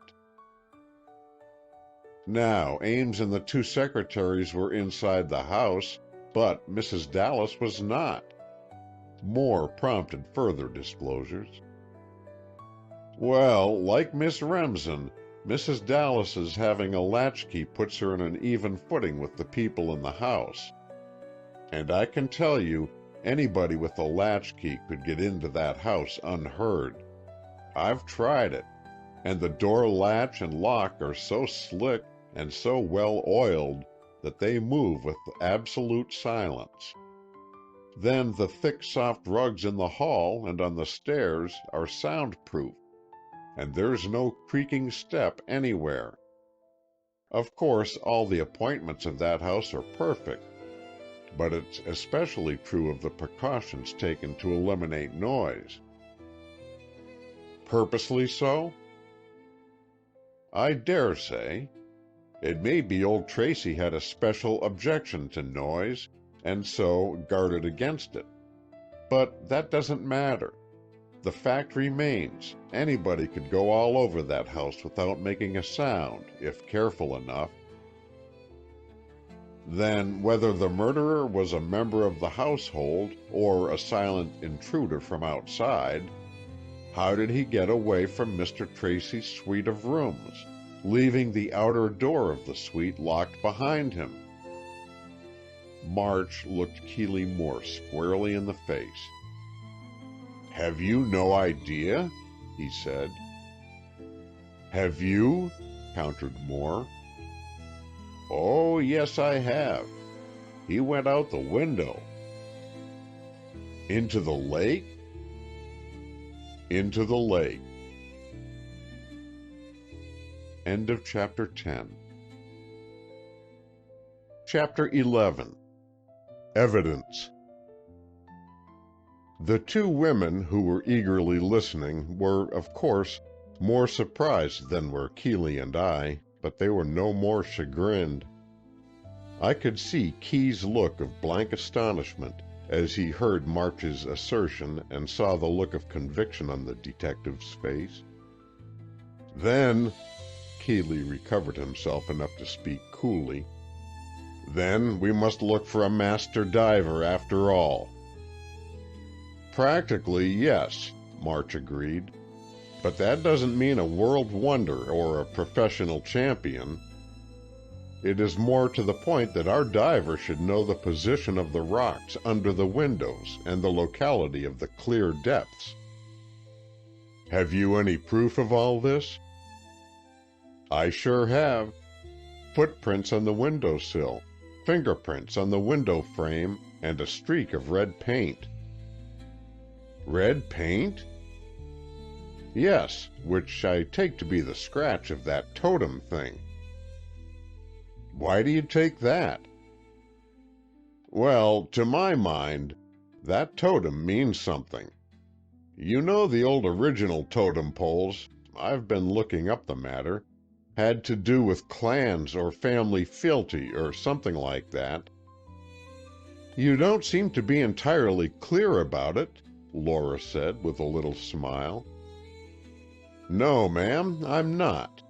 But I'm clear enough to make my point that whoever took that pole took it as a memento or a mascot or whatever you like to call it of Sampson Tracy. I mean, it made it all a personal matter, not the work of an ordinary burglar." "No," Key agreed. "I can't see the earmarks of an ordinary burglar." "I see what Mr. March is driving at," Maud declared. "He means that the murderer, whoever he was one who knew Mr. Tracy and had known him intimately. One who was either a family connection or a housemate, and who killed his victim for personal reasons, rather than for robbery or sordid motives." "Yes, ma'am." March spoke gratefully. "That's what I mean, partly. And it seems to me like the work of a friend suddenly turned enemy, or a calm, self-restrained nature that something roused to the pitch of homicidal mania." "Psychology," began Laura, but March interrupted. "No, ma'am. I don't hold with those modern highfalutin sciences. Dr. Rogers, now, he knows all about such things. But you didn't hear him referring to anything of the sort. No, I don't mean psychology, but only just the natural working of a brain suddenly aroused to ungovernable rage. For a reason? For a reason, of course. The reason doubtless being Tracy's refusal of whatever boon the other was asking.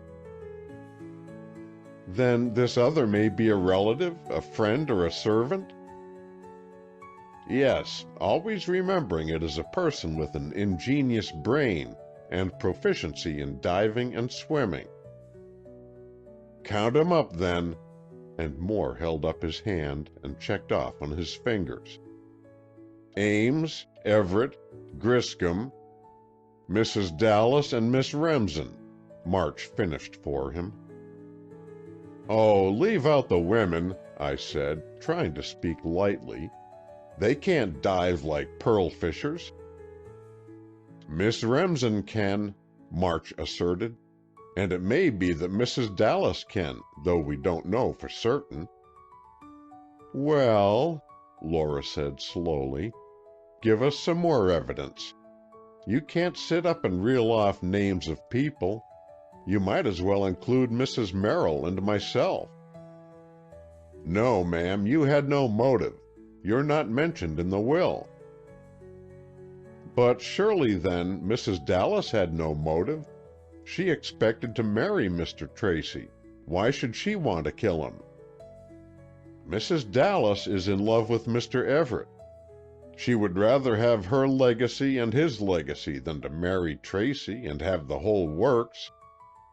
Mrs. Dallas is not a grasping sort, but she is a woman of deep passions, and she is desperately in love with that good-looking young man. You seem to know the secrets of their hearts, March, Healy said. What about Harper Ames? He's the puzzle. March shook his head. He's the one I can't make out. He asked you to take on the case, didn't he? He certainly did, Moore stated. Well, that's either because he's innocent himself, or because he wants to appear so. Can he swim? It's hard to say who can swim and who can't. For those who can easily pretend they can't. But that man is as deep as the sunless sea, and so far I haven't been able to size him up exactly. But look here, March. If you've footprints and fingerprints, what more do you want? Whose are they, anyway? That's another queer thing. They're Miss Remsen's, but she isn't the criminal. How do you know? I've talked with her. Now, I'm puzzled about Ames. He's a deep and wily sort. But Miss Remsen is a sweet, innocent young girl, and I'm not so inexperienced that I can't read such. She was scared of me at first, but once I got her calmed down, she was straightforward and truthful. I know that, and I'll stand by it. I could have hugged the man in my joy at his staunch partisanship toward Alma, and I asked more questions. Yet you say those were her fingerprints on the window frame? He gave me a quick look. You saw them then? Yes, they were hers. She was there, you know, on the Tuesday afternoon. Her uncle did say she could have the waistcoats for her fancy work, and he gave her the totem pole, too. She had the pole in her hand when she went to open a window, as the room was too warm. She remembered it scratching the white paint, and hoped the mark it made could be washed off. And was it the mark of her shoe sole on the windowsill? Healy asked, and I couldn't judge whether his suave tone was indicative of suspicion or not. No, sir, it wasn't. March sounded triumphant. Miss Remsen's soles have little round dots in the rubber. These prints show diamond-shaped dots." "That lets her out, then," Key said, drawing a long breath of relief, which made me suddenly realize how strongly he had suspected her. "It does, but she never was in. That girl couldn't have committed that fearsome crime. It's against all belief. A hardened man of the world now, or a callous-hearted servant, or even an experienced woman of society. All these sophisticated minds, yes. But that simple-hearted, innocent young girl, no." "I agree to that," Laura said, "not only because I want to, but because it's common sense and also psychology. Alma might have shot or stabbed in a moment of mad rage, but to bring in nail and hammer, it's too absurd." "Do you think the murderer was abnormal?" Maud said to Keeley. "To my mind, all murderers are abnormal," he replied, thoughtfully. "It sure isn't normal for anyone to kill anyone else, so, whether temporarily or permanently, to me a murderer is not only abnormal, but insane." "Insane in the sense, you mean," March agreed. "That is, on one occasion and on one subject. But that is not what is usually meant by insanity. However, I think we're of the same mind about that." "Did you see the doughty Merivale when you were at Miss Remsen's house?" he asked.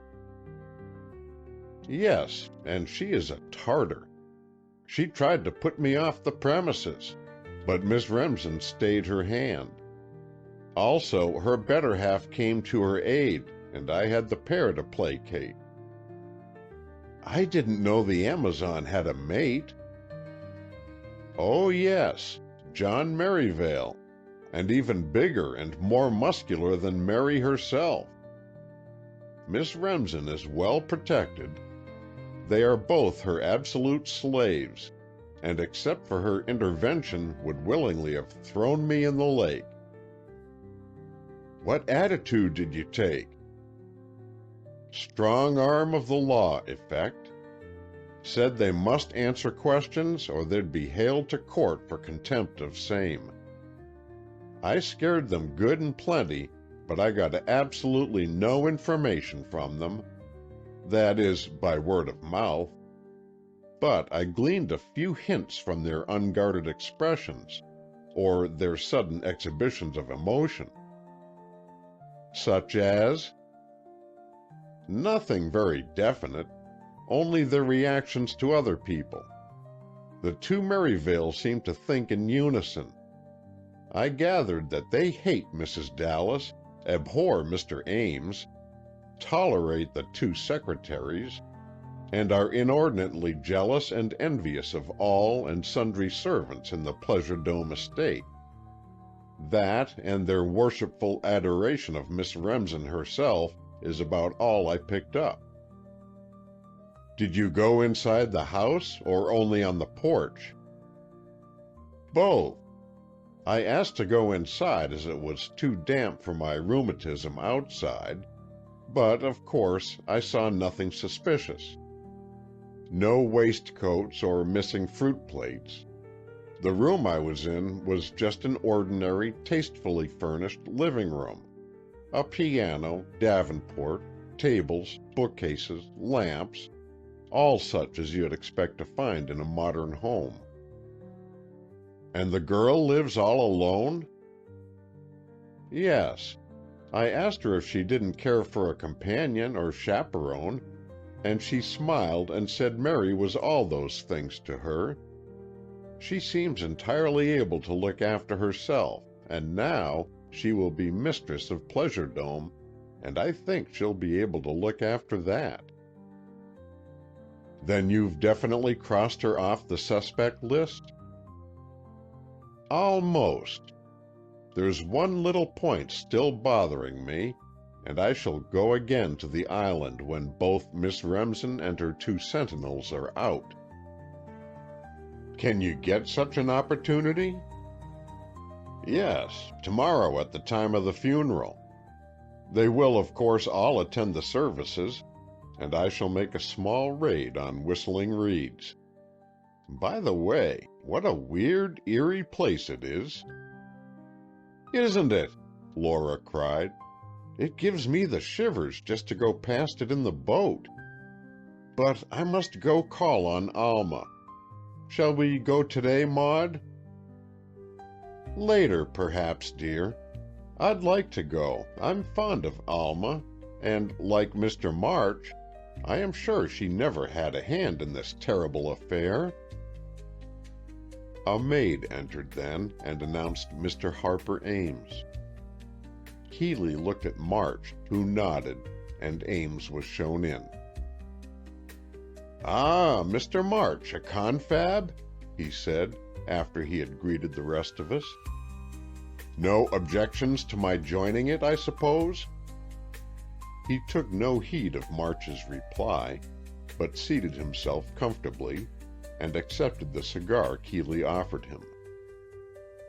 "I have come," he said, speaking slowly and distinctly, "to see if you are investigating the Tracy matter, Mr. Moore, to see what you have accomplished so far, and to learn if you hope for success." His pause and his inquiring glance demanded a reply, and Keeley said, with equal slowness and distinctness, "Yes, Mr. Ames, I am investigating the Tracy matter. I have accomplished, so far, only some preliminary work, and I hope for success, of course, or I shouldn't keep on with the case." "One more question, then. Are you making your investigation at my request, at my expense, and under my direction?" "No, I think not." Keeley spoke with utmost good nature, but with a decided shake of his head. "You see, it irks me to work for another, if I am interested in a case for myself." "Why are you so interested in this case?" He stared at him. "Because it is a case to interest all residents of Deep Lake District. Because murder has been done in our hitherto peaceful community, and every right-thinking man must or should be interested. If by my experience and training I am better able than some to look into the facts and indications of the evidence gathered, it is surely my duty to do so, regardless of requests or directions from anybody else." "Well, then, after all," Ames smiled, "I can't see that it matters much, except that if you're working for me, you get paid for it. If you're on your own, you don't." I couldn't quite understand this man, suave, polished, and of gentle voice and correct manners. He now and then broke out with a brusque, blunt speech that seemed to betray a cruder nature beneath his veneer.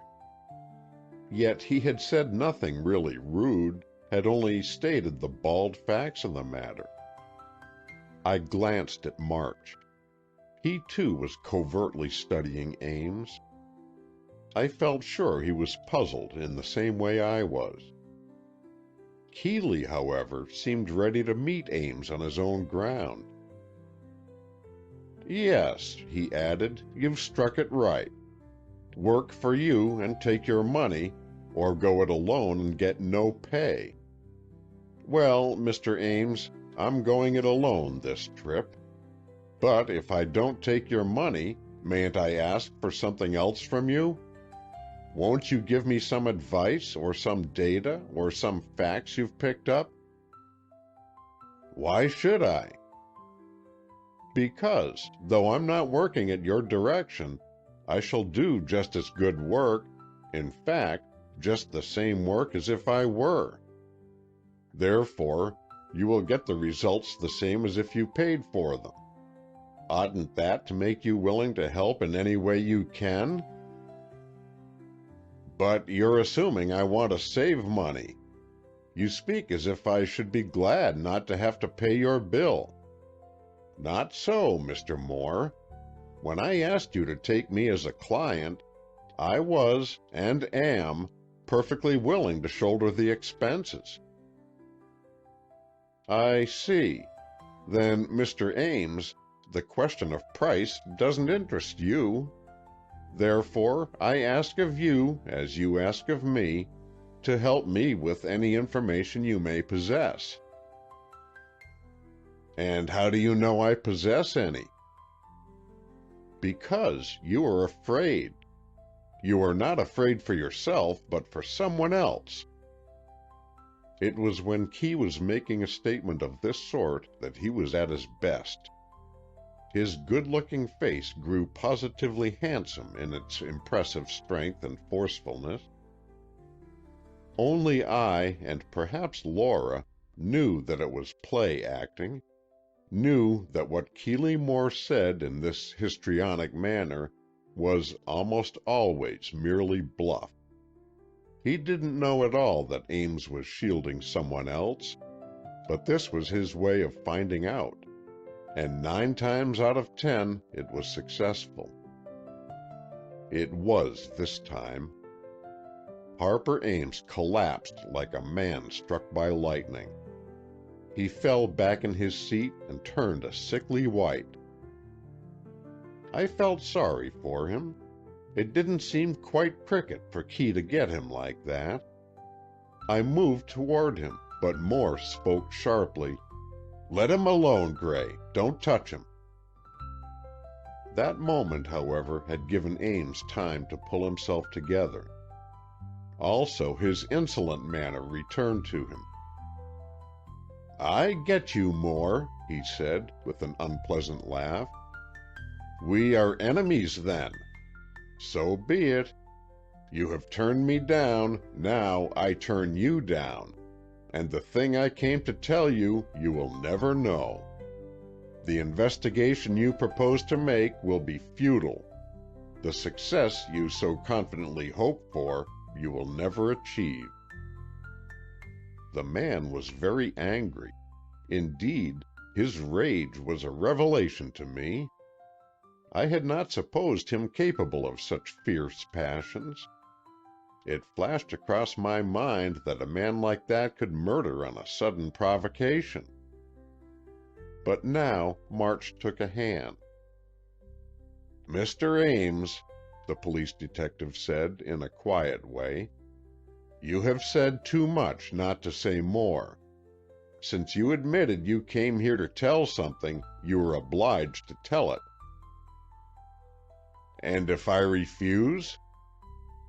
"You will be called upon to tell it to the chief of police."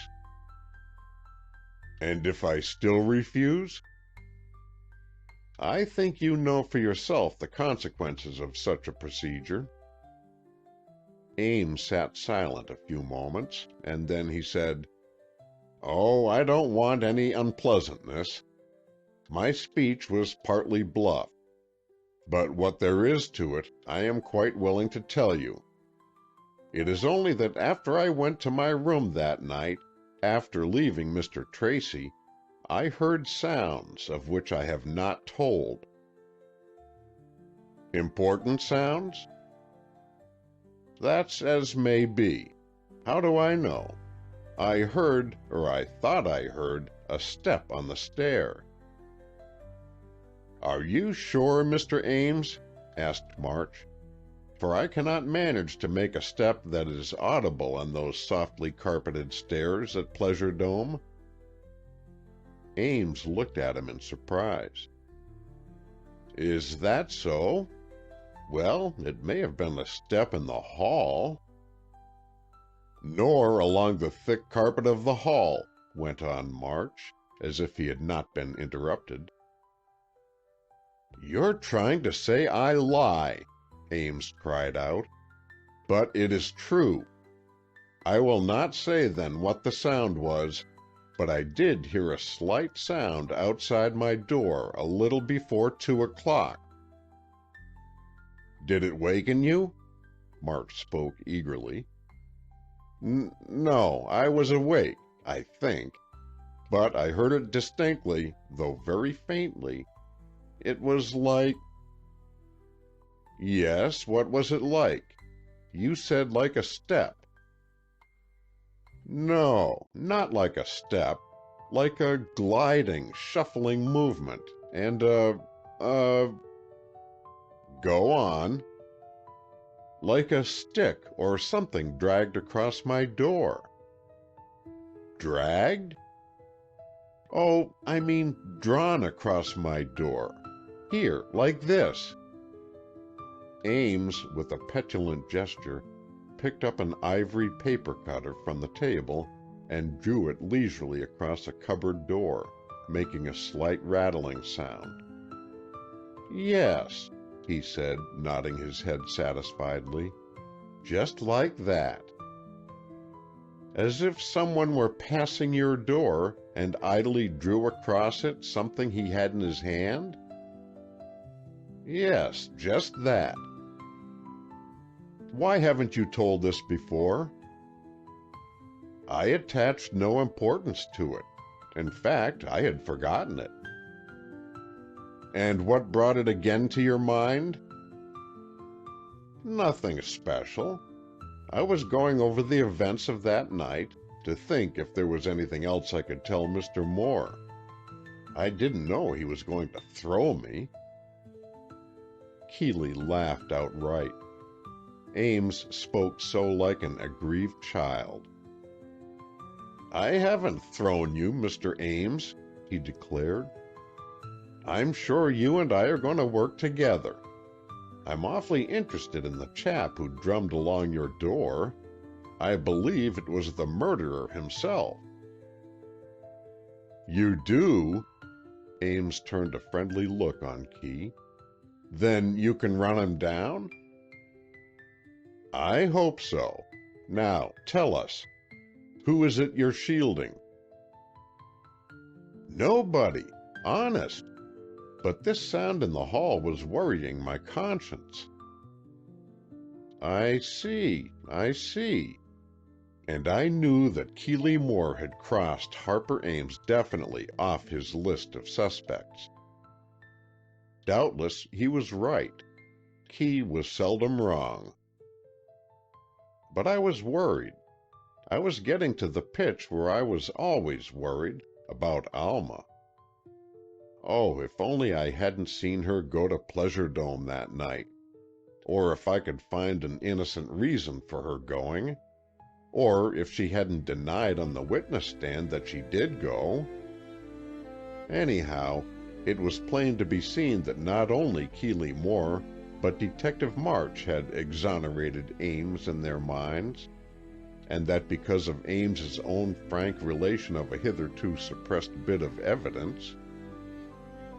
All a fake, I said angrily to myself. He's pulling wool over their eyes. But I knew better. Even to my untrained intelligence, Ames's story had rung true. He had heard the sound in the hall, and no one who heard his tale could doubt it. Then Ames rose to go, and somehow I found myself by Maud's side walking down to the gate with our caller. Do come over again, Mr. Ames, Maud said hospitably as she bade him good-bye.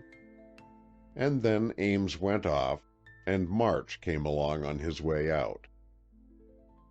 Maud stopped him to speak a moment, and I half turned aside. Had I known what the result of her words would be, I think I should have choked her to silence ere I let her utter them. But I only heard her say casually, "Then you will not be at the funeral, Mr. March?" "No, Mrs. Merrill. I think it too good a chance to lose to do 2 or 3 errands I have in mind." "One of them being to search Miss Remsen's home?" That's almost too strong a phrase. But I mean to take a run over there and see what I can get from the other servants when the two Merivales are away. Then do this, Mr. March, will you? Glance over the bookcase and see if you notice a book of short stories. Detective stories, you know. The title is Mystery Tales of All Nations, Volume 8. Is it your book? Oh, no, I don't know that it's there at all. Just see, that's all. Yes, ma'am, I will. And March went away. Angrily, I turned on Maud Merrill. Have you got it in for Alma? I exclaimed. Mercy, no. Don't look at me like that, Gray Norris. I'm only trying to get any information I can. And I still think that story is at the bottom of this murder. Trust a woman to get a fool idea into her head and stick to it like a puppy to her root, I cried, scowling at her. But she only laughed at me and changed the subject. End of Chapter 11. Chapter 12. My Secret. We went back into the house, and Maud, with a smile at me, said, Keeley, I asked our super sleuth, March, to scout around for a stray copy of that book that has in it the story of The Nail, and Gracie here is mad at me. Nonsense, I cried. I'm not. But I dare say there were some thousands of copies of the book printed, and if, when, and as you find one, you can't at once assume that you have hit upon the murderer of Sampson Tracy. That story is Maud's angle of the case, Key said. Her own exclusive property, and she must be allowed to exploit it as she likes. I'm free to confess I haven't much faith in it as a pointer, but I will say if the book is found on the bedside table of anyone who benefits by Sampson Tracy's death, it will be a lead that must be followed up. Oh, all right, I said grumpily. I can see you all suspect Alma Remsen more or less, but why don't you come out and say so?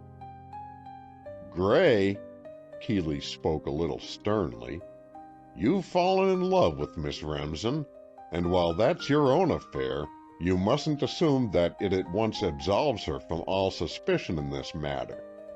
Now, wait a minute before you explode.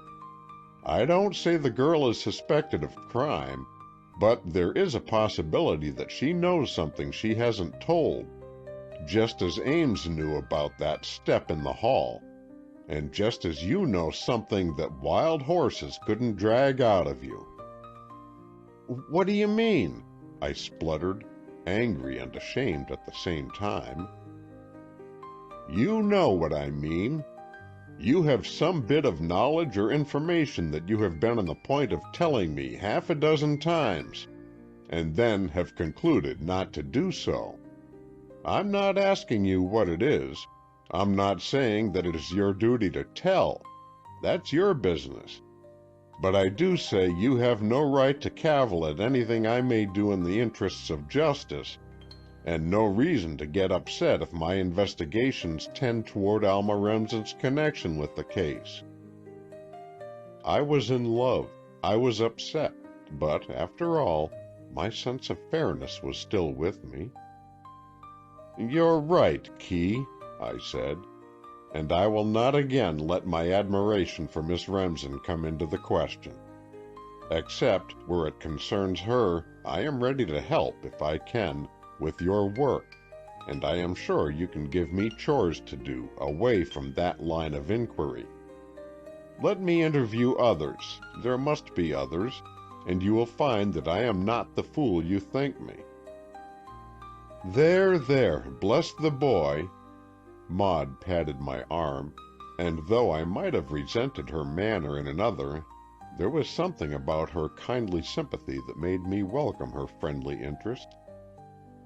"Of course, I think you're a fool, Gray," Moore assured me. "I've always thought so, but aren't we all?" "Of course we are," chimed in Laura. "I wouldn't give a fig for anyone who wasn't a fool in some ways. Now, don't think, Gray, your shy avowal is news to us, for we knew you had fallen for the lovely Alma almost before you knew it yourself. And we all approve and look forward to a happy ending. But for the moment, we are engrossed in another matter. And though Keeley says he is not going to urge you to tell us the secret you are withholding, I am, and I hope you will feel that it is better to let us know it." I thought a minute, and then I said, "Laura, you're a dear, and I can scarce refuse you anything at all. But this thing I know, which may mean something or nothing, is so trivial, so insignificant, that I do not feel guilty in keeping it quiet, at least for a little time longer. Moreover, its weight, if it has any, would be against Alma's interests. So please think I am justified in keeping still." "You are, Gray," Keeley said heartily. "The more so that I do not ask for evidence against the girl. If she is implicated at all, we have enough evidence. What we want is admission on her part. So keep your bit of information, and should it become really necessary, I'll demand it." He nodded his head so understandingly that I saw we were re-established on the old footing, and I rejoiced that I had not told my secret. For whatever they said, I felt sure that a statement that I had seen Alma go to Pleasure Dome that fatal night at about 1:30, and had probably heard her return about 2:30, would be something like a match to a trail of gunpowder. "Now," Keeley went on, "I must do some real Sherlocking. First, as to Harper Ames, I'm inclined to scratch his name from my list of suspects because of his frankly expressed desire that I should take the case for him. Either he has the knowledge of his own absolute innocence, or else he is the very most clever devil I have ever chanced to run across." "He's innocent, all right," Laura said. "He couldn't act out all that. He really wants you to take the case, Key, and that proves his innocence." "But does it?" Moore argued. "May it not be that he is the guilty man, and he is bold enough to think that by taking such a course he can steer suspicion away from himself?" "Seems to me," I put in, "that for a real Sherlock you are doing a lot of theorizing and surmising. Why not get down to shreds of wool, missing cufflinks, and dropped handkerchiefs?" "Keeley isn't a fictional detective," Laura explained. "He doesn't work on conventional lines." "There are two kinds of fictional detectives, my dear girl," Keeley told her. "The detective of fiction and the storybook sleuth, who declares that he is not the detective of fiction. The original detective of fiction was the hound on the scent sort. The man who could put two and two together. The wizard who could tell the height, weight, and coloring of the unknown criminal from a flick of cigar ash. Then, as this Superman palled a bit on the reader, came then his successor, the man who scorned all these tricks of the trade, and announced himself as not the detective of fiction." "And which sort are you?" asked Laura brightly, with a hint of veiled chafing. "I'm a mixture of both," Key stated calmly. "But I do think one should consider the bent and inclination of a suspect as well as the material clues he leaves about." "For instance?" I asked. "All that stuff left on the bed. Your old Sherlock type would say, These flowers were placed here by an ex-gardener with red hair and a missing little finger. But to my mind, the deduction would be that the flowers were put there by a man the farthest possible remove from an ex-gardener, rather, a man of keen, sharp wits and decided ingenuity. Merely as a blind, or rather as a misleading clue, I suggested. Yes. Now the superfluity of those things on the bed, I mean the multiplicity of them, betokens a nature inclined to overdo. Like a man who, getting on a steamboat, ties himself on. Or, put in Laura, if a man compel thee to go a mile, go with him twain. Yes, something of that sort. Yet it may be that he started on his mad career of bed decorating and went on, sort of absent-mindedly. Got started and couldn't stop. Exactly. Say he placed the flowers first, then, seeing the orange and crackers, added those. Noticing the crucifix, used that. Then the handkerchief, and finally draped the scarf round them all, just because it was handy by. And the watch in the picture? Oh, that dratted thing. That throws the whole matter into another category. That watch is my hope and my stumbling block, both. You've been mysterious before, Key, about that watch. Now, out with it. What's the separate mystery of the watch in the picture? Quid pro quo, said Key, smiling at me. You tell me what you're concealing up your sleeve, and I'll divulge the dark hint suggested to me by the watch. I hesitated, but my disinclination to tell of the canoe incident was too strong. I couldn't bring myself to let loose a torrent of suspicion that might engulf Alma. Can't do it, I said honestly. I would if I thought it my duty as a citizen or as your friend, Key, but as I see it, it's better left untold. You remind me, Key said, smiling, of Jurgen, who said, I do my duty as I see it, but there is a tendency in my family toward defective vision. That isn't quoted verbatim, but nearly so. All right, old son, keep your guilty secret, and I'll keep mine. Do. What's next on your sleuthing program? I'm going to interview Mrs. Dallas. How will she like that? I dare say she won't be any too well pleased, but unless she refuses to see us, we can't help learning something. Will you go with me? Of course, I returned, glad he wanted me. I truly desired to help, so long as the work didn't touch the girl I cared for.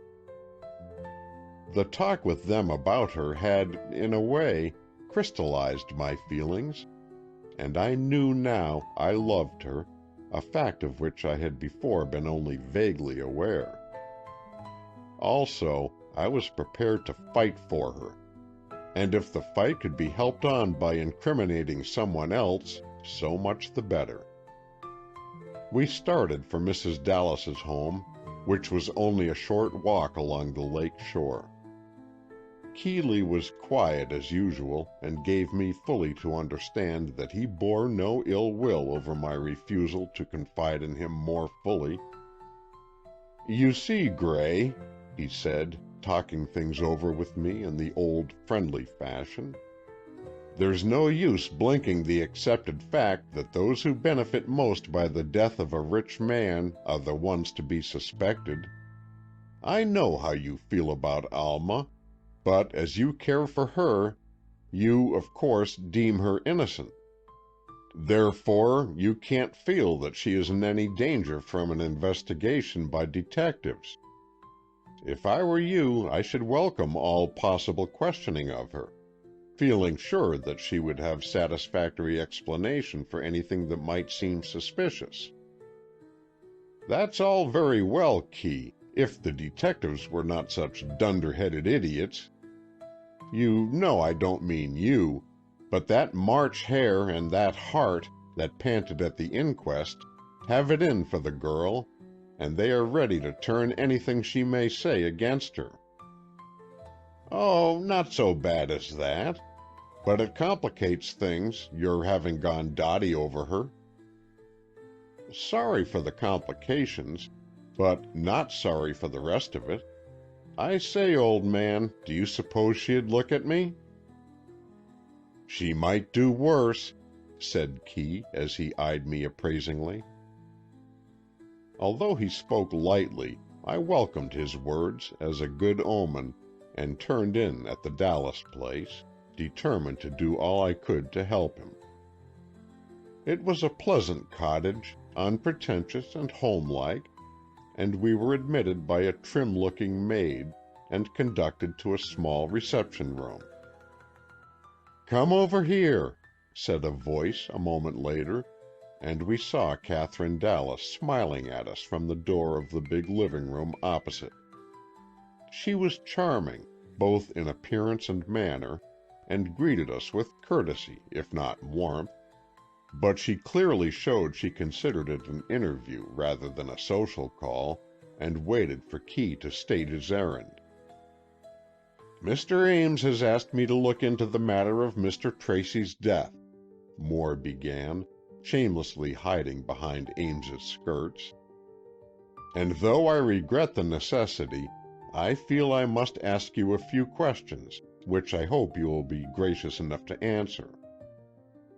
"Yes," she returned, not at all helpfully, though in no way forbidding. I saw by the play of Keeley's features that he had sized her up and had concluded to carry on the interview in strictly business fashion. "You were Mr. Tracy's fiancée at the time of his death?" he asked. "Yes, Mr. Moore, I was." "Then, as such, as the one holding the nearest relationship to him, if we accept his niece, Miss Remsen, am I correct in assuming you desire the discovery of the criminal who was responsible for his death?" "No, Mr. Moore, you are not correct in that assumption. I loved Mr. Tracy. I hoped to marry him. But now that he is dead, I should greatly prefer that the matter be considered a closed book. I am not of a vindictive nature, and to me the horrors of an investigation and all the harrowing details of such a procedure would be only less distressing than the tragedy itself. So far as I am concerned, I should infinitely prefer that the name of the wretch who cruelly killed Sampson Tracy should be buried in oblivion to having it sought for and blazoned to the public gaze. This is not the usual view to take of such a situation, Mrs. Dallas." Key's tone conveyed distinct reproach. "The usual view has never meant anything to me, nor does it in this instance." She was not exactly flippant, but there was a note in her voice that proved, to my mind at least, that she resented any discussion of her mental attitude, and, indeed, resented the whole interview and our presence. Clearly, no help could be expected from her, yet I was moved to put a few straightforward questions. "Are you remaining here, Mrs. Dallas, for the rest of the summer?" She favored me with a glance that was strongly disapproving of such an intrusive remark, and answered icily, "That I have not yet decided." "You know the terms of the will?" Key shot at her suddenly, having decided, as he afterward told me, that she was unworthy of delicate consideration. "Yes," she said, with a face void of expression.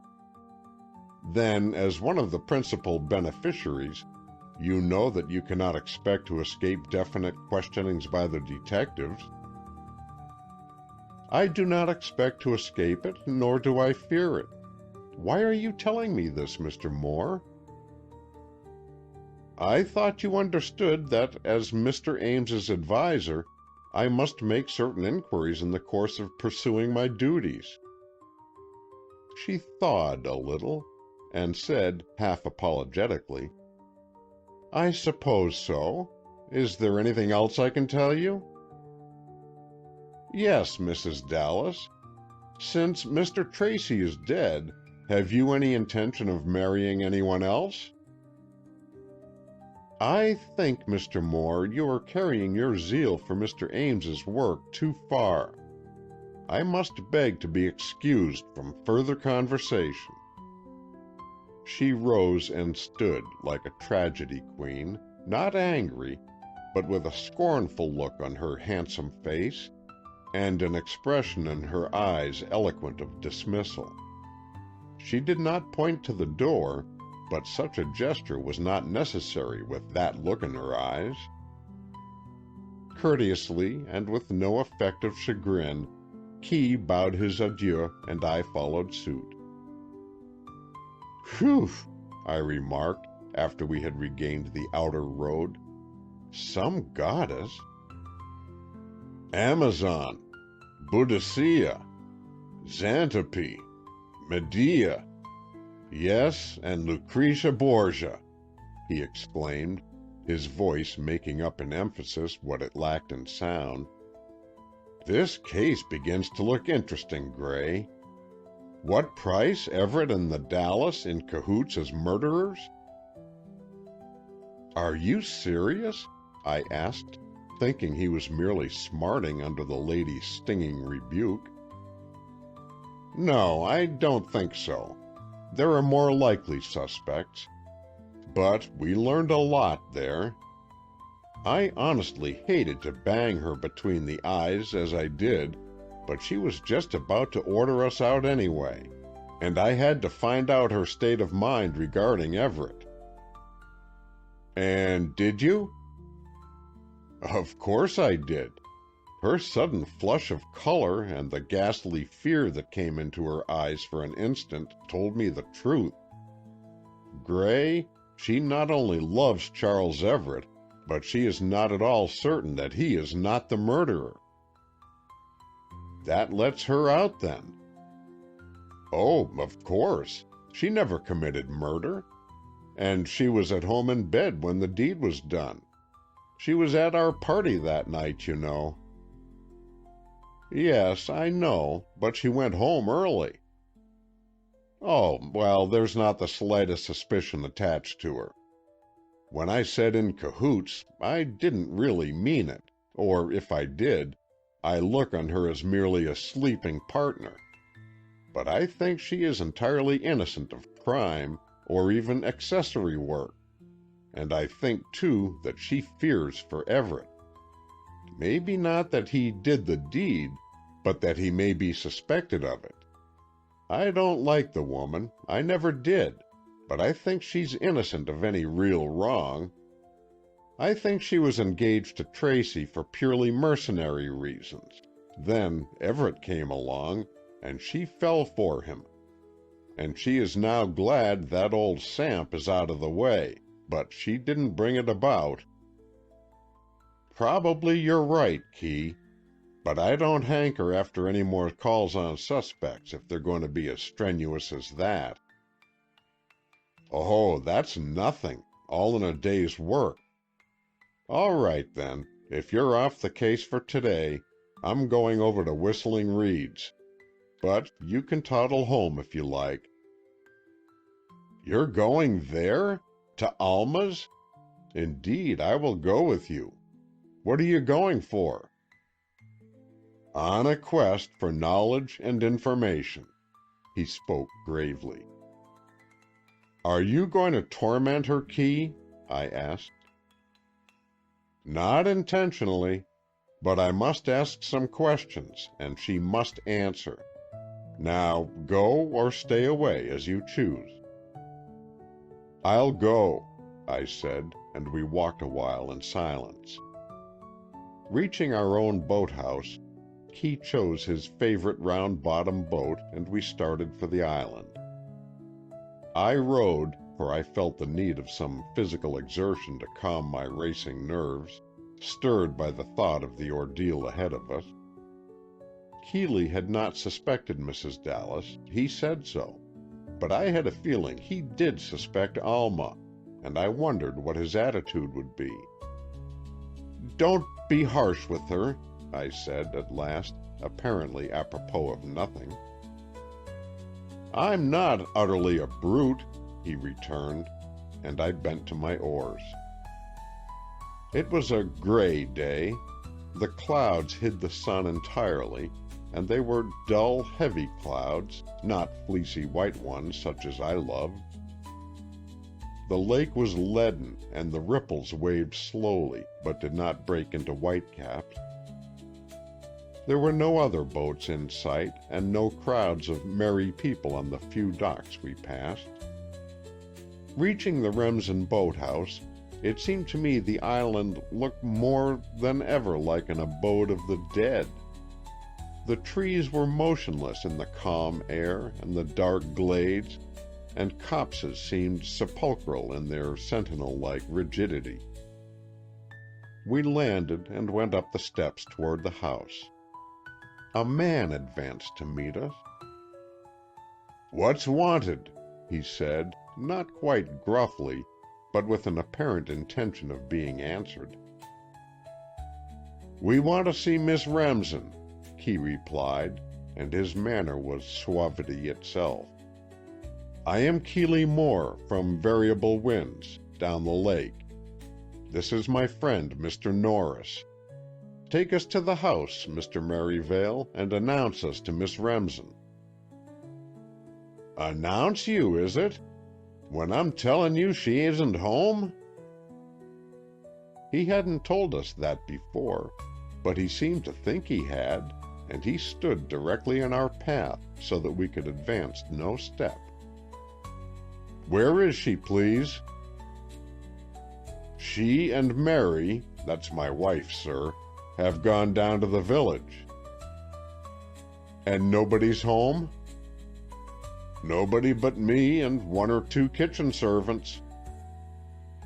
"Well, let us sit on the porch a few moments. Mr. Norris is all tuckered out with his row over here, and I've got to row back. So maybe you'll give us a drink of water? If Mrs. Merivale was at home, I'd ask for tea." The strange-looking man seemed to relent a little.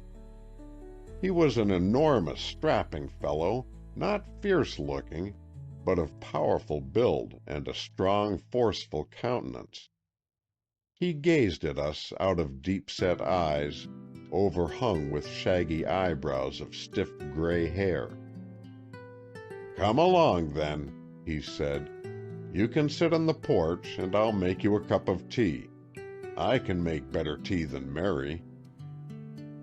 But as he turned to leave us, he said with a slight smile, "If so be you gentlemen could put up with a drop of scotch and soda, it'd save me boiling the kettle."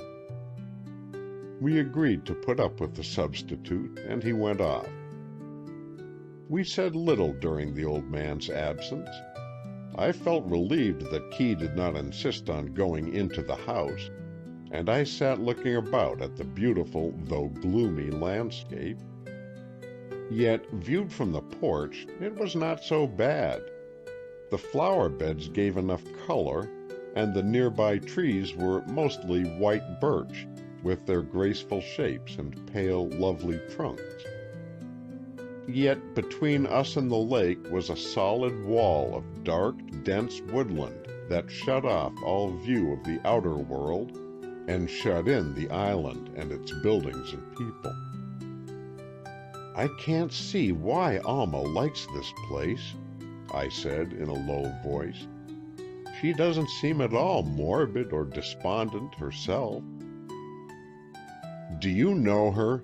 Keeley asked me, and I suddenly realized that I didn't know her at all. But I promised myself that was a defect that time should remedy, and that, I hoped, soon. From where I sat, I could see into the house through a window. I looked into the same room we had been in the other day I had called here, the day when Mary had told us, if we were men, to let the poor girl alone. As I looked, not curiously, only idly, I saw the old man, Merivale, come into the room and adjust a record and then turn on a Victrola. The strains of Raff's Cavatina floated out to us, and Key gave a little smile of enjoyment. A moment later, Merivale appeared with glasses on a tray, and I said pleasantly, "Your music sounds fine out here on the lake." He looked up suddenly, saw the open window, and frowned. "That Katy," he explained. "She's forever turning on that machine. Do you mind it, sir?" He looked anxiously at Key.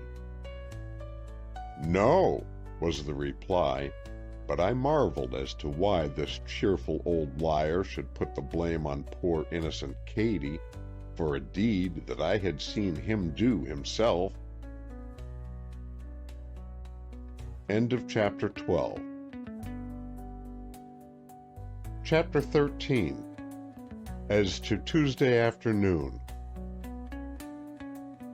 And then Alma came home. I watched her as she paddled her canoe with long, clear-cut strokes, and I remembered what Billy Dean had said about her paddling being unmistakable. Perhaps this was an exaggeration, but surely her method was that of an expert. She brought the pretty, graceful craft to a landing and sprang out, followed more leisurely by the gaunt figure of the ever-watchful Mary. She wore an exceedingly becoming sports costume of white with borderings of black, and a little white felt hat with a black cockade. I watched her as she came nearer, and I realized anew that this was the one girl in the world for me, and I knew too that she needed a friend, needed someone to lean on in the ordeal that was ahead of her. For whatever the outcome of the inquest, she faced new responsibilities and burdens in the adjustment of her uncle's estate. I suppose a more conscientious nature would have hesitated to aspire to a girl set apart by a sudden acquisition of great wealth, but I was too deeply in love to think of that. I had a competent income myself, and I should have been glad to marry Alma Remsen had she been penniless, but all those considerations were as nothing to the all-absorbing thought of how I loved her. She was so appealing as she raised her eyes to mine when she greeted me, and her sweet face was so wistful that it was all I could do to keep from grabbing her up in my arms and carrying her off. As it was, I took her hand and made conventional inquiries, the while devouring her with my eyes. I think she sensed my restraint, for her hand-clasp was friendly, even trustful, and we sat down together on a porch settee. "You're a frequent caller, Mr. Moore," she said, almost gaily. "I'm sorry I was so unsatisfactory on the occasion of your other visit. I'll try to do better this time." I looked at her in some apprehension. I felt sure her light manner was assumed to cover the depths of worry and anxiety that it seemed to me showed themselves in her dark eyes. "I don't want to bother you too much, Miss Remsen," Keeley said, "but you can be a real help if you choose." "Of course I choose. Ask me anything you like. I'll answer." She gave a little smile and tossed her head with a pretty gesture. Both the Merivales had disappeared. I had an uncanny feeling that they were watching from behind some window curtain, but I had no real reason for this. The Victrola had ceased its music. Doubtless Katy had turned it off. "It's about that last call you made on your uncle," Keeley proceeded. and I could see that he was watching her closely, though he seemed not to do so. "It was the last time you saw him alive, was it not? That Tuesday afternoon?" "Yes," said Alma in a quiet, steady voice. "Yes, that was the last time." "What did you go there for?" "On no special errand, only to see him. I always go over 2 or 3 times a week, or thereabouts." "And according to Mr. March, you raised a window in your uncle's sitting room, thereby leaving your fingerprints on the white enamel paint?" "So Mr. March told me. I know little of fingerprints, I mean as evidence, but I well know how they mar white paint. I am a tidy housekeeper, and I am continually at war with fingerprints on white paint." I glanced around the porch and looked through the window into the living room. Everything was immaculate, and I could well believe that the girl made a fetish of tidiness. "Yes. Then it scarcely seems like you to have your hands in such condition that they would leave marks on the window frame." "No, it doesn't seem like me." Alma lifted her lovely little hands one after the other, and scrutinized them with apparent interest. "No, I rarely have dirty hands. Even as a child, Mary says I was always tidy. But, Mr. Moore, I'm told that fingerprints cannot be mistaken, and so the fact remains, doesn't it, that on that particular occasion my hands did need washing?" There was a certain something in Alma's voice that drew my attention. She seemed to be speaking casually, seemed really indifferent as to the subject, yet her tone was alert and her whole manner tense. It was almost as if she was studying the effect of her words on Moore far more intently than he was studying her. Yet this was absurd. Why should she fear him? She had already admitted and explained the fingerprints to March, who had expressed himself satisfied. "You went to the window, then, to raise it in order to let more air into the room?" "Yes." "Didn't it rain in?" "What?" The suddenness of her exclamation made me jump. "Yes," Keeley went on. "There was a hard shower Tuesday afternoon, and it came from the east. It should have rained right in that window."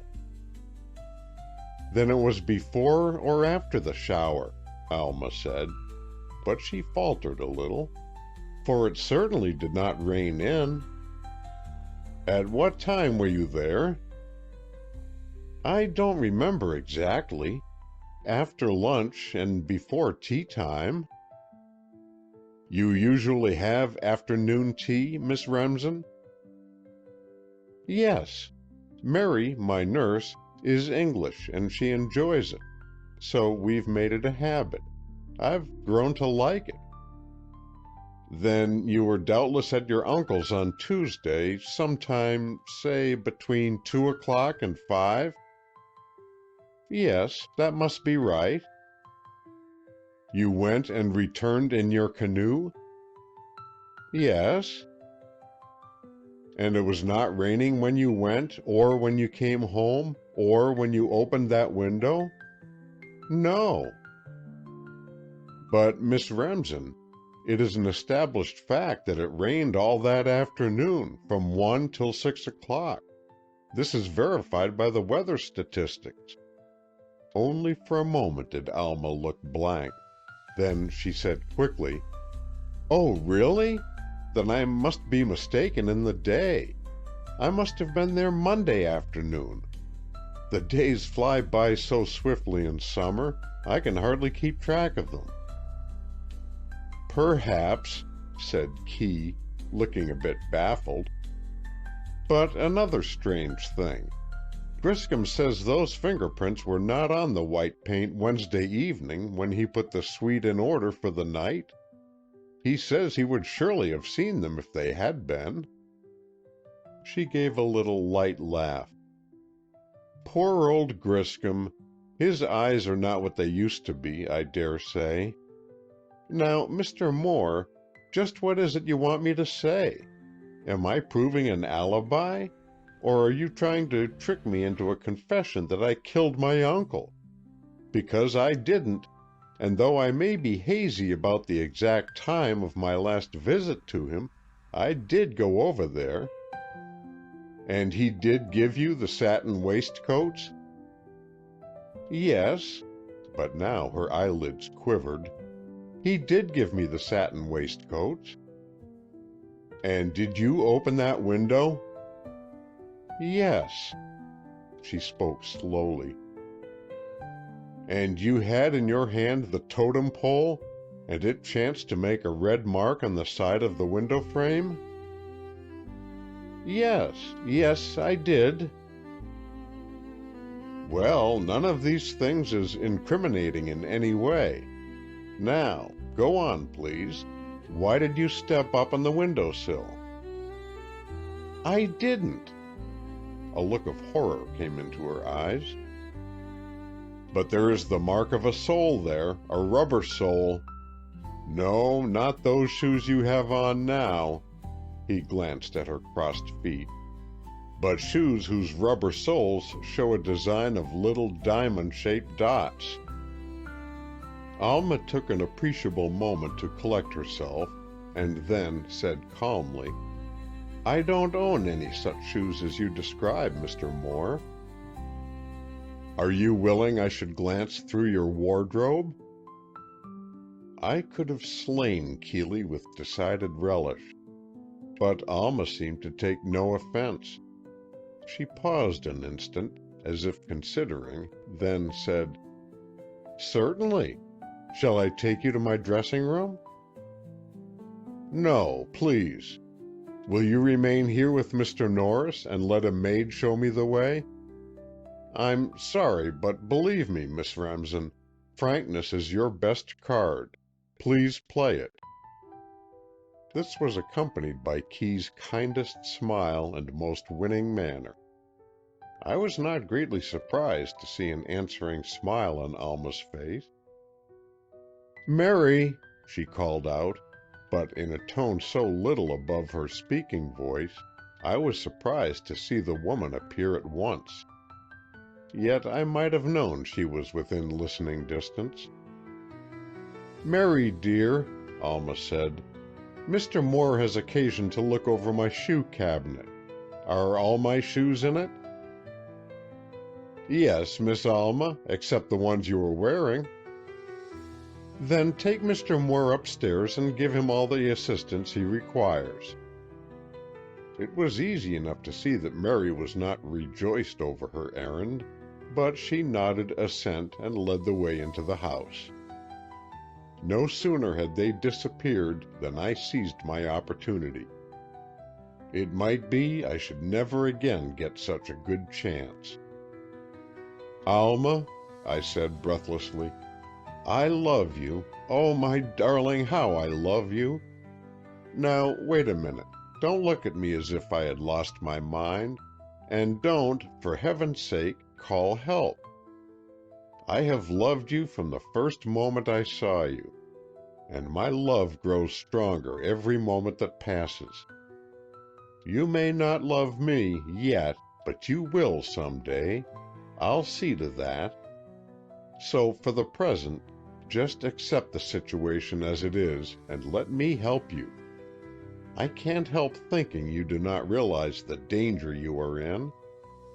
The detective March is for you, but Keeley Moore is out for investigation, and when he gets started, nothing ever stops him.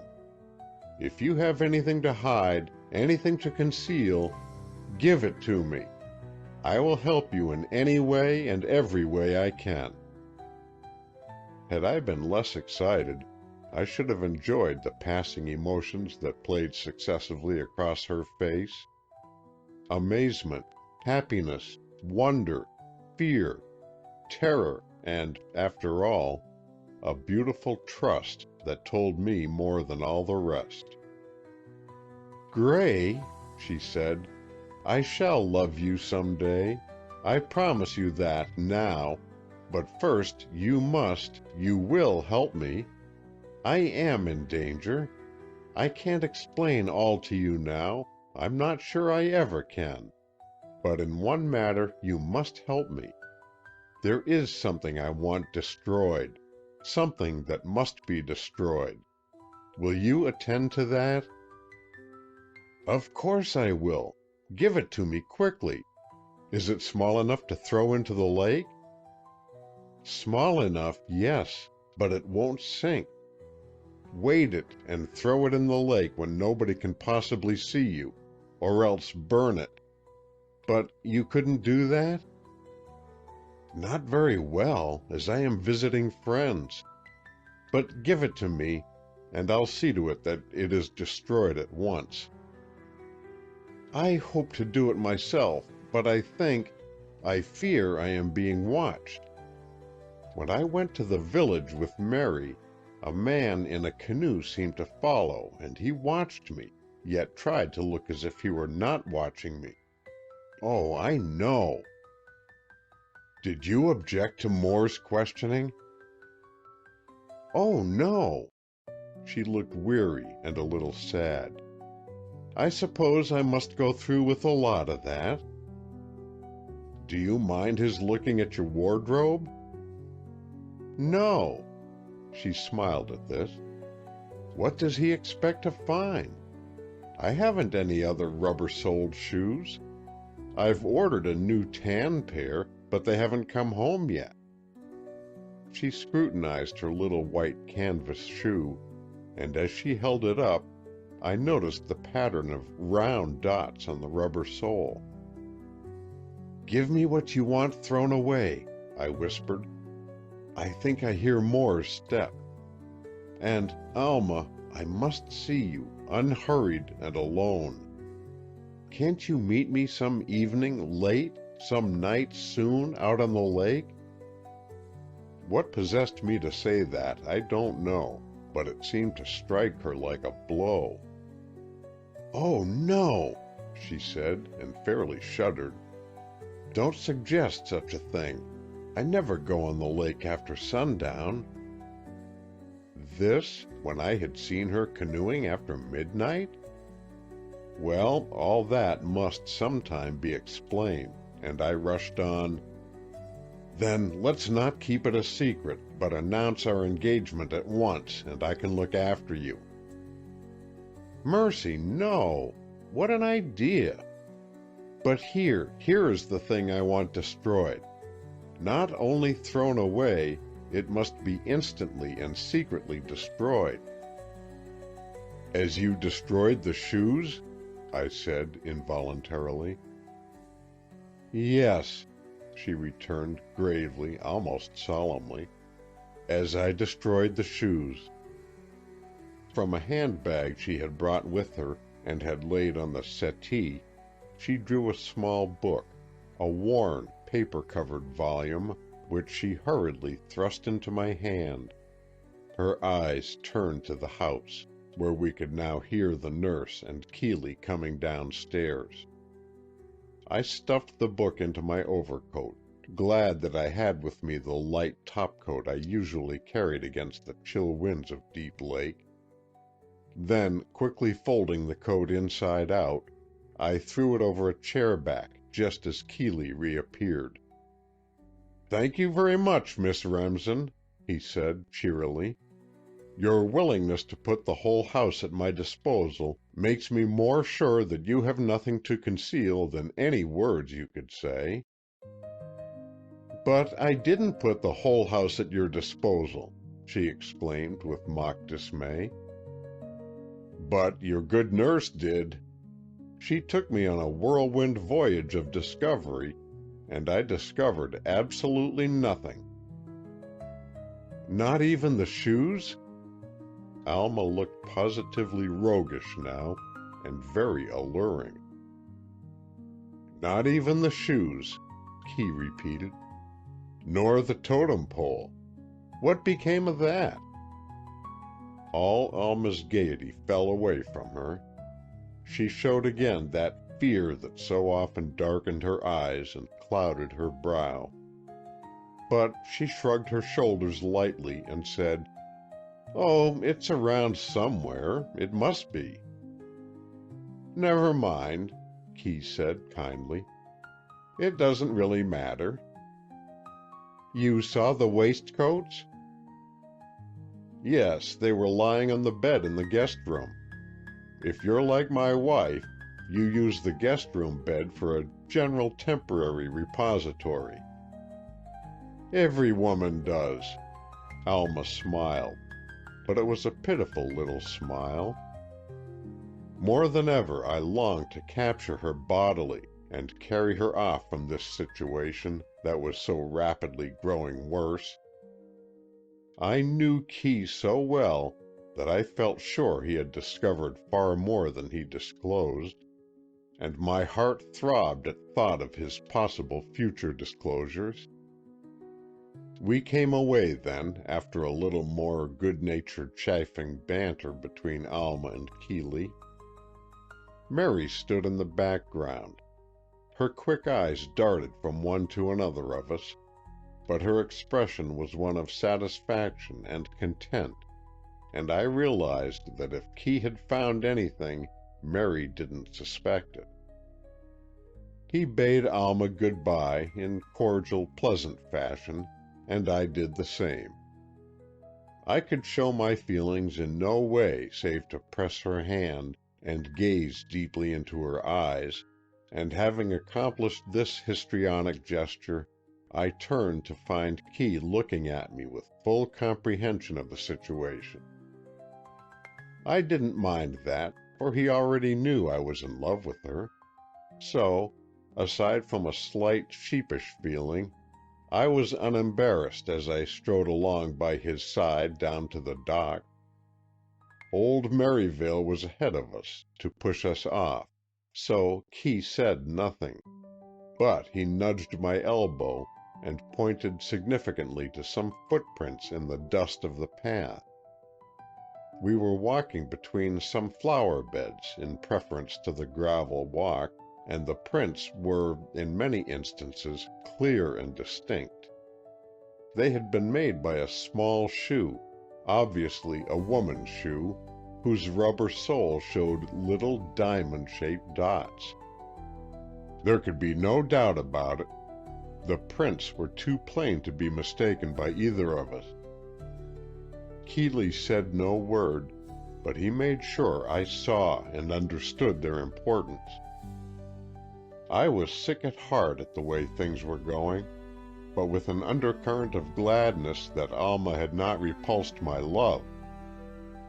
True, she had not definitely accepted it either, but I was willing to bide my time. Old Merivale deftly assisted us into our craft and gave us a shove-off. I rowed at Keeley's request. "Isn't it your turn, lazybones?" I asked him. "No, you row," he returned in a preoccupied tone, and willingly enough I plied the oars. After we had rounded a bend of the shore and were out of sight of the Remsen house, he said very seriously, "So you propose to compound a felony, Gray?" All at once, I remembered the book Alma had given me to destroy. I had forgotten it for the few moments we were taking leave, but I didn't blame myself for that, as I considered it hidden in my overcoat pocket, and my overcoat, folded inside out, completely protected it. Had Keeley found it? "What do you mean?" "That's the proper response. Well, I mean, when a lady gives you a book to destroy, why don't you destroy it?" He sat in the stern, facing me and steering. As I looked at him, ready to give vent to my wrath, he said with a friendly smile, "Hold on, Gray. Don't fly off the handle. Do you know what the book is?" "No, I don't, but I can tell you—" If you can't tell me the name of the book, nothing you can tell me is of any consequence. Can't you guess the title?" His grave tone and serious face gave me a hint. I stared at him, unbelieving. "You don't mean—" I stammered. "Of course I do. It is Detective Stories of All Nations, Volume 8. He held it up, and then my rage boiled over. You took that from my pocket?" "Of course I did, and I shall keep an eye on you after this. Gray, try to recognize what you are doing. Try to recognize what I am doing. Or, to put it plainer, remember that I am doing only my duty, and you are obstructing my honest efforts." His straightforward glance and his friendly smile won the day, and I mumbled miserably, "What can I do, Key? I love her so." I know, and it complicates matters terribly." "Shall I go away, back to New York?" "That would be the best plan, but I know you won't do it." "No," I said, "I won't do it." "Then if you stay here, if you stay with us, you've got to play fair." "Fair by you or fair by Alma?" "Both. Don't think, boy, that I don't understand, but I can't have my work blocked by your interference. Heretofore, you've been a help on my cases." "But this is different," I cried. "Yes, this is different. So, since you won't go back to New York, and I don't want you to stay at Deep Lake under any other roof but ours, what's the answer?" Putting it up to me like this, I couldn't combat him or even rebuff him. He was playing fair, all his cards were on the table. I must, in all honor and justice, do likewise. "It would be horrid," I said, at last, "to stay here at the inn, or anything like that. And I can't—oh, Key, I can't go back to New York. But I most certainly propose to play the game. Now, I can only say that if I learn anything further about Alma that I think you want to know, I will tell you. And, on the other hand, if you learn anything, you must tell me." "Spoken like your own true self," and more fairly beamed on me. "Now, tell me, did she ask you to destroy the book? For of course I only assumed that." "Yes, she did. Said she was watched or followed, and the thing must be absolutely destroyed."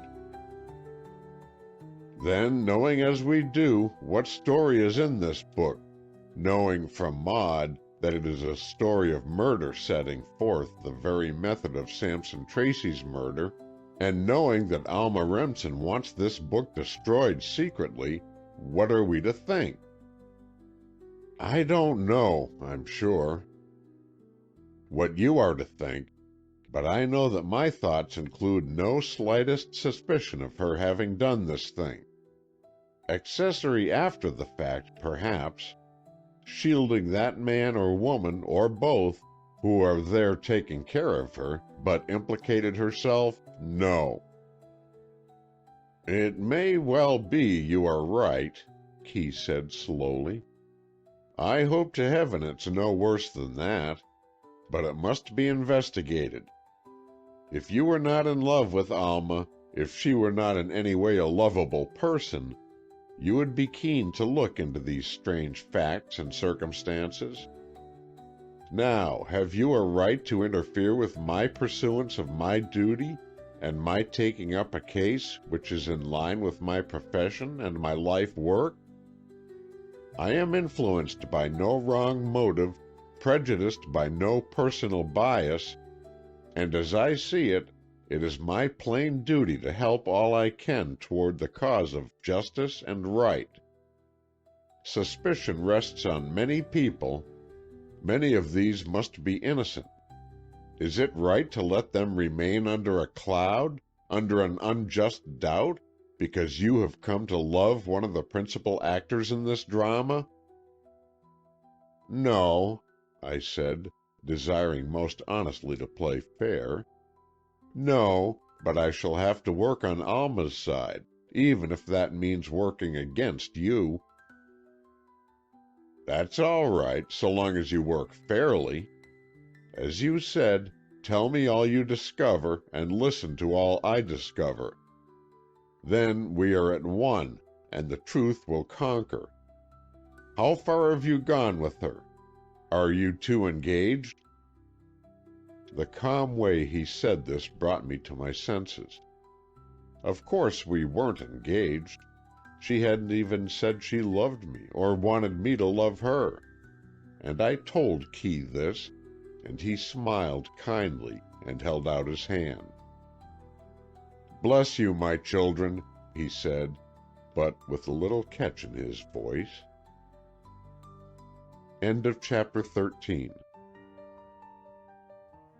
Chapter 14. Posy May. "Well," Keeley began as we arranged ourselves comfortably on the glass-enclosed porch and prepared for a confab, "our impulsive friend here has gone and done it now." The two women gave me a quick look, and Laura, with her uncanny intuition, said, "When is the wedding, Gray?" "As soon as it can be arranged," I declared stoutly, for I wasn't going to be secretive about this matter anyway. "But don't plan for it yet, Laura, for the lady hasn't by any means said yes. It's only, so far, that Barkis is willin'." "It is serious," Keeley said slowly. "It's all serious, and getting more so every minute. I say, you'll have to excuse me, I've got to go on an errand." He rose hastily, and gathering up his hat and coat, started off down the road. "Key's on the warpath for sure," declared Laura. "What happened at Whistling Reeds, Gray?" "Nothing much, or, yes, I suppose there were developments. Better wait till Key comes back. He went over the house on a searching bout." "Did he find anything?" "I don't know, but I doubt if he found anything as important as I did. You girls may as well know, first as last. I found, that is, I was given—oh, pshaw, here it is. Alma asked me to destroy a book for her, and it was a copy of that book that has in it the story of The Nail." "No!" cried Maud, aghast at the revelation. "Then—" She paused. "Now don't jump at conclusions," Laura begged, looking at me with the utmost kindness. "To find that book there doesn't necessarily point to Alma. It may implicate that old harridan of a nurse, or her caveman husband, far more likely than that cultured girl." I looked at her gratefully. "Good for you, Laura," I said. "Now I'm going to fight this thing to a finish. I'm far from ready to admit that the book's presence at that house is a proof of anything. But, of course, it must be investigated. The worst part of it is that Alma asked me secretly to destroy it. She would, if she is shielding either of those two caretakers of hers. She is devoted to them, and I for one shouldn't be at all surprised if one or both of them did that murder. You see, they were afraid that the marriage of Mr. Tracy would cut off the fortune from their beloved mistress, and so there's motive enough." "But not a shred of evidence," I said, "and the evidence against Alma is simply piling up. The print of a shoe sole in the window-sill shows diamond-shaped dots, as you know, and Alma denied having any other rubber-soled shoes. But on the garden path there were distinct prints of soles with diamond-shaped dots, and when Key saw them he drew my attention. And besides, In my despair, I blurted out the whole story. Alma told me she had destroyed the shoes. You poor boy! And that blessed Laura patted my shoulder encouragingly as she flitted about. Don't put too much weight on those facts. I begin to see through it all. Alma was there, in that room, must have been, but she was not the criminal. Nor did she cut up all those monkey tricks in the bedroom. But these things must be sifted. Keeley will do it, once he gets fairly started. That is, Gray, if you will help him. Do believe me when I tell you it is far better for you to be frank. Do you know, even now, Key thinks you're holding out on him? I certainly should have held out on that confounded book, if I'd had the least idea he would sneak it away from me. Good Lord, Laura, you've been in love. What would you have done if every man's hand was against Key and you? Hold on there, Gray. I love Key now as much as I ever did, and I'm not saying I wouldn't lie or steal for him. But not if I were convinced that honesty was the best plan. No matter what you know or what you may learn against Alma, let Key in on it, for that is the only way to prove her innocence. You haven't any doubt of her innocence, have you, Gray? Maud asked gently. No, Maudie, I haven't. But there are such blatant, glaring bits of evidence that seem to be against her that I am afraid others won't be willing to sift them down, but will assume them to be proof positive of her guilt. But if she is shielding someone else, as she must be, surely detectives like Keeley and Mr. March will see through it. Mr. March isn't nearly as keen as Keeley, but he's nobody's fool, and he can see through a millstone with a hole in it. She tries to take it all so lightly, I went on, thinking aloud. Keeley made her say she left her fingerprints when she tried to raise that window, and then he flung at her that it was raining all Tuesday afternoon. And she only said, "Oh, well, then it must have been Monday." Now, that's all right, and probably it was Monday, but March won't be satisfied with that. He'll cross-question her and bullyrag her until he gets her so mixed up she won't know where she's at. But, Gray, Laura said quietly, have you realized that those fingerprints are not such as would be made in an attempt to raise the window? They are on the frame, not on the sash. They are obviously the marks made by someone who stepped up on the windowsill and sprang out of the window. Key is positive about this. He has examined them minutely. Then heaven help Alma, I groaned. For they say they are her fingerprints and her footprints, and she admits that she had that totem thing in her mind. But it's too clear. It's too obvious. She never killed her uncle, fixed up all that gimcrack business, and then went in the sitting room and jumped out of the window. Stick to the thing she evidently did do, put in Maud. She must have stood on the sill and dived out of the window. Not necessarily, I stormed. Even if she stepped up on the sill, say to open a window that stuck, that doesn't say she jumped, nor does it prove she killed her uncle. Certainly not. Hush, somebody is coming up the steps. The somebody proved to be Posy May, the pretty youngster whom I had seen a few times already. Well, how goes it? She demanded, dropping into a chair and curling her feet under her, while I accommodated her with a cigarette and a light. How goes what?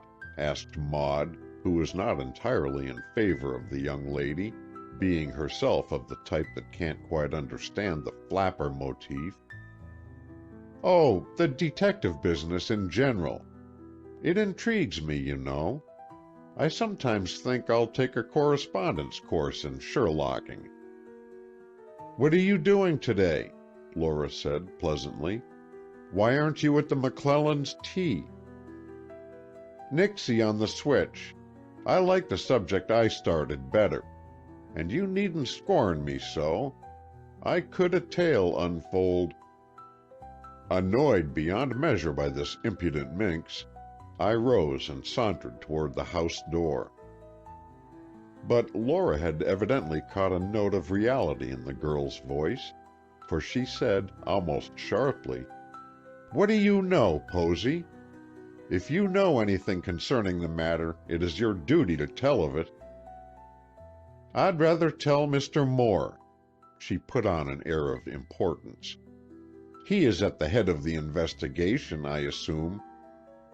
Laura smiled, in spite of herself, at the chit's manner, but she only said suavely, "As a good wife, I am my husband's helpmeet in all his business. And I assure you, it will be better to tell me and let me pass it on to him, for he's gone out, and I don't know when he'll get home again." "Do tell us," Maud urged helpfully. "We are all intrigued, as you say, with the case, and your assistance might prove invaluable." The flattering glance that accompanied this speech seemed to win the day, and Posy settled back in the big chair, sticking her feet out straight in front of her. "Well," she said, smoothing down her brief and scant skirt, "you see, our house is on down the lake, next below Whistling Reeds." Recognizing there was or might be something coming, I turned back and sat down again. "So, of course, I can't help seeing them about now and then, though I don't really rubber much. I don't get time, as I'm busy on my own. And, after all, there's nothing to see, and if there was, you can't see much with all that wall of evergreens all around 'bout." "If this is idle gossip, my dear," Laura began. "No, it's information." Thoroughly enjoying the attention she was receiving, Posy prolonged the situation by selecting and lighting a fresh cigarette. Having drawn one puff, she turned it round and critically surveyed the lighted end, as is the absurd habit of some people. But each one of her hearers knew better than to interrupt by word or look the possible continuance of her revelations. "Now, what I have to tell, I've never breathed to a soul. I'm not sure now that I ought to breathe it." She looked questioningly about, but we gave no aid or hindrance, knowing the best plan was to let her alone. Then she drew a long sigh and let the whole story pour forth in a mad rush of words. "And it's only one thing I saw and one thing I heard, and I saw Alma Remsen out on the tennis court in a perfectly fiendish rage, and she was striking out that old nurse person of hers and calling her the most terrible names, and the man who takes care of the place came and carried her into the house." "Carried the nurse?" "No, of course not. Carried Alma into the house, and she was kicking and fighting like mad. And the other time was when I was out on the lake, and I could see just the same sort of row going on, but I was too far to hear what she said. But this time the man wasn't about, and the nurse managed by herself to drag Alma into the house." "You're sure what you're saying is true, Posy?" asked Laura, very gravely and with an intent look at the girl.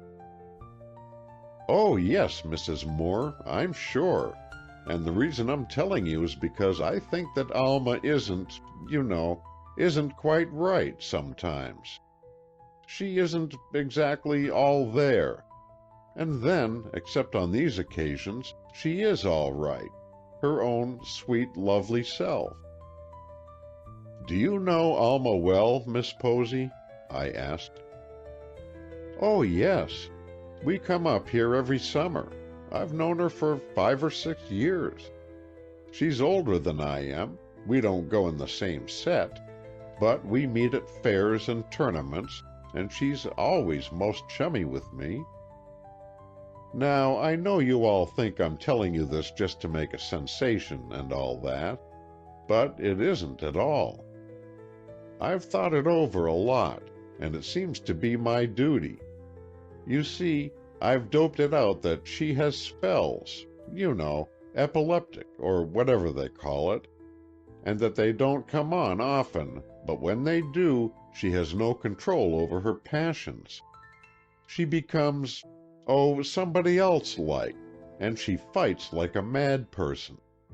If you'd seen her go for Mr. Merivale, wow! I don't want to see it again.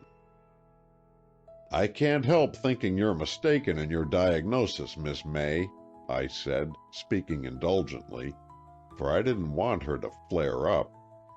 But I think it's far more likely the 2 occasions you speak of were just fits of anger, unladylike perhaps, even unjustifiable, but not the result of a diseased mind or body. She looked at me with earnest eyes.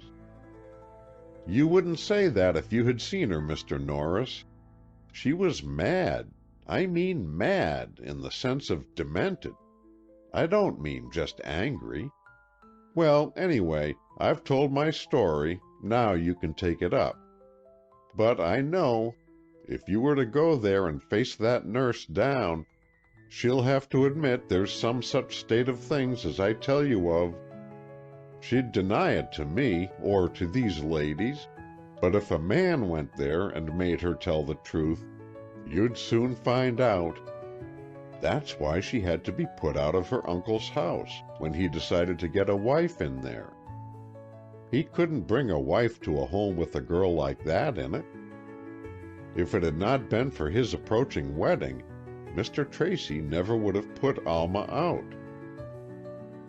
Posy, Laura spoke gently, are you willing to keep this secret a while longer? Are you willing to promise not to tell anybody about it until Mr. Moore says you may? If you will do this, you may feel that you have been of real help to us, but if you're going to spread the story, you will do incalculable harm. No, I won't tell if you don't want me to. That's a good girl, and we certainly don't want you to. Don't even tell Dick Hardy, will you? Oh, gosh, no. He wouldn't listen anyway. He's just my sheik, you know. He and I don't talk about anything serious. You're a funny youngster, Posy, and Laura smiled kindly at her.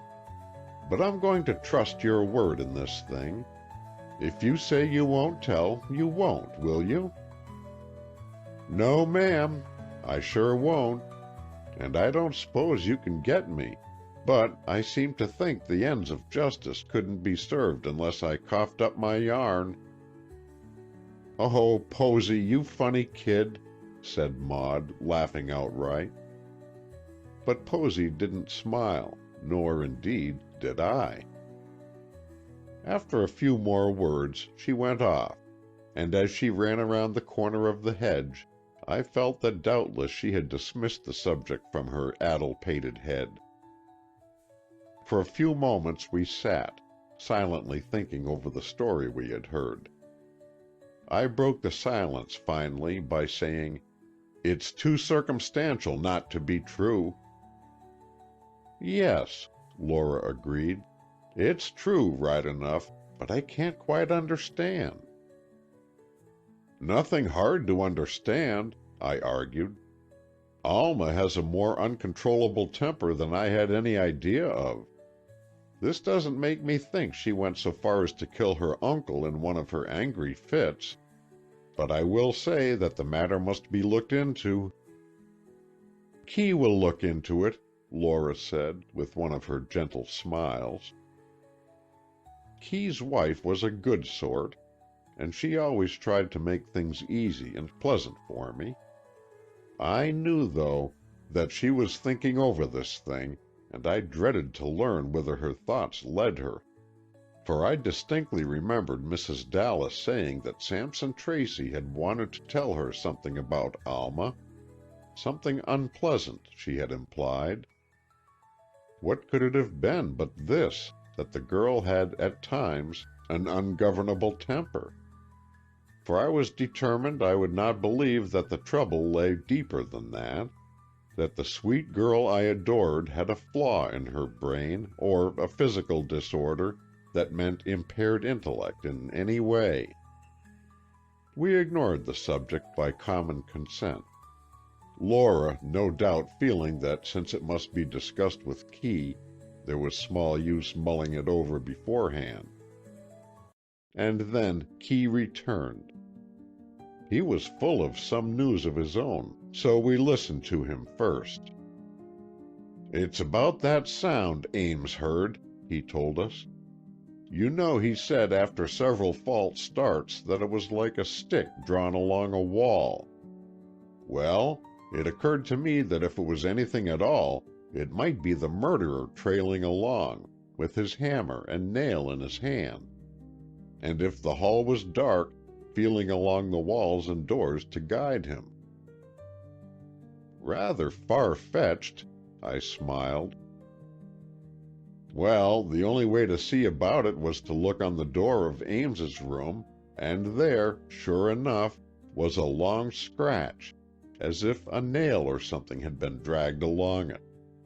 A distinct scratch, but only across the door.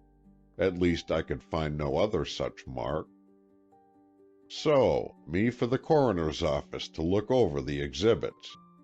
And if you please, with a powerful lens, I discovered some minute particles of dark varnish in under the head of that nail that played the principal part in our death drama." "Seems incredible," I murmured, and indeed it did. "Yes, but true," Key averred. "And the brown varnish corresponds exactly to the door of Ames's room. All the doors in that wing, in fact." "Well, after all, what does it prove?" I asked wearily, wondering what new horror was to be divulged. "Only premeditation. It proves that the murderer went to Tracy's room, passing by Ames's room, carrying the nail with him and presumably the hammer. That's all I can see in it, but it lends a bit of color to Maud's idea that the story of the nail may have been responsible for the whole thing." "Yes," I said, holding myself together, "it does. But, of course, even though we found that book at the house on the island, there are several inmates of that house who may become suspect. Also, there is the possibility that one of those inmates may have lent that book to anybody in all Deep Lake." "Perfectly true, Gray," and Keeley spoke almost casually. "That's logical enough. Now to find out who did or might have done that. It's quite on the cards that somebody in the Pleasure Dome household read that book and used that method to do away with Tracy. It's even possible that a rank outsider did the same thing. But somebody did do it, and with that book in the vicinity, it's only rational to assume the connection between the suggestion and the deed." "Could it have been the work of a demented person?" asked Maud. "Very easily," Keeley said. "I've hoped all along some maniac would turn up who we could suspect. But none has, so far. Yes, it all has the earmarks of the work of a distorted brain. I mean the feather duster and all that tomfoolery. But I've not been able to find any trace of anybody even slightly or temporarily demented." Well, then, of course, Posy May's story had to be told to him. Laura undertook the telling, and without any help from Maud or me, she gave a clear and concise resume of Posy's statements. Key listened, as always, thoughtfully and with deepest interest. When she had finished, he turned to me and said, in what was intended for a comforting manner, "Take it easy, old man. The game's never out till it's played out. And I'm not at all of the opinion that the scenes the volatile Posy described actually happened just as she described them. It may be Alma lost her temper, lost it to such an extent that the Merivales, one and all, urged her into the house, but make allowances for the source of that information, and remember that it may all have happened some time ago, that Posy's memory may be greatly stimulated by her imagination, and that she is decidedly prone to exaggerate anyway. My very drooping spirits revived, and I plucked up a little hope. But I had to know what Key thought about the book. "Do you feel sure, as Maud does, that the story in that book started the whole thing?" "As I said a few moments ago, I do, at this moment, think there is some connection, but I am quite willing to say also that is, to my mind, just as likely there is none." "Then why did Alma want the book destroyed?" I demanded. "Because she thinks there is a connection." My heart lightened. "That," I exclaimed, "proves you think her innocent." "I never said I didn't think that, but thinking so far is a far cry from proving it. If you, Gray, could only bring yourself to tell me the important bit of information you are holding out on me, I should know better where we stand. I think, boy, the time has come, if you're ever going to tell now." I pondered. How could I tell them that I had seen Alma on the lake that night? How could I put her dear head in the noose? For it was nothing less than that. I shook my head. "There's nothing, Key," I said. "Don't tell if you don't want to, Gray, but don't think you can lie to me successfully. You can't."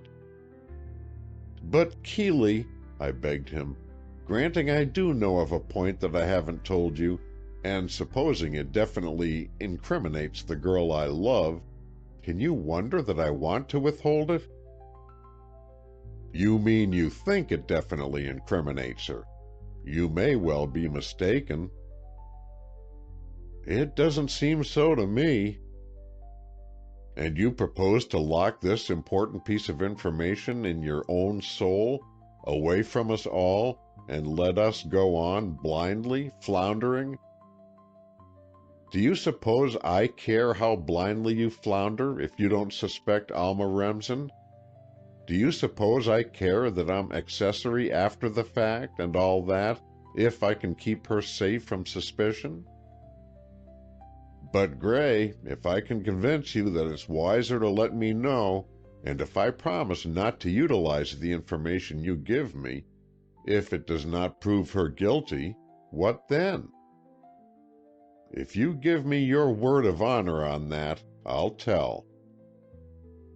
"Very well, word of honor." "Then," I said, "I saw Alma Remsen in her canoe go to Pleasure Dome at about 1:30 that night her uncle died, and I I heard her come back past here about 2:30. "How are you so sure of this?" he asked. "You didn't know her then. That was the very night you arrived here." "I know that. I was looking out of my bedroom window and saw the girl. It was moonlight, and I saw her distinctly. Then, next day, when I saw Alma, I recognized her for the same girl." "And you didn't see her return?" "I heard her, but I was sleepy and didn't get up to look out. It may not have been she, of course, but it was a sound as of similar paddling." "I'm glad you told me," Keeley said, but his face was somber and his eyes sad. End of Chapter 14. Chapter 15. Jenny. Keeley Moore had a knack of putting his troubles away on a high shelf while he relaxed, as he called it.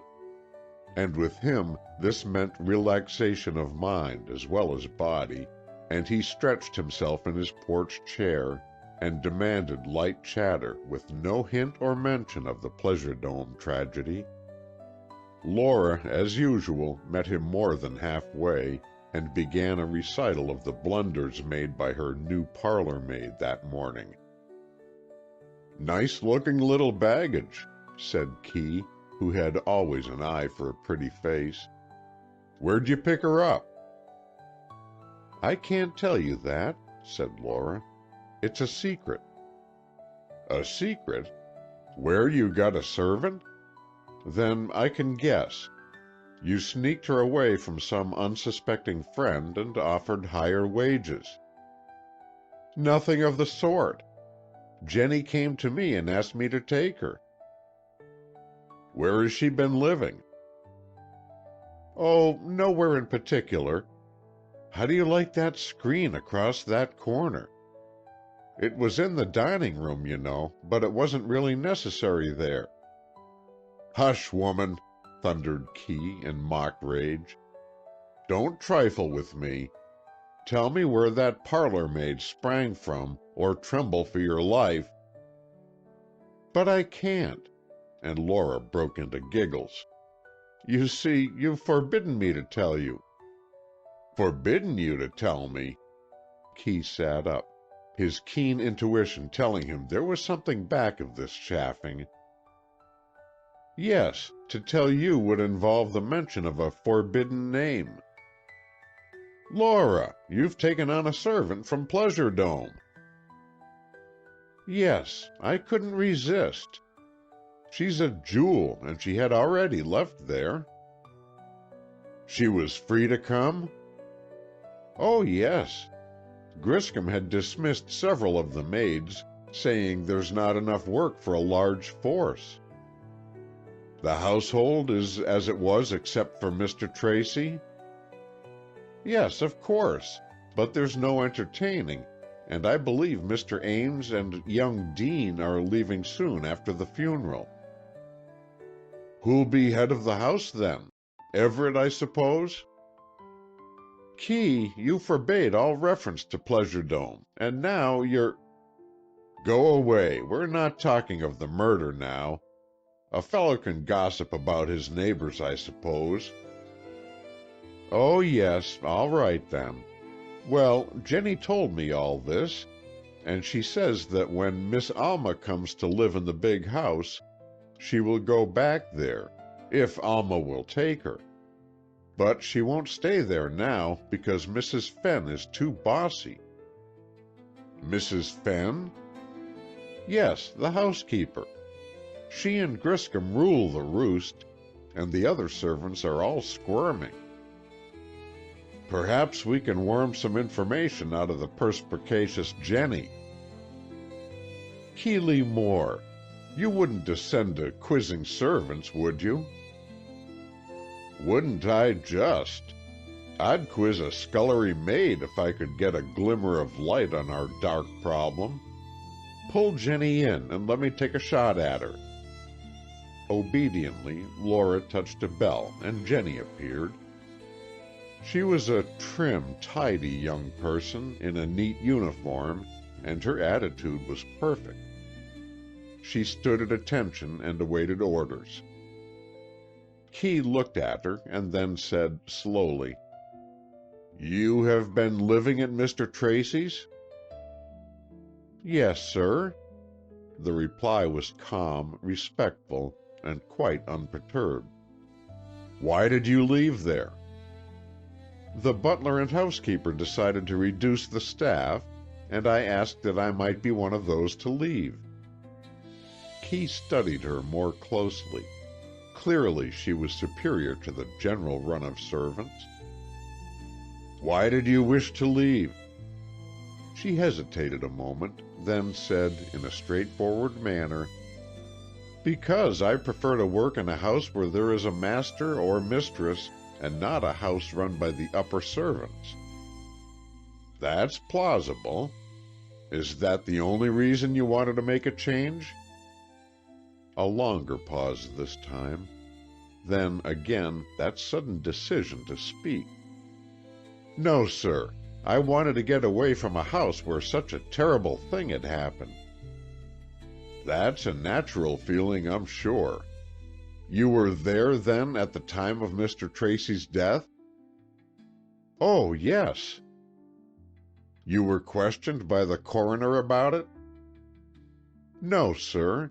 I suppose he thought I didn't know anything about it. And do you? Oh, yes, sir. Keeley stared at her. I went limp and faint all over, and the two women nearly fell off their chairs. But Key was careful not to show his intense interest. Well, Jenny, he said, in as casual a tone as he could command, what do you know? Do I have to tell you, sir? She looked at him serenely, not at all frightened, and with no diminution of her respectful attitude. Why, yes, Jenny, I think you do. I mean, legally, you know. Am I bound to answer your questions? Are you a policeman? Why, yes, in a way, Key began, and then he said quickly, No, Jenny, I'm not a policeman, but if you don't tell me, you'll have to tell the police. Now, wouldn't you rather tell me, nice and quietly, than to be interviewed by the police, who would scare you out of your wits? Oh, sir, they couldn't scare me, the girl returned, with a look of self-reliance that seemed to exhibit neither fear of God nor regard of man. I had never seen on that face of one so young such apparent certainty of an ability to hold her own. Clearly, Jenny was a find, and would doubtless prove a strong card, for, of course, Key could get her story out of her. But he soon found that he could not do it himself. Unless convinced that she was forced to it by the law, Jenny had no intention of divulging her information. Recognizing this, Key gave it up and sent her about her business. She probably knows nothing, was his comment. If she did, Griscom or Hart would have caught on. I suppose she thought she saw something and her imagination exaggerated it. But she doesn't seem to me imaginative, Key, Laura declared. Not like Posy, you know, out to kick up a sensation. This girl is queer, very queer, but to me she rings true. We'll hear her story before we decide, Key told her. March will be over tonight, and he'll have the law on her. Don't let her go out this evening. Laura agreed, and then we went out to dinner. Serious conversation at table was strictly taboo, so we had only light chat and banter throughout the meal. But afterward, snugly settled in the lounge, Keeley said, Well, of course we have to face facts. There's no use denying, Gray, that matters begin to look pretty thick for Alma. As you know, I have to push on. I can't stop because the girl my friend cares for is under suspicion. So, it comes down to this. If you choose, you may go back to New York till it's all over, one way or another. You can't be of any help to me here, and I can't see how you can be of any use to Alma. This sounds a bit brutal, but I think you understand. If you don't, I'll try to explain. You'd better explain, then, I growled, for I'm damned if I do understand. Well, it's not only that, as I said, you can't help any, and if things go against the girl, it would be better for you to be out of it all. I suppose something in the look of misery that came into my eyes went to Laura's heart, for she said, "Nonsense, Key. Gray can't go away. He couldn't bring himself to do that. Of course he'll stay right here with us, and if he doesn't help, at least he won't hinder. You go ahead with your investigation, and Gray and I will stand at thy right hand and keep the bridge with thee." "All right, Laura," I managed to say, and Key understandingly refrained from any further words on the subject. But I grasped his meaning, and I knew that I was to stay only if I put no obstacles in his way and concealed no information that I might in any way achieve. March came along as per schedule, and he and Keeley plunged at once into the discussion. Keeley Moore was not one of those private investigators who kept secret his own findings or ideas. He was almost always ready to tell freely what he thought or suspected, and he expected equal frankness from his fellow workers. So, first of all, he informed March of the story Posy May had detailed. March, too, was inclined to take it with a grain of salt. "I know that kid," he said. "She's full of the old Nick, and I'm not sure her word is reliable. But that yarn sounds plausible, and if she did see what she describes, it's likely somebody else, at some time or other, has seen the same sort of thing. If so, I'll try to find it out, and if we get one or two corroborations, we can begin to think it may be so." "But even then," I suggested, "it may only mean a high temper and not a diseased mind," March supplied. "I don't know about that. If it were a case of high temper, there would be more or less exhibition of it right along. A girl who flies into wild passions at times is going to have slight shows of temper in between, or else there's something radically wrong there. And as I know Miss Remsen, I only know her as a lovely, gentle-natured girl, without this fierce temper at all. If, then, she has spells of it, those spells mean organic trouble of some sort. We could ask her nurse, but we'd learn nothing from her, I'm sure. We could quiz the Pleasure Dome servants, for the older ones, at least, lived there when Alma was there. But again, they would shield her from any suspicion, or they probably would. We can try it on." "What about her doctor?" said Laura. "He'd know." "Yes, and that's a good idea. But her doctor, I think, is Dr. Rogers, and he went to California the day after Mr. Tracy died. He seems to be beyond reach, for he went by the Canadian Pacific and stopped along the way at various places." "Banff and Lake Louise, I suppose," suggested Maud. "Yes, but also at some less-known places, ranches or such. And his office says he will get no mail until he reaches San Francisco." "Fine way for a doctor to leave his arrangements," exclaimed Keeley. "Oh, well, he put his practice in good hands, and he's gone off for a real vacation. But all he could tell us is whether Alma Remsen is in any way, or in any degree, mentally affected. And I'm quite sure we can somehow find that out without him. If I grill that old butler and that sphinx of a housekeeper over there, I'm sure I can gather from what they say or don't say about how matters stand." "If she is epileptic," Maud said, "would it explain a criminal act on her part?" "It might," March returned, "but I don't think she is that." "I don't either," Key agreed, and I blessed them both silently for that ray of hope. Then Keeley told of the new parlor maid, and her strange attitudes, and March demanded her immediate presence. "A servant from that house is just what we want," he said. "We are in luck." Jenny answered Laura's summons and appeared, looking as composed and serene as before. Clearly she had no intention of quailing before the majesty of the law.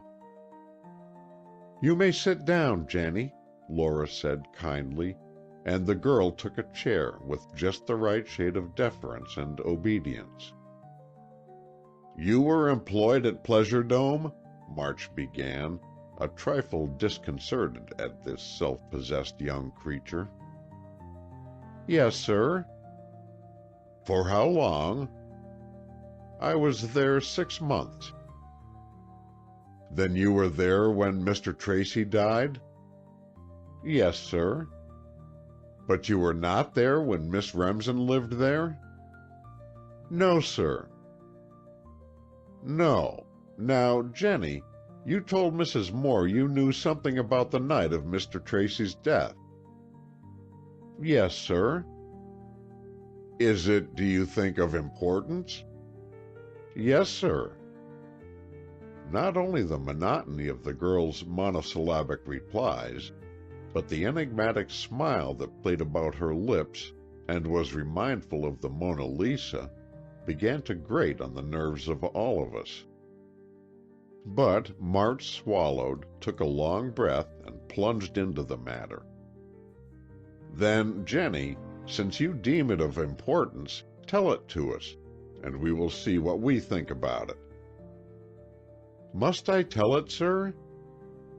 "Indeed you must," and March glared at her threateningly.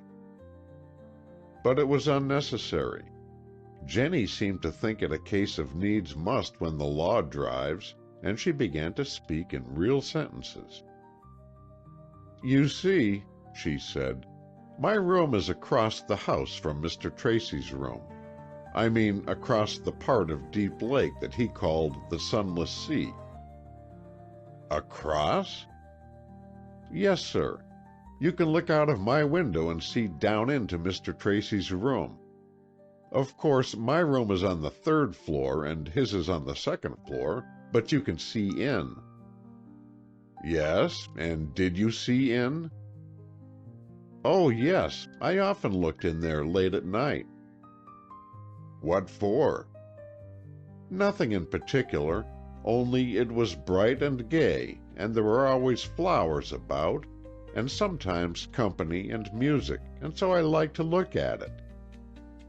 "Well, go on." "Yes, sir. And never did I see anything strange or peculiar, except this one night, sir. You see, it was his sitting room, as I could look into it, and it was so fixed, with curtains and all that I couldn't really see much after all. I just sort of had a glimpse like, and then nothing." "I see. Well, get along to the night of the strange thing you saw. What was it?" "I saw Miss Alma dive out of the window into the lake." There was a moment's dead silence, and then March found his voice somehow and carried on. You're saying it was Miss Remsen?" "Oh, yes, sir, of course. I know her well."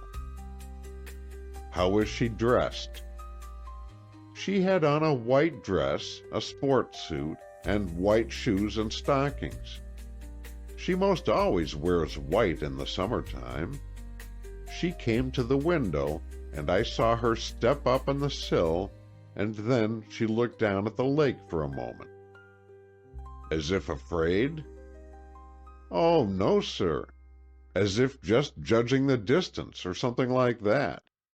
Then she put her hands together over her head and dived right off. She went down like a lovely bird into the water, and in a few seconds up again and straight out to where her boat was, nearby." "What sort of boat?" "The little canoe she always uses, sir. I know it well." "And then?" Then, sir, she settled herself in the boat, all dripping wet as she was, but she didn't seem to mind, and she paddled away just as she always paddled, with that clear, sharp stroke that everybody admires so much. Where did she go? Toward her own home on the island. Of course, when she turned the bend, I couldn't see her. What did you do then? I went to bed, sir. Put out your light? I didn't have any light. It was moonlight, and I was just looking out at the lake when this thing happened. Jenny, this is a very strange tale. Yes, sir. You say it is true, all of it? Every word, sir. The girl's eyes were of a dull gray, but they had a penetrating gaze that was a bit irritating. But both eyes and voice carried conviction. None of Jenny's listeners was the kind to be hoodwinked, and moreover, we all rather fancied ourselves as being able to discern between true and false witnessing. And as we found later, when we compared notes, each of us was thoroughly impressed with the indubitable truthfulness of this strange girl with her strange story. And you've not told this before? No, sir. Why not? I wasn't asked. Who asked you now? Mrs. Moore, sir, and then Mr. Moore, and then yourself. Yes, I see. Well, Jenny, can you keep this story secret for a time? If nobody asks me about it. But look here, girl, you are in the command of the law, and I order you not to tell this. You're bound to obey me, or you will be put in prison. See, in prison. I shouldn't like that, sir. But even this avowal brought no change of countenance or gleam of fear into the gray eyes. You bet you wouldn't, but that's what you'll get if you tell. Yes, sir. Will you keep still about it? If nobody asks me, sir. March looked utterly disgusted, but Laura took the matter in hand. Leave it to me, Mr. March, she said. I think I can answer for Jenny's obedience to your order so long as she stays with me. I like you, said Jenny, gazing at her. Of course you do, said Laura heartily, and I like you. We're going to be great friends. Now, Mr. March, any more questions before I put our star witness to bed? A few only. Jenny, did you see Miss Remsen come to the house, or only go away? Only go away. Do you suppose she came to the house in her boat? She must have done so. She always comes that way. But she could not have gone in by the window. No. How did she get in then? By the door, I suppose. Miss Remsen had a key. Then why did she leave by the window? That's what I don't know. The gray eyes clouded. That's what I can't make out. It is a hard problem. What time was it when you saw her go away? I've no idea.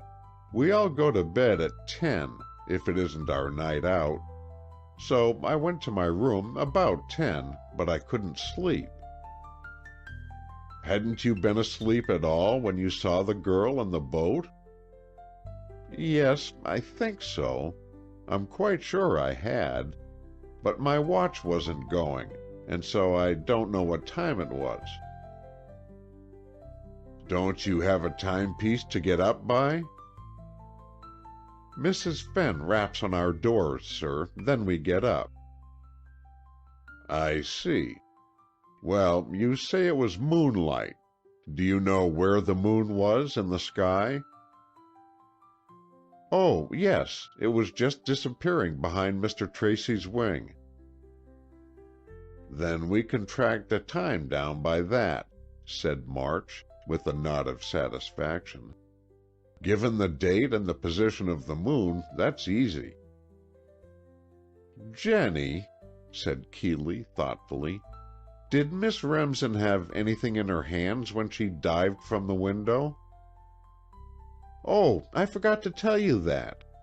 You see, her canoe was just below, right down from the windows. She leaned out first, and dropped a bundle of something into the boat. Then she stepped on the sill, and I could see she did have something in one hand. A sort of stick, I think." "The totem pole," said March, decidedly. "That's all, Jenny. You may go now." Laura left the room with the girl, but soon returned. Not a word had been spoken by us in her absence.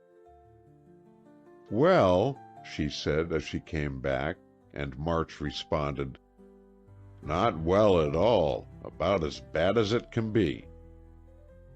"You believe that balderdash, then?" I asked angrily, and Keeley said, "Yes, Gray, and so do you. I think, March, we must revert to the mentally deficient theory." "I think so, too," March said, shaking his head. "I wish Dr. Rogers was at home." End of chapter 15. Chapter 16. Whistling Reeds. March called in at Variable Winds on his way to the Tracy funeral. We were all ready to go, for though none of us wanted to, it was a matter of convention, and the whole village would have commented unkindly had we stayed away. I especially dreaded it, for I dislike funerals, and I hated the thought of the entire community sitting up there, casting glances at Alma and making whispered remarks about her. But I had to go, so I made the best of it, and, garbed in appropriate black, I sat with the others awaiting the time to start. March came in, looking harassed and worn. "It's all too dreadful," he said, sinking into a chair. "Everything seems to point to Alma Remsen, yet I am not convinced of her guilt." I started to speak, but thought better of it. Since March held that opinion, nothing I could say would help any. I'd better keep still. "I'm going to the funeral," March went on, "because it's wiser to show myself there. But I shall slip out during the service and go over to the island house. How about going with me, Mr. Norris?" "What for?" I asked, a little suspicious of his motives. "Partly to help along by corroborating anything I may learn or discover, and partly that you may tell Mr. Moore all about it later and save me that much work. I've none too much time for what I have to do." "Go ahead, Gray," Keeley said. "I can't leave the funeral, of course, but your absence will not be noticed. As neighbors, we must show proper respect, but our guests may be excused." "Very well, then, I'll go," I told March, for I felt I'd rather know exactly what he found out and so know what steps to take myself. I was formulating in my mind a course of procedure that I hoped might free Alma from these monstrous and false suspicions. "I'll go," I repeated, "but not because I foresee any new evidence against Miss Remsen. It's too absurd to suspect her." "It's too absurd not to," March said. "The evidence is piling up. The fingerprints and footsteps and the maid's story of seeing her that night all seem to prove she was there at the fatal hour. The strange decorations on the deathbed look like the work of a diseased mind.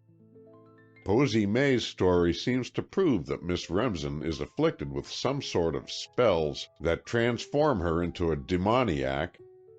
Then all the details of the waistcoats and the totem pole, the fact that she is an expert swimmer, and the strong motive of the approaching loss of her uncle's fortune—" "You're going too fast, Mr. March," I interrupted him.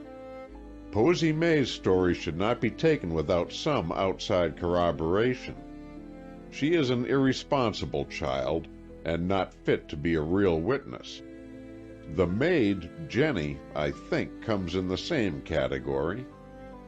I, for one, am unwilling to admit Miss Remsen the victim of any sort of malady or disease until we have a doctor's opinion on that subject. It seems to me this is only fair to the young lady." "Norris is right about that," Keeley agreed with me. "Keep these developments quiet for another 24 hours, March. No good can come from exploiting them." "No, and I don't mean to. But no harm can come of going over to the Remsen house, even if it does no good."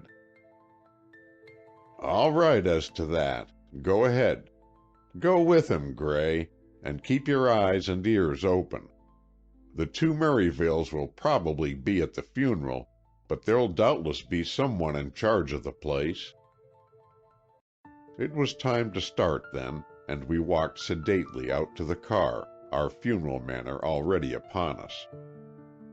The two Moores and Maud went up toward the front seats, while March and I took seats in the back of the room.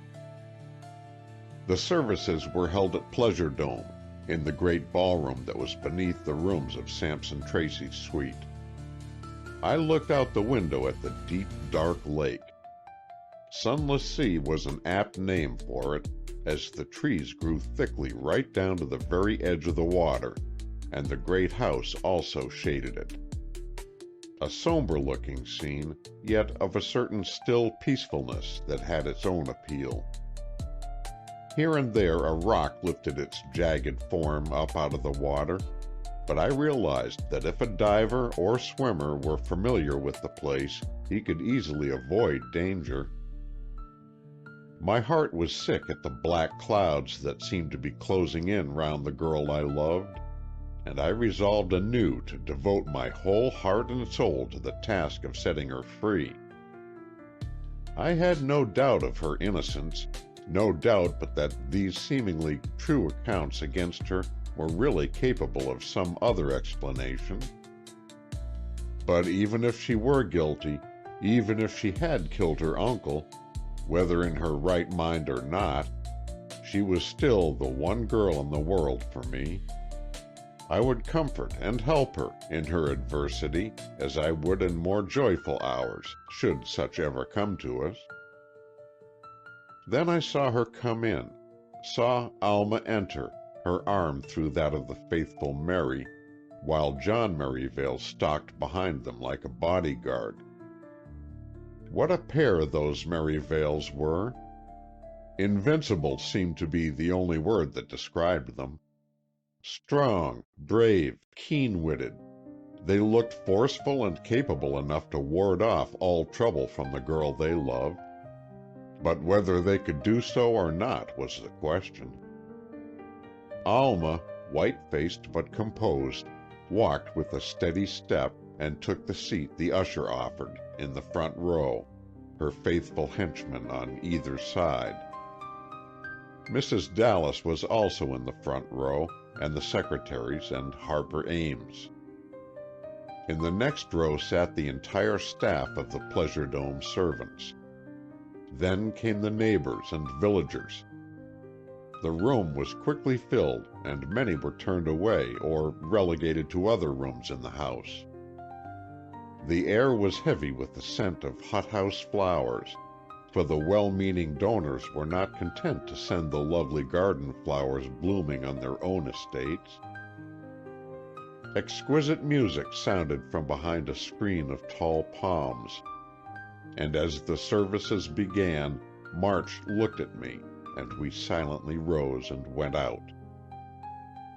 Horrible affairs, funerals, I said, wiping my brow with my handkerchief.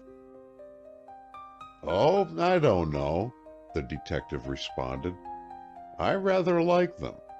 I like that exotic effect of the flowers and music and the solemn-faced audience, and the still peaceful figure in the casket.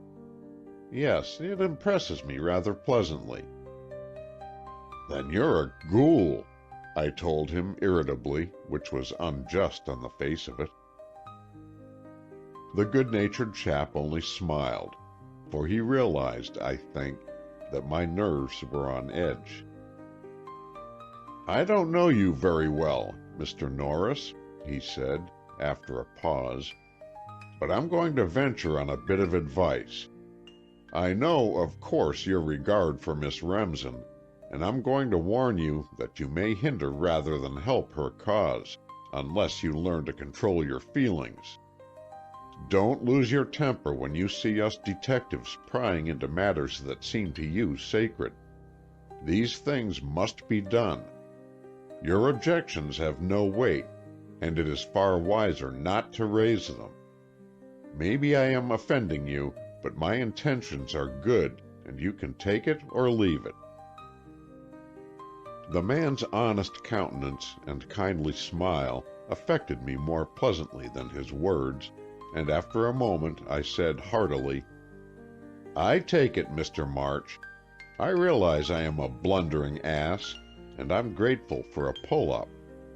But, to be frank, I never was in love before, and to find suddenly that I care for a woman with all my heart and soul, and then find her under a terrible suspicion, well, I dare say you'll admit it's a hard position." "I do. Indeed, I do. And you mustn't give up hope yet. I always keep an open mind just as long as possible. It may be some other claimant for the honor of being the criminal will turn up. I surely hope so.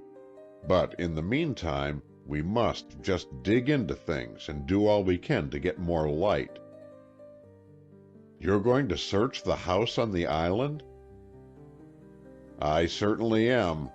If I can get in, anyway. Maybe there's no one there." "Then you'd break in, I suppose." Maybe. I'd do anything to learn a few things I want to know." We had reached the Pleasure Dome boathouse now, and from an attendant there, March commandeered a small boat, which he said he would row himself. "I like a bit of exercise," he told me, "and rowing is my preference." So we went on, past variable winds, on down to the island of Whistling Reeds. A quiet, rather grim-faced man helped us to make our landing, and we went up to the house. Before we reached it, March paused to give it a moment's study. We looked at its pleasant porches and its windows with light fluttering curtains. From one window on the second floor, a face looked out at us, a girl's face with dark bobbed hair. The head was quickly withdrawn, and we went up the steps, and March rang the bell. In a moment the door was opened by the girl whose face we had seen at the window. She now wore a bit of a frill cap with a black velvet bow. This she had obviously donned at the sound of the doorbell. "We have come," March said to her in his pleasant way, "to look over the house." "It isn't for sale," she said, not frightened at all, but seeming a little amused. "I know. I don't want to buy or rent it. Are you the parlor maid?" "I'm Miss Remsen's personal maid, lady's maid," she returned, bridling a bit, as if to be a parlor maid was beneath her rank. "Oh, I see. I thought Miss Remsen had her nurse." "Yes, Mrs. Merivale is my mother. We both look after Miss Alma." "I'm sure she's well taken care of. Now—" "Dora, sir," she said. divining his question with quick intuition. "Well, Dora, I suppose you are devoted to Miss Remsen?" "Oh, that I am, sir. I'd die for her." "Well, we don't want you to do that, but something far easier. We just want you to answer a few questions. Is anybody in the house beside yourself?" "Nobody, sir." "All gone to the funeral?" "Yes, sir. All but Michael, down at the dock, and me." "Very well. Now, do you remember the night Mr. Tracy died?" "Yes, sir." "Where was Miss Remsen that night?" "Here at home, sir." "What did she do through the evening?"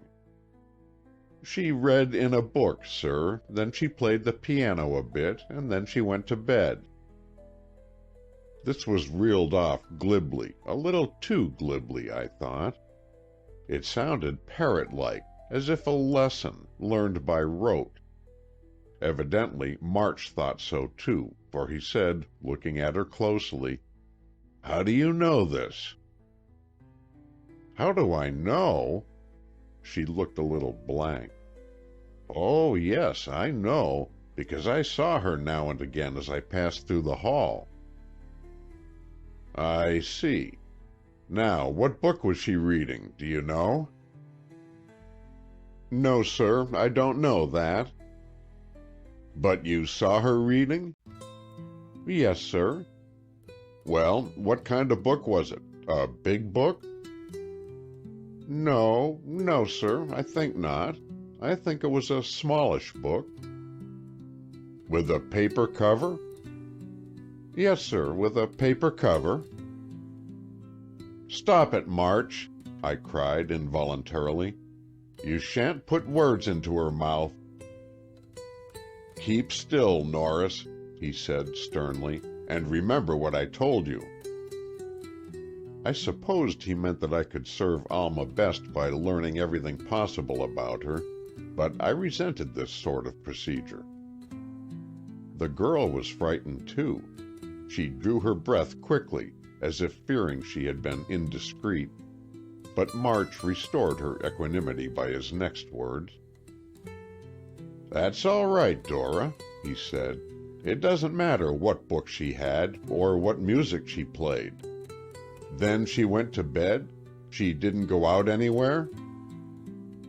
"Oh, no, sir. It was near 10 then. Miss Remsen never goes out evenings, unless to a party, and then somebody fetches her, or Mother goes with her."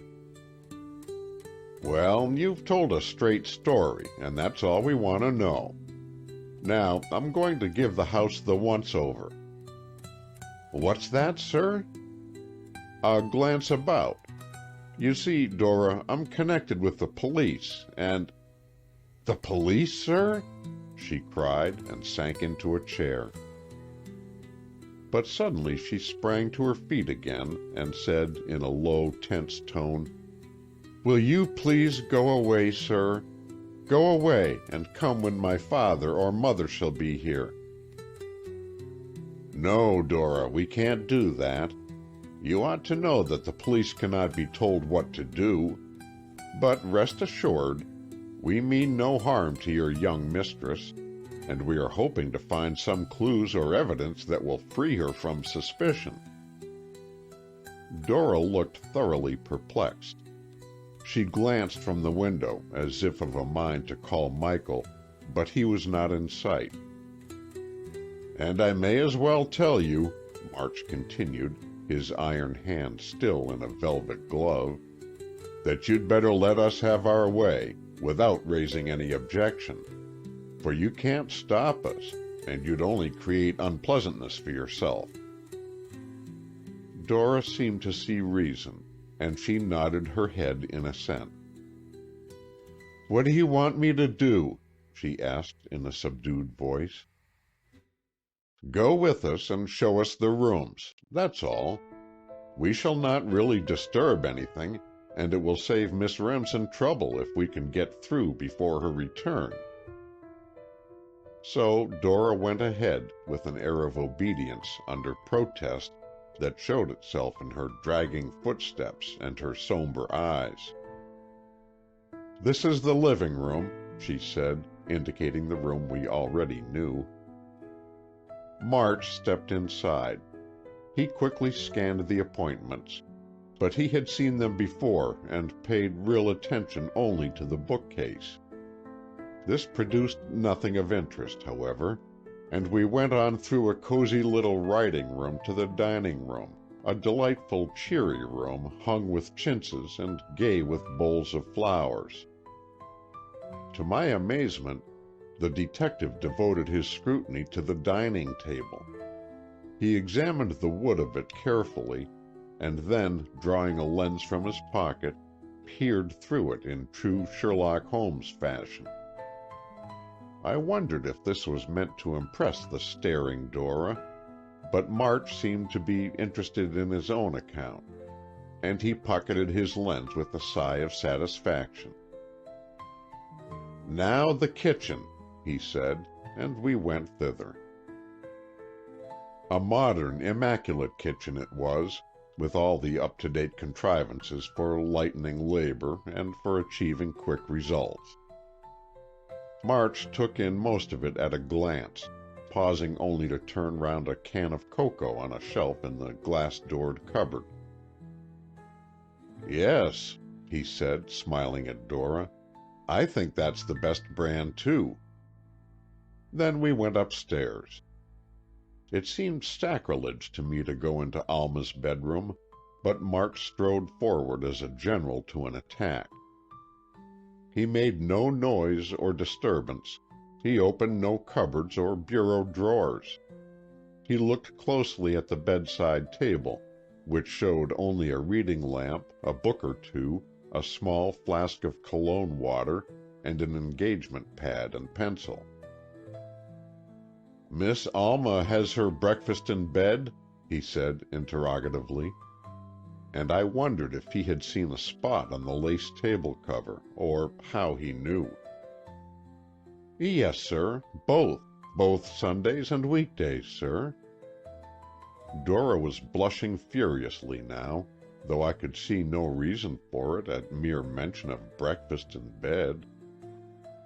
March seemed not to see it, and we went on to the next room. This was a large and delightful room, the counterpart of Alma's bedroom. "The guest room," Dora said, and stood aside to let us enter. "And a pretty one. Are there guests often?" "Oh, yes, sir. Miss Alma frequently has young ladies to stay the night with her." "I see. A charming room." He set down his stick, while he leaned out of the window for a glimpse of the lake. He looked into the guest bathroom, but it showed only the immaculate cleanliness beloved of all good housekeepers, and then we went back into the hall. "Where are the servants' rooms?" he asked. "Up in the third story, sir. Want to go up?" Dora opened a door at the foot of a flight of stairs, but March said, "No, not necessary," and she closed it again. "Now we'll go downstairs," he said, and we started. He let Dora precede him, and then pushed me along next. Exclaiming, "Oh, I've left my stick," he returned to the guest room, and came out again carrying the stick in question. I felt sure the stick was a blind of some sort, but I couldn't see how he had found any clue in the guest room, and I was weary of the farce anyway. What did he expect to find? As far as I could see, he hadn't found anything at all. "Well, Dora," he said as we regained the porch and were about to leave, "you've been very kind. You can tell Miss Remsen and your parents all about it, and tell them you behaved just exactly right." "Yes, sir. Thank you, sir." "Has Miss Remsen a beau?" "She's not engaged, sir, but several young men are sweet on her." "Who?" I cried, feeling that I'd like to knock the several heads together. I think Mr. Billy Dean is the nicest, Dora said, apparently quite willing to gossip. Miss Remsen is never ill, is she? March broke in. Oh, no, sir, never. Never has to take anything to induce sleep? Oh, no, never. But this time there was a hesitation, and I pictured Alma as unable to sleep and resorting to a mild sedative. All right, Dora, goodbye, and many thanks. We went down to the boathouse, and the man there was still glum and unsmiling, nor did our substantial douceur give him any apparent pleasure. He pocketed it without a word, and pushed off our boat with a jerk that had the effect of his being glad to be rid of us. March was unperturbed by all of this, and of course it mattered little to me. I was consumed with curiosity to know if March had learned anything indicative. I found a few trifles, he vouchsafed to tell me, but I can't describe them at the moment. Being a detective, you have to be mysterious, I growled. Yes, just that, he agreed cheerfully, and we proceeded in silence. They're just leaving the burying ground, he said at last. Shall we go and pay our final respects? If you like, I said indifferently. So we landed at Pleasure Dome, and then betook ourselves to the tiny graveyard, which was down beyond the orchard. It was a lovely spot, shaded by long branches of weeping willows, and brightened by beds of carefully tended flowers. Lilies abounded, and there were patches of the lovely California poppies and screens covered with sweet peas. I became interested in the graves, and March pointed out those of Alma's parents and her little sister. The child was 8 years old when she died, I commented. I thought it was an infant. No, a girl. Alma remembers her, of course, but it was all before my day. I've only lived here 7 years. Flowers enough on Tracy's grave in all conscience. The mound of the new grave was heaped with flowers, indeed an impressive sight. The growing flowers and the cut blossoms vied with each other in beauty, and harmonized into one glorious whole of gorgeous bloom. All had left but 2 or 3 workmen, and they withdrew to a respectful distance while March and I stood there. Tell me, March, did you find anything? I can't bear this suspense. Please believe I don't want to keep you on tenterhooks, he said, with real regret in his tone. But what I did discover is so contradictory, so impossible of solution at present, that I can't divulge it until I find some meaning to it. What did you make of the girl Dora? Nothing. She seemed to me just an ordinary servant. Don't you believe it. She's far from being an ordinary servant. That girl knows all there is to know. What do you mean? Just what I say, and we've got to get that knowledge. Of course, then, if she knows anything, it's to do with Alma. She wouldn't know anything about any other suspect. Look here, Norris, you'll have to remember that I'm out to find the murderer of Sampson Tracy. I'm not considering whether the evidence I collect is going to implicate this one or that one, or whether it isn't. I want only the truth. Well, I don't, I told him. I want to clear Alma Remsen, and I'd perjure myself straight into perdition if it would do her any good. Well, it wouldn't. Your word, after that speech, isn't worth the effort it takes to speak it, as you must see for yourself. Why don't you try to realize that that sort of talk won't get you anywhere, nor help the girl either? Why don't you try to understand that to find the real murderer is the only thing to free Miss Remsen, and the only way to do that is to investigate? All of a sudden, I saw myself for a silly fool.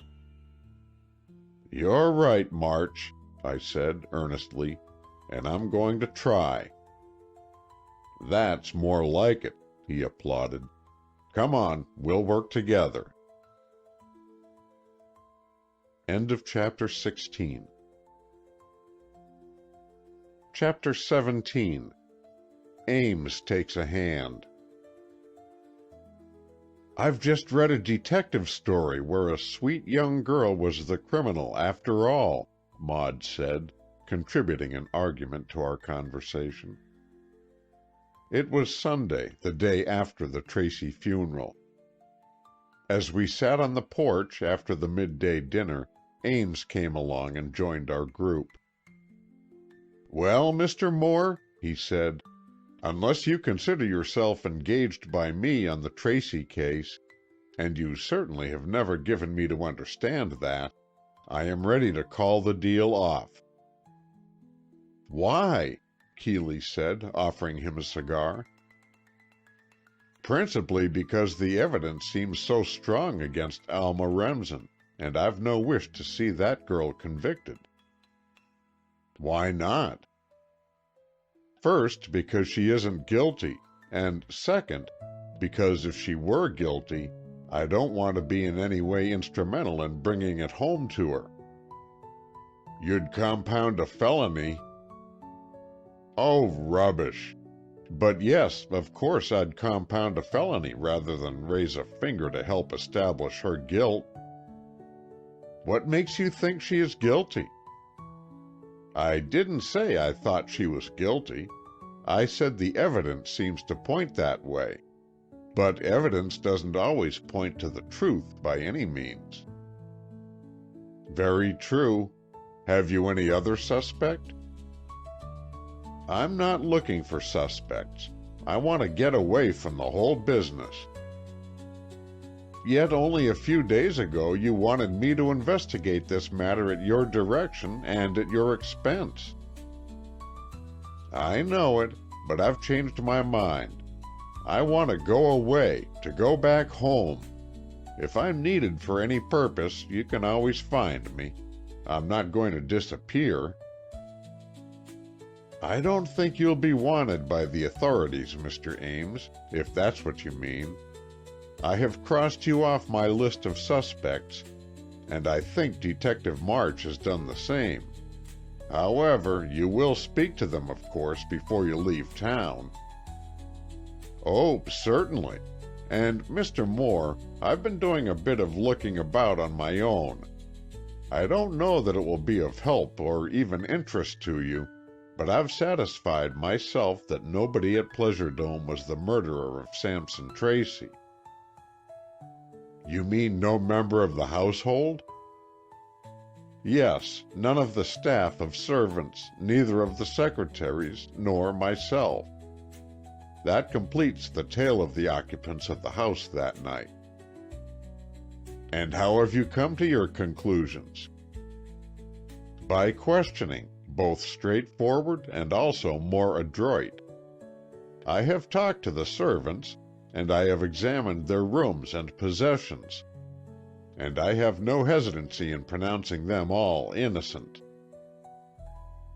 "Perhaps they know something about it, though." "Not the ones who are there now. A few, I believe, have been dismissed. They may know something. I cannot get at them, of course. But those who are there, and they are the principal ones, are innocent, and are eager to find the criminal." "They do not, then, suspect Alma Remsen? Surely they would not be anxious to discover her guilty." "No, they will hear no word against her. Griscom, especially, flies into a rage at a hint of her implication in the matter." And the 2 secretaries? Are as innocent as I am. I can scarcely expect you to take my word about myself, but I want a witness for Everett and Dean.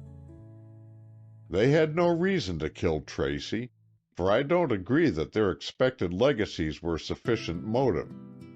I had a motive, I suppose, as I sorely needed the money he left me, but I didn't kill him to get it.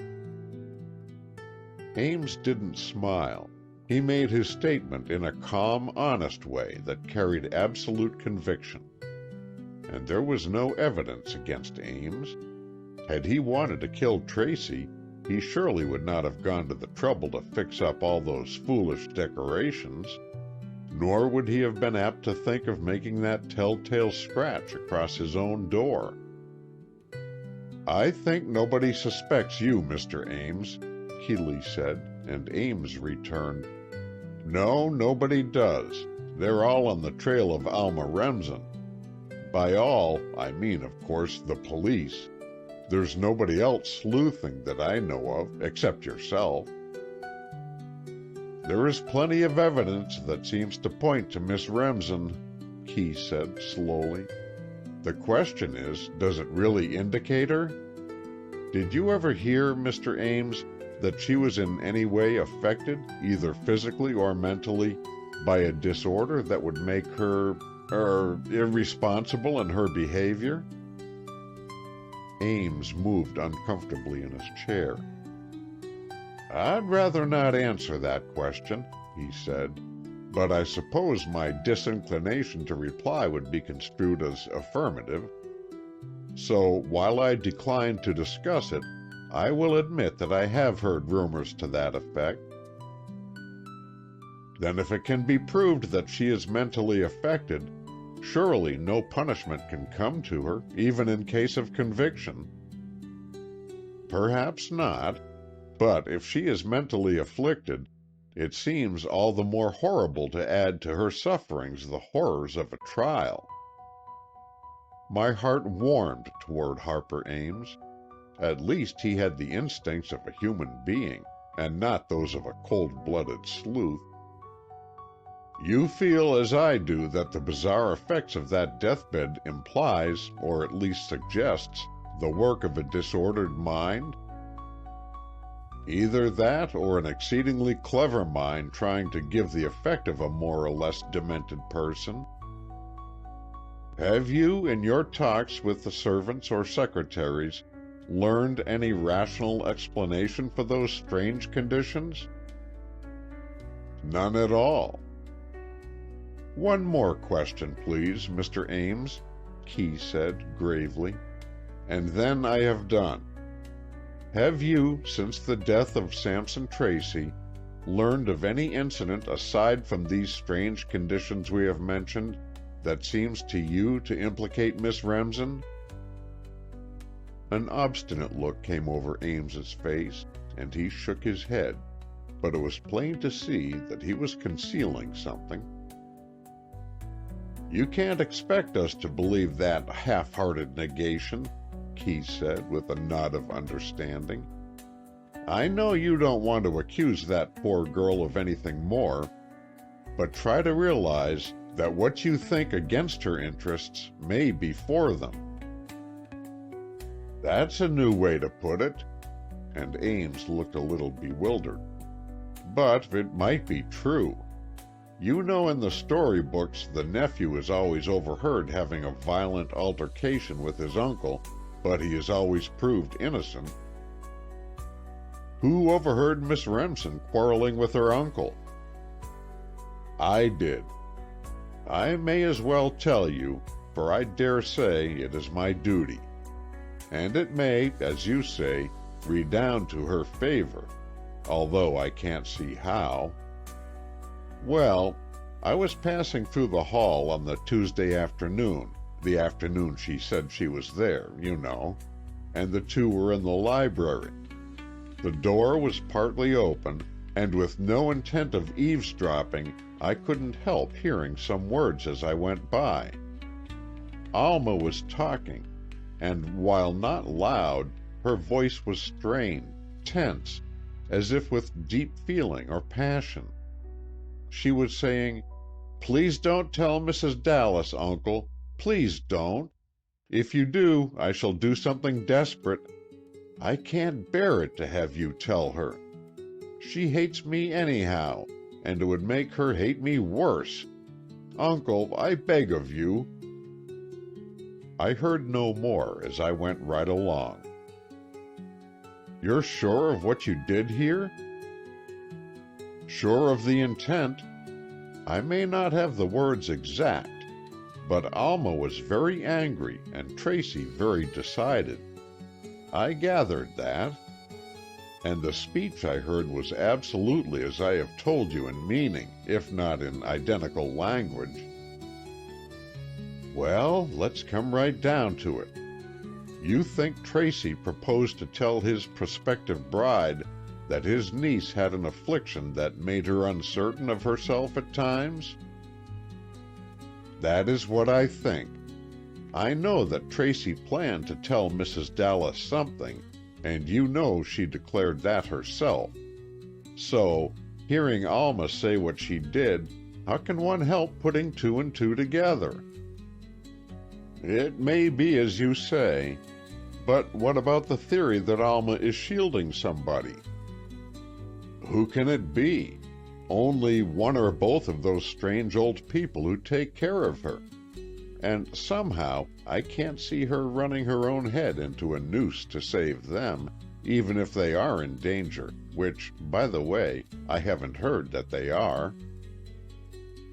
"They're not definitely suspected that I know of, but I've thought it might be that they were so upset by Tracy's determination to expose the secret of Alma's affliction that one of them might kill him to prevent such a disclosure." "Ingenious as a theory," Ames said, "but not very probable as I see it." "Why not?" "First of all, would either of those people, capable of murder though they might be, cut up all those monkey tricks that look like the work of a diseased mind? Just the way to draw suspicion on their beloved charge." "That's a facer," Key agreed, "unless they didn't think of that, and only arranged the flowers and things with a view toward general bewilderment." "Not good enough. No, Alma isn't shielding anybody. But she is queer, very queer. And the older servants, Griscom and Fenn, are worried sick about her." "They don't believe she did it?" "They don't know what to believe. There's so much against the girl. And there's a rumor that somebody saw her over there that night." "Who saw her?" "I can't find out. One maid told me another maid had told her so, but Fenn came along and gave the girl a dressing down, and she won't open her lips now." "Well, Mr. Ames, I'm grateful for the facts you have detailed. Every fact helps, just as every opinion hinders. Isn't Miss Remsen now the owner and head of the Pleasure Dome estate?" "In a way, yes. Legally, of course, she is the rightful heir. And as she is not under arrest, she can take possession if she chooses. But she says she won't go there until this inquest matter is over, and then, I suppose if she should be accused and arrested, the place would be shut up for a time." "Hard lines on Mrs. Dallas," Maud said. "Losing her expected fortune and prominent position." "Yes and no." Ames smiled a little. "Between you and me, Mrs. Merrill, although Mrs. Dallas is terribly shocked at the manner of his death, I can't feel she is mourning deeply for Mr. Tracy. I think Charlie Everett had pretty well cut out the elderly millionaire." "Well, that's her business," Laura said coldly. "I am so sorry for Alma. I've no sympathy to spare for Mrs. Dallas. They can't arrest the girl if she isn't responsible for her actions, can they?" I don't know. It depends on conditions and circumstances. I hope, Mr. Ames, I said, speaking more pleasantly than I felt, because I had no wish to antagonize him, that you won't feel it necessary to tell anyone else what you have told us. Mr. Moore, of course, will tell the police whatever he deems wise, but I mean the matter needn't become village gossip. No, Mr. Norris, Ames returned. I have no wish to have Miss Remsen's name bandied about. And now that I have told all I know, my own conscience is clear, and if not detained by the authorities, I shall go home. But I dare say they will keep me until after the finish of the inquest on Friday. Ames went off, and his departure was closely followed by the arrival of that detestable little Posy May. I cordially disliked the girl, and I felt sure she was bringing fresh tales about Alma. Nor was I wrong. The flapper swung herself over the arm of a big chair and landed Turkish fashion in its depths, demanded cigarettes and their attendant paraphernalia. Then, with a solemn, owl-like expression on her pert little face, she said, "I have additional information." Keeley prepared to listen, for he had often said he gained more knowledge from outsiders than from the regular force. "Yes," Posy went on, "I've been inquiring round among the folks who live nearest to the Whistling Reeds Island, and I've found 3 who have seen Alma when she was in her tantrums." "Look here, Miss May," I said, hoping to trap her, "how is it that you or your friends you've been interviewing can see what goes on in the island? I've been there, and it seems to me it's so walled in by trees and shrubs that there's little visible from the lake." "That's true, Mr. Norris." Posy spoke seriously. "But there is a place at the back of the house, a sort of vista, small but open. I think somebody removed a tree or 2 in order to see out. If your boat is in line with that, you can see it quite plainly. That's where I saw Alma when she was paddywhacking the old nurse, and that's where my friends have seen exhibitions of the same sort." Posy had a quaint way with her when she was serious, and somehow she gave the impression of sincerity in what she said. Anyway, she had the attention of her hearers, and she went on, excitedly, "So I asked the girls, and they couldn't remember at first, and then the 3 of them said yes, they had seen Alma through that opening in the trees. And they said, one of them did, that she saw Alma going for the nurse with a croquet mallet. And the man, that's the nurse's husband, had to come and pull Alma off his wife." "Now, Posy," Key looked at her sternly, "I don't want these yarns at all if there's a bit of fairy story about them. Do you know them to be true?" "I honestly think so, Mr. Moore, because I made Ethel," it was Ethel Wayne who told me this one, "cross her heart and hope to never if it wasn't true. And Ethel is a truthful girl, anyway. Why, once she—" "Never mind sideshows. Now, if you feel certain you have true stories to tell, get on with the others. Who's next?" "Oh, you hurry me so. Well, then I struck Mary Glenn. She is a very serious thinker, and she wouldn't exaggerate a tiny mite, she wouldn't. And she said she saw something she never had told anybody, not even her mother. And she wouldn't tell me at first, till I told her it was official work I was doing, and that if she didn't tell, I'd set the force on her. You know everybody is quelled at mention of the law, and so she came off her perch and told me." "Told you what? Now, repeat it as she said it. Don't embroider it any." No, sir. Well, she said she saw Alma through that same gap in the hedge, and Alma wasn't angry or anything like that, but she was throwing things into the lake, and the nurse was trying to stop her, but she couldn't. Alma threw in her string of beads, and then her hat, and then her slippers, and then a book she had with her, and then something else, Mary couldn't see what that was. And all the time the nurse was saying, "Now, Miss Alma, oh, please be good, Miss Alma," and like that.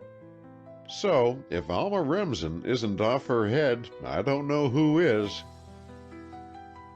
You said there were 3, Moore said quietly.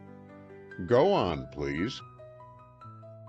The last is the strangest of all, Posey said, with a tense calm quite like Keeley's own. Daisy Dodd told me, and she's a most reliable person. I'd trust Daisy to tell the truth about anything. Well, she was out in her canoe one afternoon late, you know, about dusk, and she saw Alma come out through that gap in the trees and stand on the edge of the lake. It's awful deep there, and there's quite a high bank. Well, Alma stood on the bank, and all of a sudden she put up her hands and splash, she dove in. Daisy was scared to death, it was so deep and all. But Alma came right up and swam off a few strokes, and then she swam back to shore and scrambled up the bank, all dripping wet. Had she on a bathing suit? No, that's just it. She had on her everyday clothes, one of those sports suits she most always wears, and she came out of the water like a drowned rat, and then stood looking at herself as if surprised she should have done what she did. Was the nurse on the scene that time? Daisy said she rode on then, but as she was nearly past, she heard somebody cry out, "Oh, Miss Alma, what have you been up to?" Well, Posey, is that all? Yes, Mr. Moore, and you can depend on it all as being true, at least so far as I know. And I know those girls would never make up those yarns. There'd be no sense in that, would there? No, I can't see that there would, Keeley said, speaking absent-mindedly as if his thoughts were on the stories he had just heard. Posey, you're a good girl, Laura said, feeling I was sure that somebody ought to give the girl the applause she had earned. But you're going to keep those things secret for us, aren't you? Yes'm, I'm going to do just what you and Mr. Moore tell me, for I've made up my mind. I've found myself, and I'm going to make detective work my vocation. I think I have a decided talent for it, and I am sure— Well, Posey, Keeley said, suddenly waking up, if you want to be a detective, one of the first things to learn is to keep your mouth shut. Can you do that? Yes, sir. I've just promised Mrs. Moore not to say a word until you say I may. That's a good girl. Now, if that finishes your report, I'll excuse you for today. I have to act upon your information, you know. You feel sure, don't you, that these episodes happened just as you've narrated them? Yes, I do. I know those girls, and what they say they saw, they saw. Daisy said she thought Alma was a little lacking, but the others didn't say that. They only thought she had a fierce temper that broke out suddenly sometimes. Either of those things may be true, but don't think about it. Run off now and play with your sheep, and forget all about this case until you get some further knowledge that is both true and important. But remember, not a word of it to anyone, not anyone at all. See my finger wet, see my finger dry, see my finger cut my throat if I tell a lie, said the girl in a sing-song tone. and with accompanying dramatic gestures of fearful histrionic fervor. Then she ran away, and we sat and looked at one another. "The problem seems to be solved," I said. "Seems to be," Moore returned, and something in his voice gave me a grain of hope. I don't know what it was not really encouragement, but I knew he had a ray of light from somewhere, and I had to be content with that. "You believe all Posey said, don't you, Key?" Laura asked. "Yes, I do. Those youngsters aren't going to make up such things, and I know that gap in the line of trees. I've often looked in there, but I never had the luck to see any drama enacted." "Why do they have that break when they seem so anxious for utter concealment?" Maud inquired. "Maybe the servants cut it for convenience in taking in parcels, or to look for their sweethearts," Key surmised. "Or perhaps it just happened that a couple of trees died and haven't yet been replaced. I say, Gray, why don't you go over to see Alma?" I nearly fell off my chair at this, and my heart bounded at the idea. Then I thought what it might mean, and I said bitterly, "To spy on her and come home and tell you what I've ferreted out?" "I feared you'd say something like that," he returned gently. "But while you can do that or not, as you choose, I tell you honestly, I had only your own interest at heart when I suggested it." "Then I'll go," I said heartily, knowing Key incapable of insincerity. "What are you going to give as a reason for calling?" Laura asked, smiling kindly at me. "The truth," I said, smiling back, and in a few moments I was off. I jumped into a rowboat. A canoe was not such a familiar craft to me as the others, and I rowed away to the island house. The dour boathouse keeper met me, and after a mere word of greeting, I hurried up the path to the house. Mary herself answered my ring, and at first she looked stern and unapproachable. "Miss Alma is seeing nobody, sir," she informed me. "She is lying down just now." "Won't you ask her if she couldn't give me a few minutes? I'm not here on business of any sort.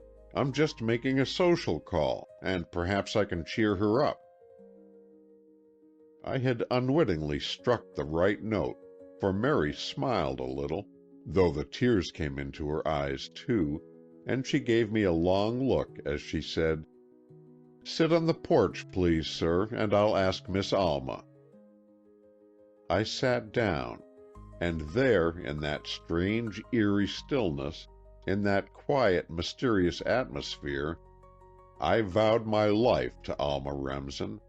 I consecrated my heart and soul to my darling, and I determined to save her from this cloud that seemed to hang over her. To be sure, my ideas of this salvation, and indeed of the cloud itself, were a trifle vague, but both mind and soul were full of her and her dearness, and at a light step behind me, I turned to see her coming down toward me across the veranda. All in white, her golden curls a little tumbled, and her big, beautiful eyes a little heavy with trouble and sadness, she came, her two hands outstretched as if asking my aid. I rose slowly as she slowly advanced, and it seemed to me that as she traversed those few feet across the porch, and as I awaited her, we asked and answered all the necessary questions, and when at last I held her two dear hands in mine, I drew her nearer into my arms and clasped her to me. She made no resistance. She did not hold back or repulse me, but lay against my breast like a tired child finding haven at last. I held her so, soothing her a bit, and caressing her golden head, but saying no word lest I startle her. In a moment, she lifted her head, her eyes gazed into mine, and all the woe and sorrow came back into them. "No, dear," I said. "No, don't look like that. Look happy." "Happy," she said, with an awful intonation. "Yes," I said, "like this," and I kissed her. End of Chapter 17. Chapter 18. All right at last. It was just after I had given Alma that first kiss, and had realized that she was not offended by my daring, that Mary came to the house door, crying out, "Come, Miss Alma, come quickly!" And with an agonized look, Alma begged me to go at once, and she herself ran into the house. Then John Merivale came out, and controlling his agitation with an effort, he said, "If you please, sir, Miss Remsen asks that you go home now. She cannot see you again, and she will send you some word later on." "Tell me, what's the trouble, Merivale?" I urged. "I am a friend of Miss Alma, more than a friend indeed."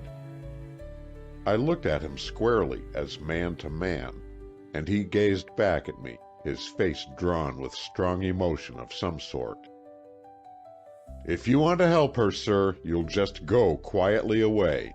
You can do nothing here." So there was nothing to do but to go, and I started off down the garden path. I looked back at the house as I stepped on the dock, but I saw nobody at any window, nor any sign of anybody about. It was all mysterious, terribly so, but I had the remembrance of that moment when I had held Alma close in my arms, and she had offered no resistance. Surely, some day, the clouds would clear away and all would be explained. Slowly I rode back to the Moore cottage and pondered as I went. When I reached Variable Winds, I found the family and Detective March in full conclave.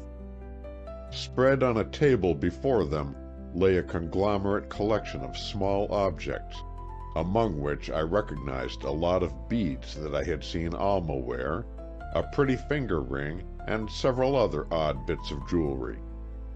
Also some scraps of bright-colored silk that I felt intuitively were bits of the Tracy waistcoats. Also a totem pole broken into 3 pieces. I sat down with the others and prepared to enter the discussion. "I want to know all about it," I said. "All you know. Don't keep anything back with the idea of sparing my feelings. I have not had a definite talk with Alma, but I have reason to think she cares for me, and I am content to bide my time. But I propose to do all I can to save her from what I feel sure is a mistaken suspicion of her guilt in the Tracy matter." "Very well," said March, looking at me gravely. "Then please understand that the evidence against Miss Remsen is overwhelming. You know most of it.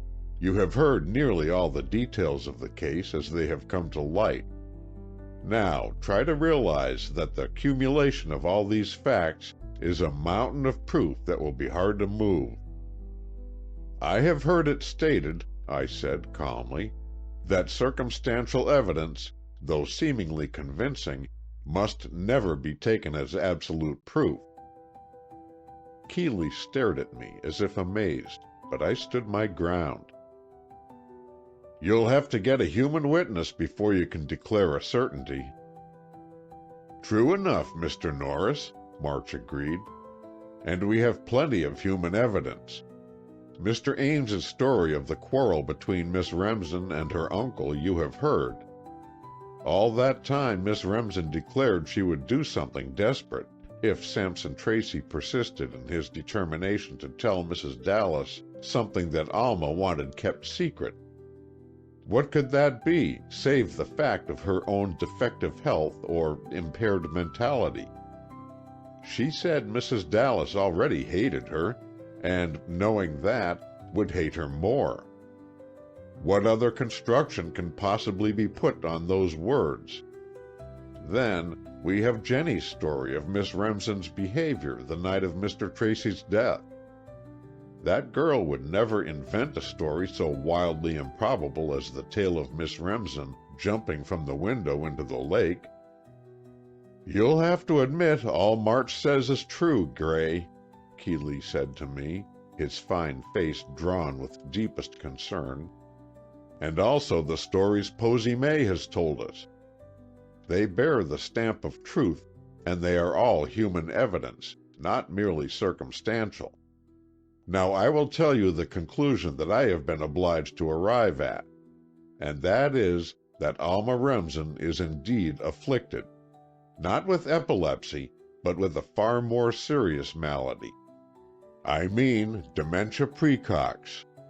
This is a terrible statement to make, but I am sure it is the only diagnosis that fits the case.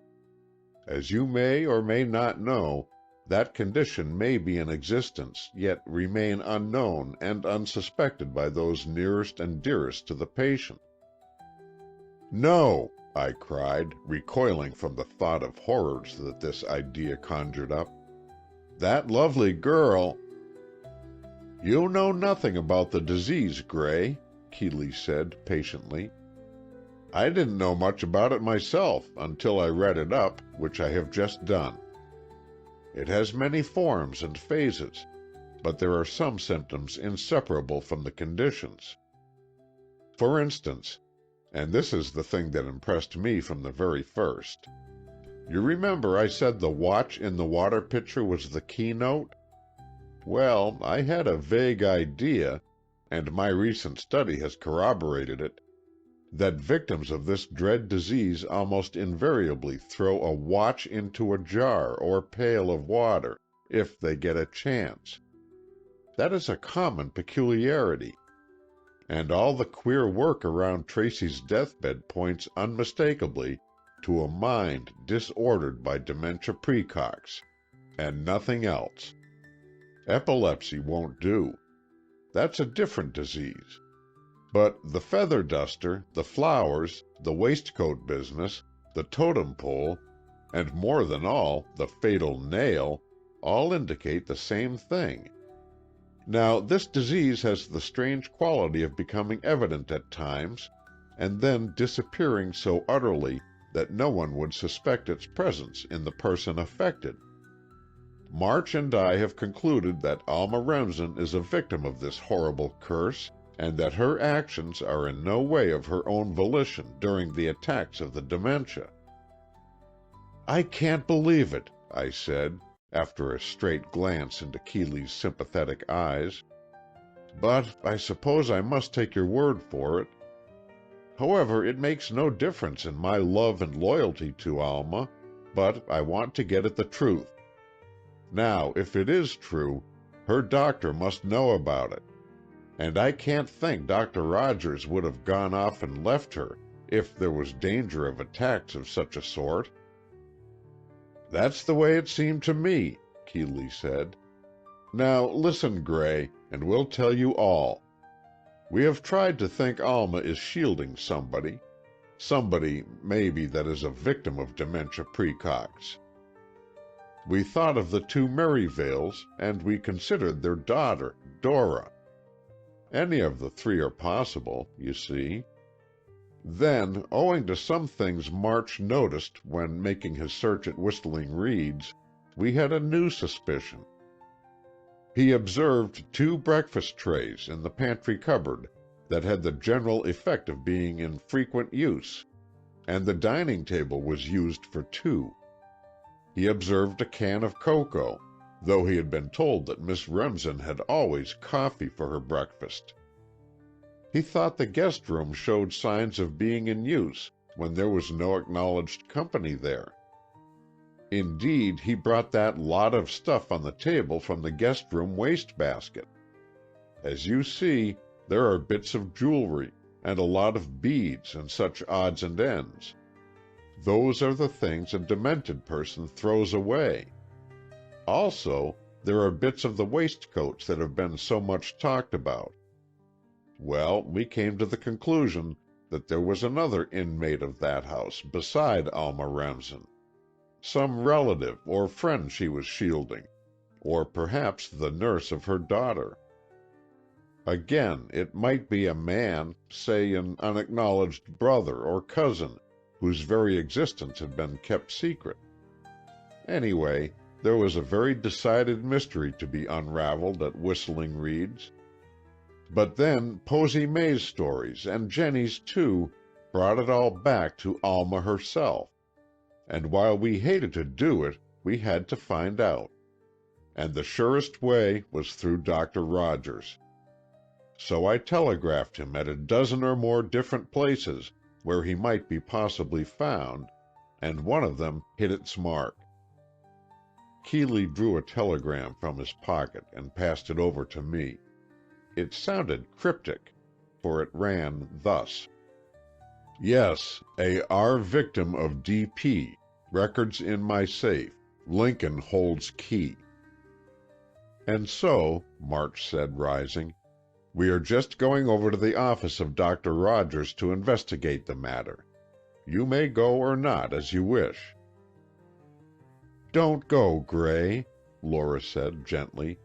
"It is not necessary, and will only cause you suffering. Keeley will tell you all when he comes back. You stay here with me." "Thank you, Laura dear," I said, "but I must go. I must know every development as it takes place. I'm a little dazed with this news from the doctor, but I can't help feeling there's a mistake somewhere. It can't be that Alma—" I stopped suddenly, for I remembered seeing her on the lake that night, and hearing her say afterward that she never went on the lake in the evening. Then, when she had these attacks, she acted without knowledge of what she was doing. If she had, under these conditions, killed her uncle, she was of course in no way responsible, and would not be held so. Maud and Laura looked sorrowfully after us, and we three went down the path to the drive and got into Keeley's car. At Dr. Rogers' office, we found his assistant in charge. He had but a few of the doctor's cases to look after, and these were the simpler ones. Serious matters had been placed in the hands of more skilled practitioners, and some few important ones, we were told, were given over to specialists. March showed him the telegram and asked what it meant. "Well," said Dr. Greenway, a pleasant-faced young man, "I guess I can help you out on that. My orders are to meet the wishes of anyone bringing a telegram couched in that language. As you have doubtless deduced," he smiled at the detective, "it means the key to the safe is hidden—" "Behind Lincoln's picture," cried Key before March could speak. "Yes," smiled the young man, his eyes following ours to the large engraving of Lincoln on the wall. He stepped up on a chair, turned the frame from the wall a little, and from an envelope pasted on the back of the picture he extracted a paper. "This is the combination," he explained, "which is what he means by key." Following the message on the paper, he twirled the dials and soon opened the safe. "I will leave you to your investigations," he said. "This must be an important matter, or Dr. Rogers wouldn't have sent that information. Those are his case books. I leave them in your charge. When you are finished with them, I will return and close the safe again. I shall be in the next room." He went out and closed the door, and we looked into the safe, wondering what secret it would divulge. So well was everything labeled and indexed that we had no trouble at all in finding the pages marked Remsen. Keeley and March did the research work, I sitting idly by, but alert to find their findings. In a moment I saw the utmost surprise and excitement manifest on their faces. They read from the same page, silently, eagerly, and then Keeley lifted his head, and with a look of pure joy in his face, cried out, "Take heart, Gray. Alma is all right." My heart almost stopped beating. I couldn't speak, but my whole soul seemed to go out in great prayer of gratitude that swallowed up all other emotion. I did not hasten them or beg for further disclosures. I knew they would come in good time. At last they gave over reading and turned to look at one another with nods of understanding. Then Keeley turned to me and said concisely, "Gray, the dementia precox patient is not Alma, but her sister, her twin sister, Alda. This twin did not die as a child, but lived, afflicted with this terrible disease. The mother of the little girl was so overcome with grief and shame that she pretended the child had died, and had the little grave made to give credence to the story." "Alda?" I said, dully, not quite taking it in. "That isn't a name." "It is the name of Alma's twin, anyway," March said, grasping me by the shoulder none too gently. "Wake up, man. You have something to live for now. Listen to me. Alma's twin sister is in the house at Whistling Reeds, and has been there all the time. While their mother was alive, she kept the girls at Pleasure Dome, Alma openly and Alda secretly. No one knew of the sisters' existence except the three Merivales and Griscom and Mrs. Fenn. They were bound to secrecy by Sampson Tracy, and he knew how to command obedience. Of course, Tracy and Alma knew all. Then, when Alma's mother died, she left Alda as a sacred trust, and Alma has devoted her life to the afflicted twin. You see, Alda is normal and sane the greater part of the time, but she cannot be allowed to know people, for there is no telling when the spasms will come on. And when they do, there is no treatment necessary save to control and soothe her. The Merivales, with Alma, look after that, and much of the time the two girls are together. Now you see the truth of March's deductions that there was another inmate of the Whistling Reeds house," Keeley said. "Where they kept her, I don't know, but—" "Let's go right over there," March suggested. "It's only fair to end Miss Alma's misery and suspense as soon as possible." Still dazed and wondering, I watched the others recall Dr. Greenway and give him back the paper he had produced, and then we went away, back to Keeley's place, and into a boat and over to Whistling Reeds with all possible speed. The glum boatmaster greeted us surlily, as usual, but March paid no attention and made straight for the house. His ring was answered by Mary herself, and she looked very perturbed and anxious. "I'm glad you've come, gentlemen," she said. "We are in great trouble." It was then that I took the helm. As Alma's fiancé, for I so considered myself, it was my right and my duty to take matters in charge. "Mrs. Merivale," I said simply, "we know all about Miss Alda." She staggered back a step, and then a look of relief passed over her strong, gaunt face. "Yes, sir," she said, apparently accustomed to accept the word of her superiors. "Then you can advise us, sir. Miss Alda is took very bad." "Do you want a doctor?" asked March hurriedly. "No, sir, a doctor can do nothing, nothing at all." "What can we do?" Keeley asked eagerly. "I don't know yet. Perhaps if you'd just wait down here till I see how she is now—" "Mary!" called a man's voice from upstairs, and she hurried away. I recognized the tones of John Merivale, and I did not offer to go upstairs with the nurse, knowing she would call us if necessary. I longed to be with Alma, to comfort and care for her, but I could not intrude uninvited. But after we had waited perhaps a half hour, Alma came downstairs and out on the porch where we sat. She was composed, but with a new sadness in her eyes and a new droop to her lovely lips. "I will tell you all," she said quietly as she sat down opposite to the three of us.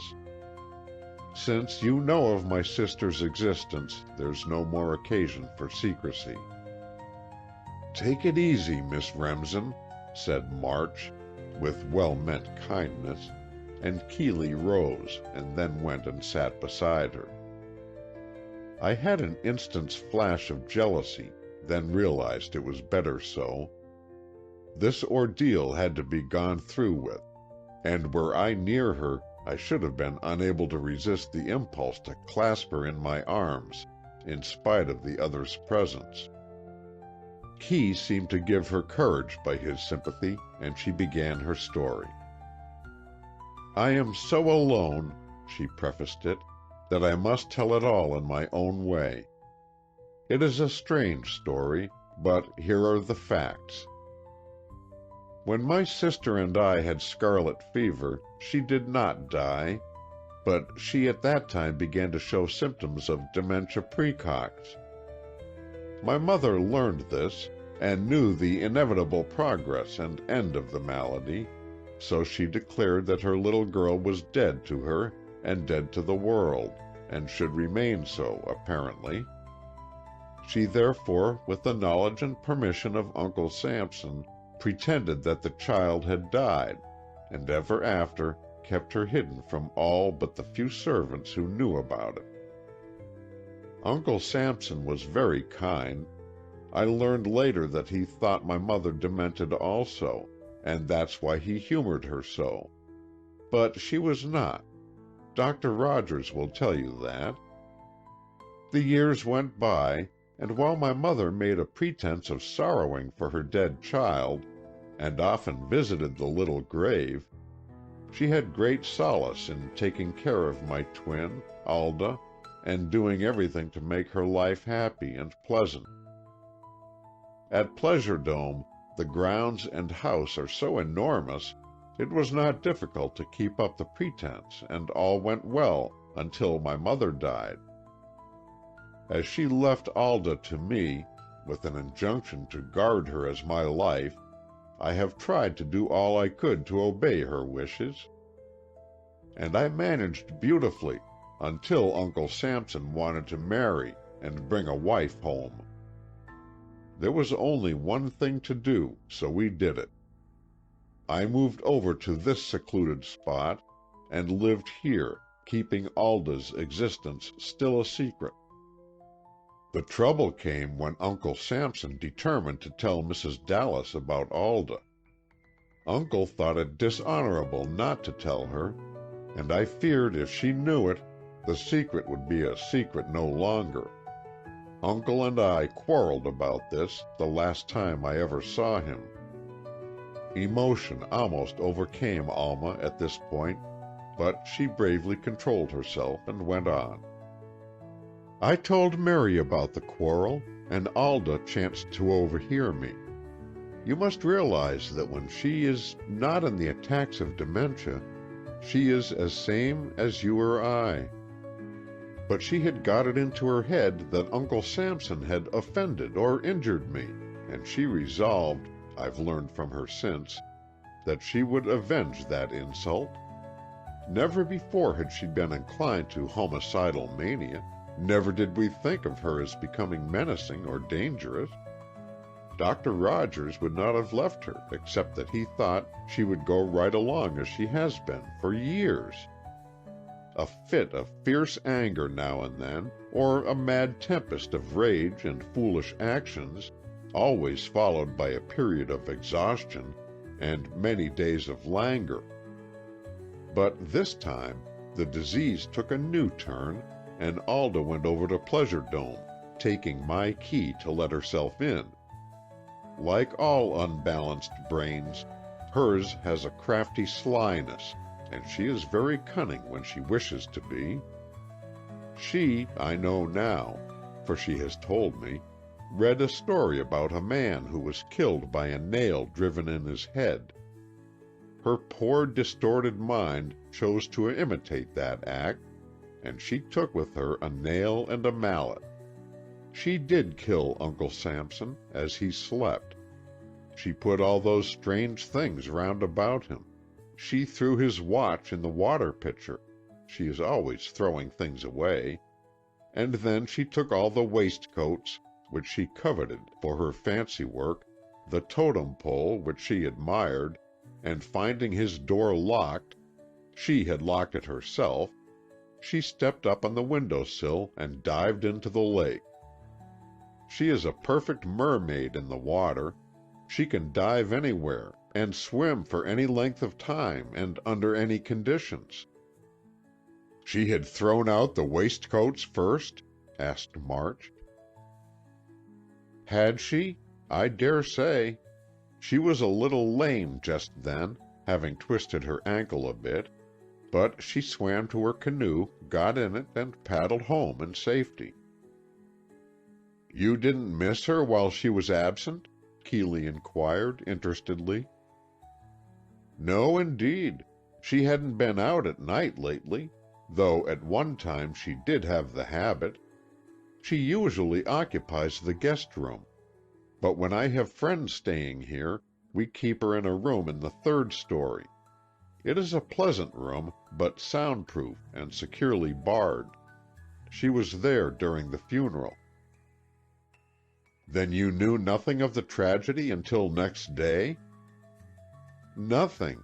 And even then, when Mrs. Fenn called up and told me, I didn't think of Alda.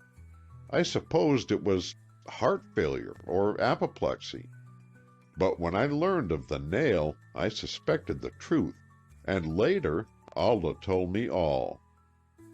She has no regret. I mean, her sense of right and wrong is so clouded now that she cannot think clearly. Her mentality has dwindled rapidly of late, and even now, she is sleeping after a sedative, I think she will not recover her mind to the extent of sanity she has shown of late. I'm not sure I am telling you this so you can understand it, but I am so stunned, so dazed, to think the time has come to tell it, that I want only to tell it truthfully and all at once. I don't want to have to go over it again." Merivale appeared in the doorway. "Miss Alma," she said, gravely and in solemn tone, "Miss Alda is going." Alma rose, not hastily, but with a swift dignity, and turning to me, said, "Come with me, Gray." It was like a chrism. I felt sanctified to be chosen to stand at her side in this supreme moment. The others followed us, but I did not know it then. Alma and I went up the stairs together, and she turned toward the guest room. There on the bed lay the counterpart of my own darling. I knew now that it was Alda whom I had seen that night in the canoe. It was Alda whom Posy May and her friends had seen in tantrums with the nurse. It was Alda who, poor demented, irresponsible child, had killed Sampson Tracy in blind imitation of the story she had read about the nail.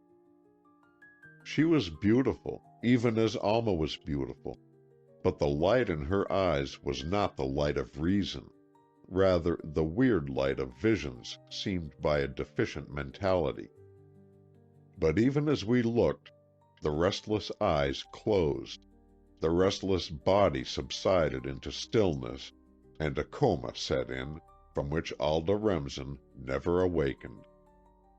We sent for a doctor, but there was nothing to be done, and though she lingered for 2 days, the spirit was at last set free. Alda was released. and Alma's long and ghastly term of servitude was over. It has ever since been my pleasure and duty to bring only sunshine into that life that knew no real sunshine for many long years. Alma felt she never wanted to see Pleasure Dome again, so the place was sold, and we traveled in many lands, returning at last to found a home far removed from any memories of painful association. The Moores are still our dearest friends, and the Merivales our staunch henchmen and caretakers, while Alma and I, sufficient to one another, take for our motto, "All for love and the world well lost."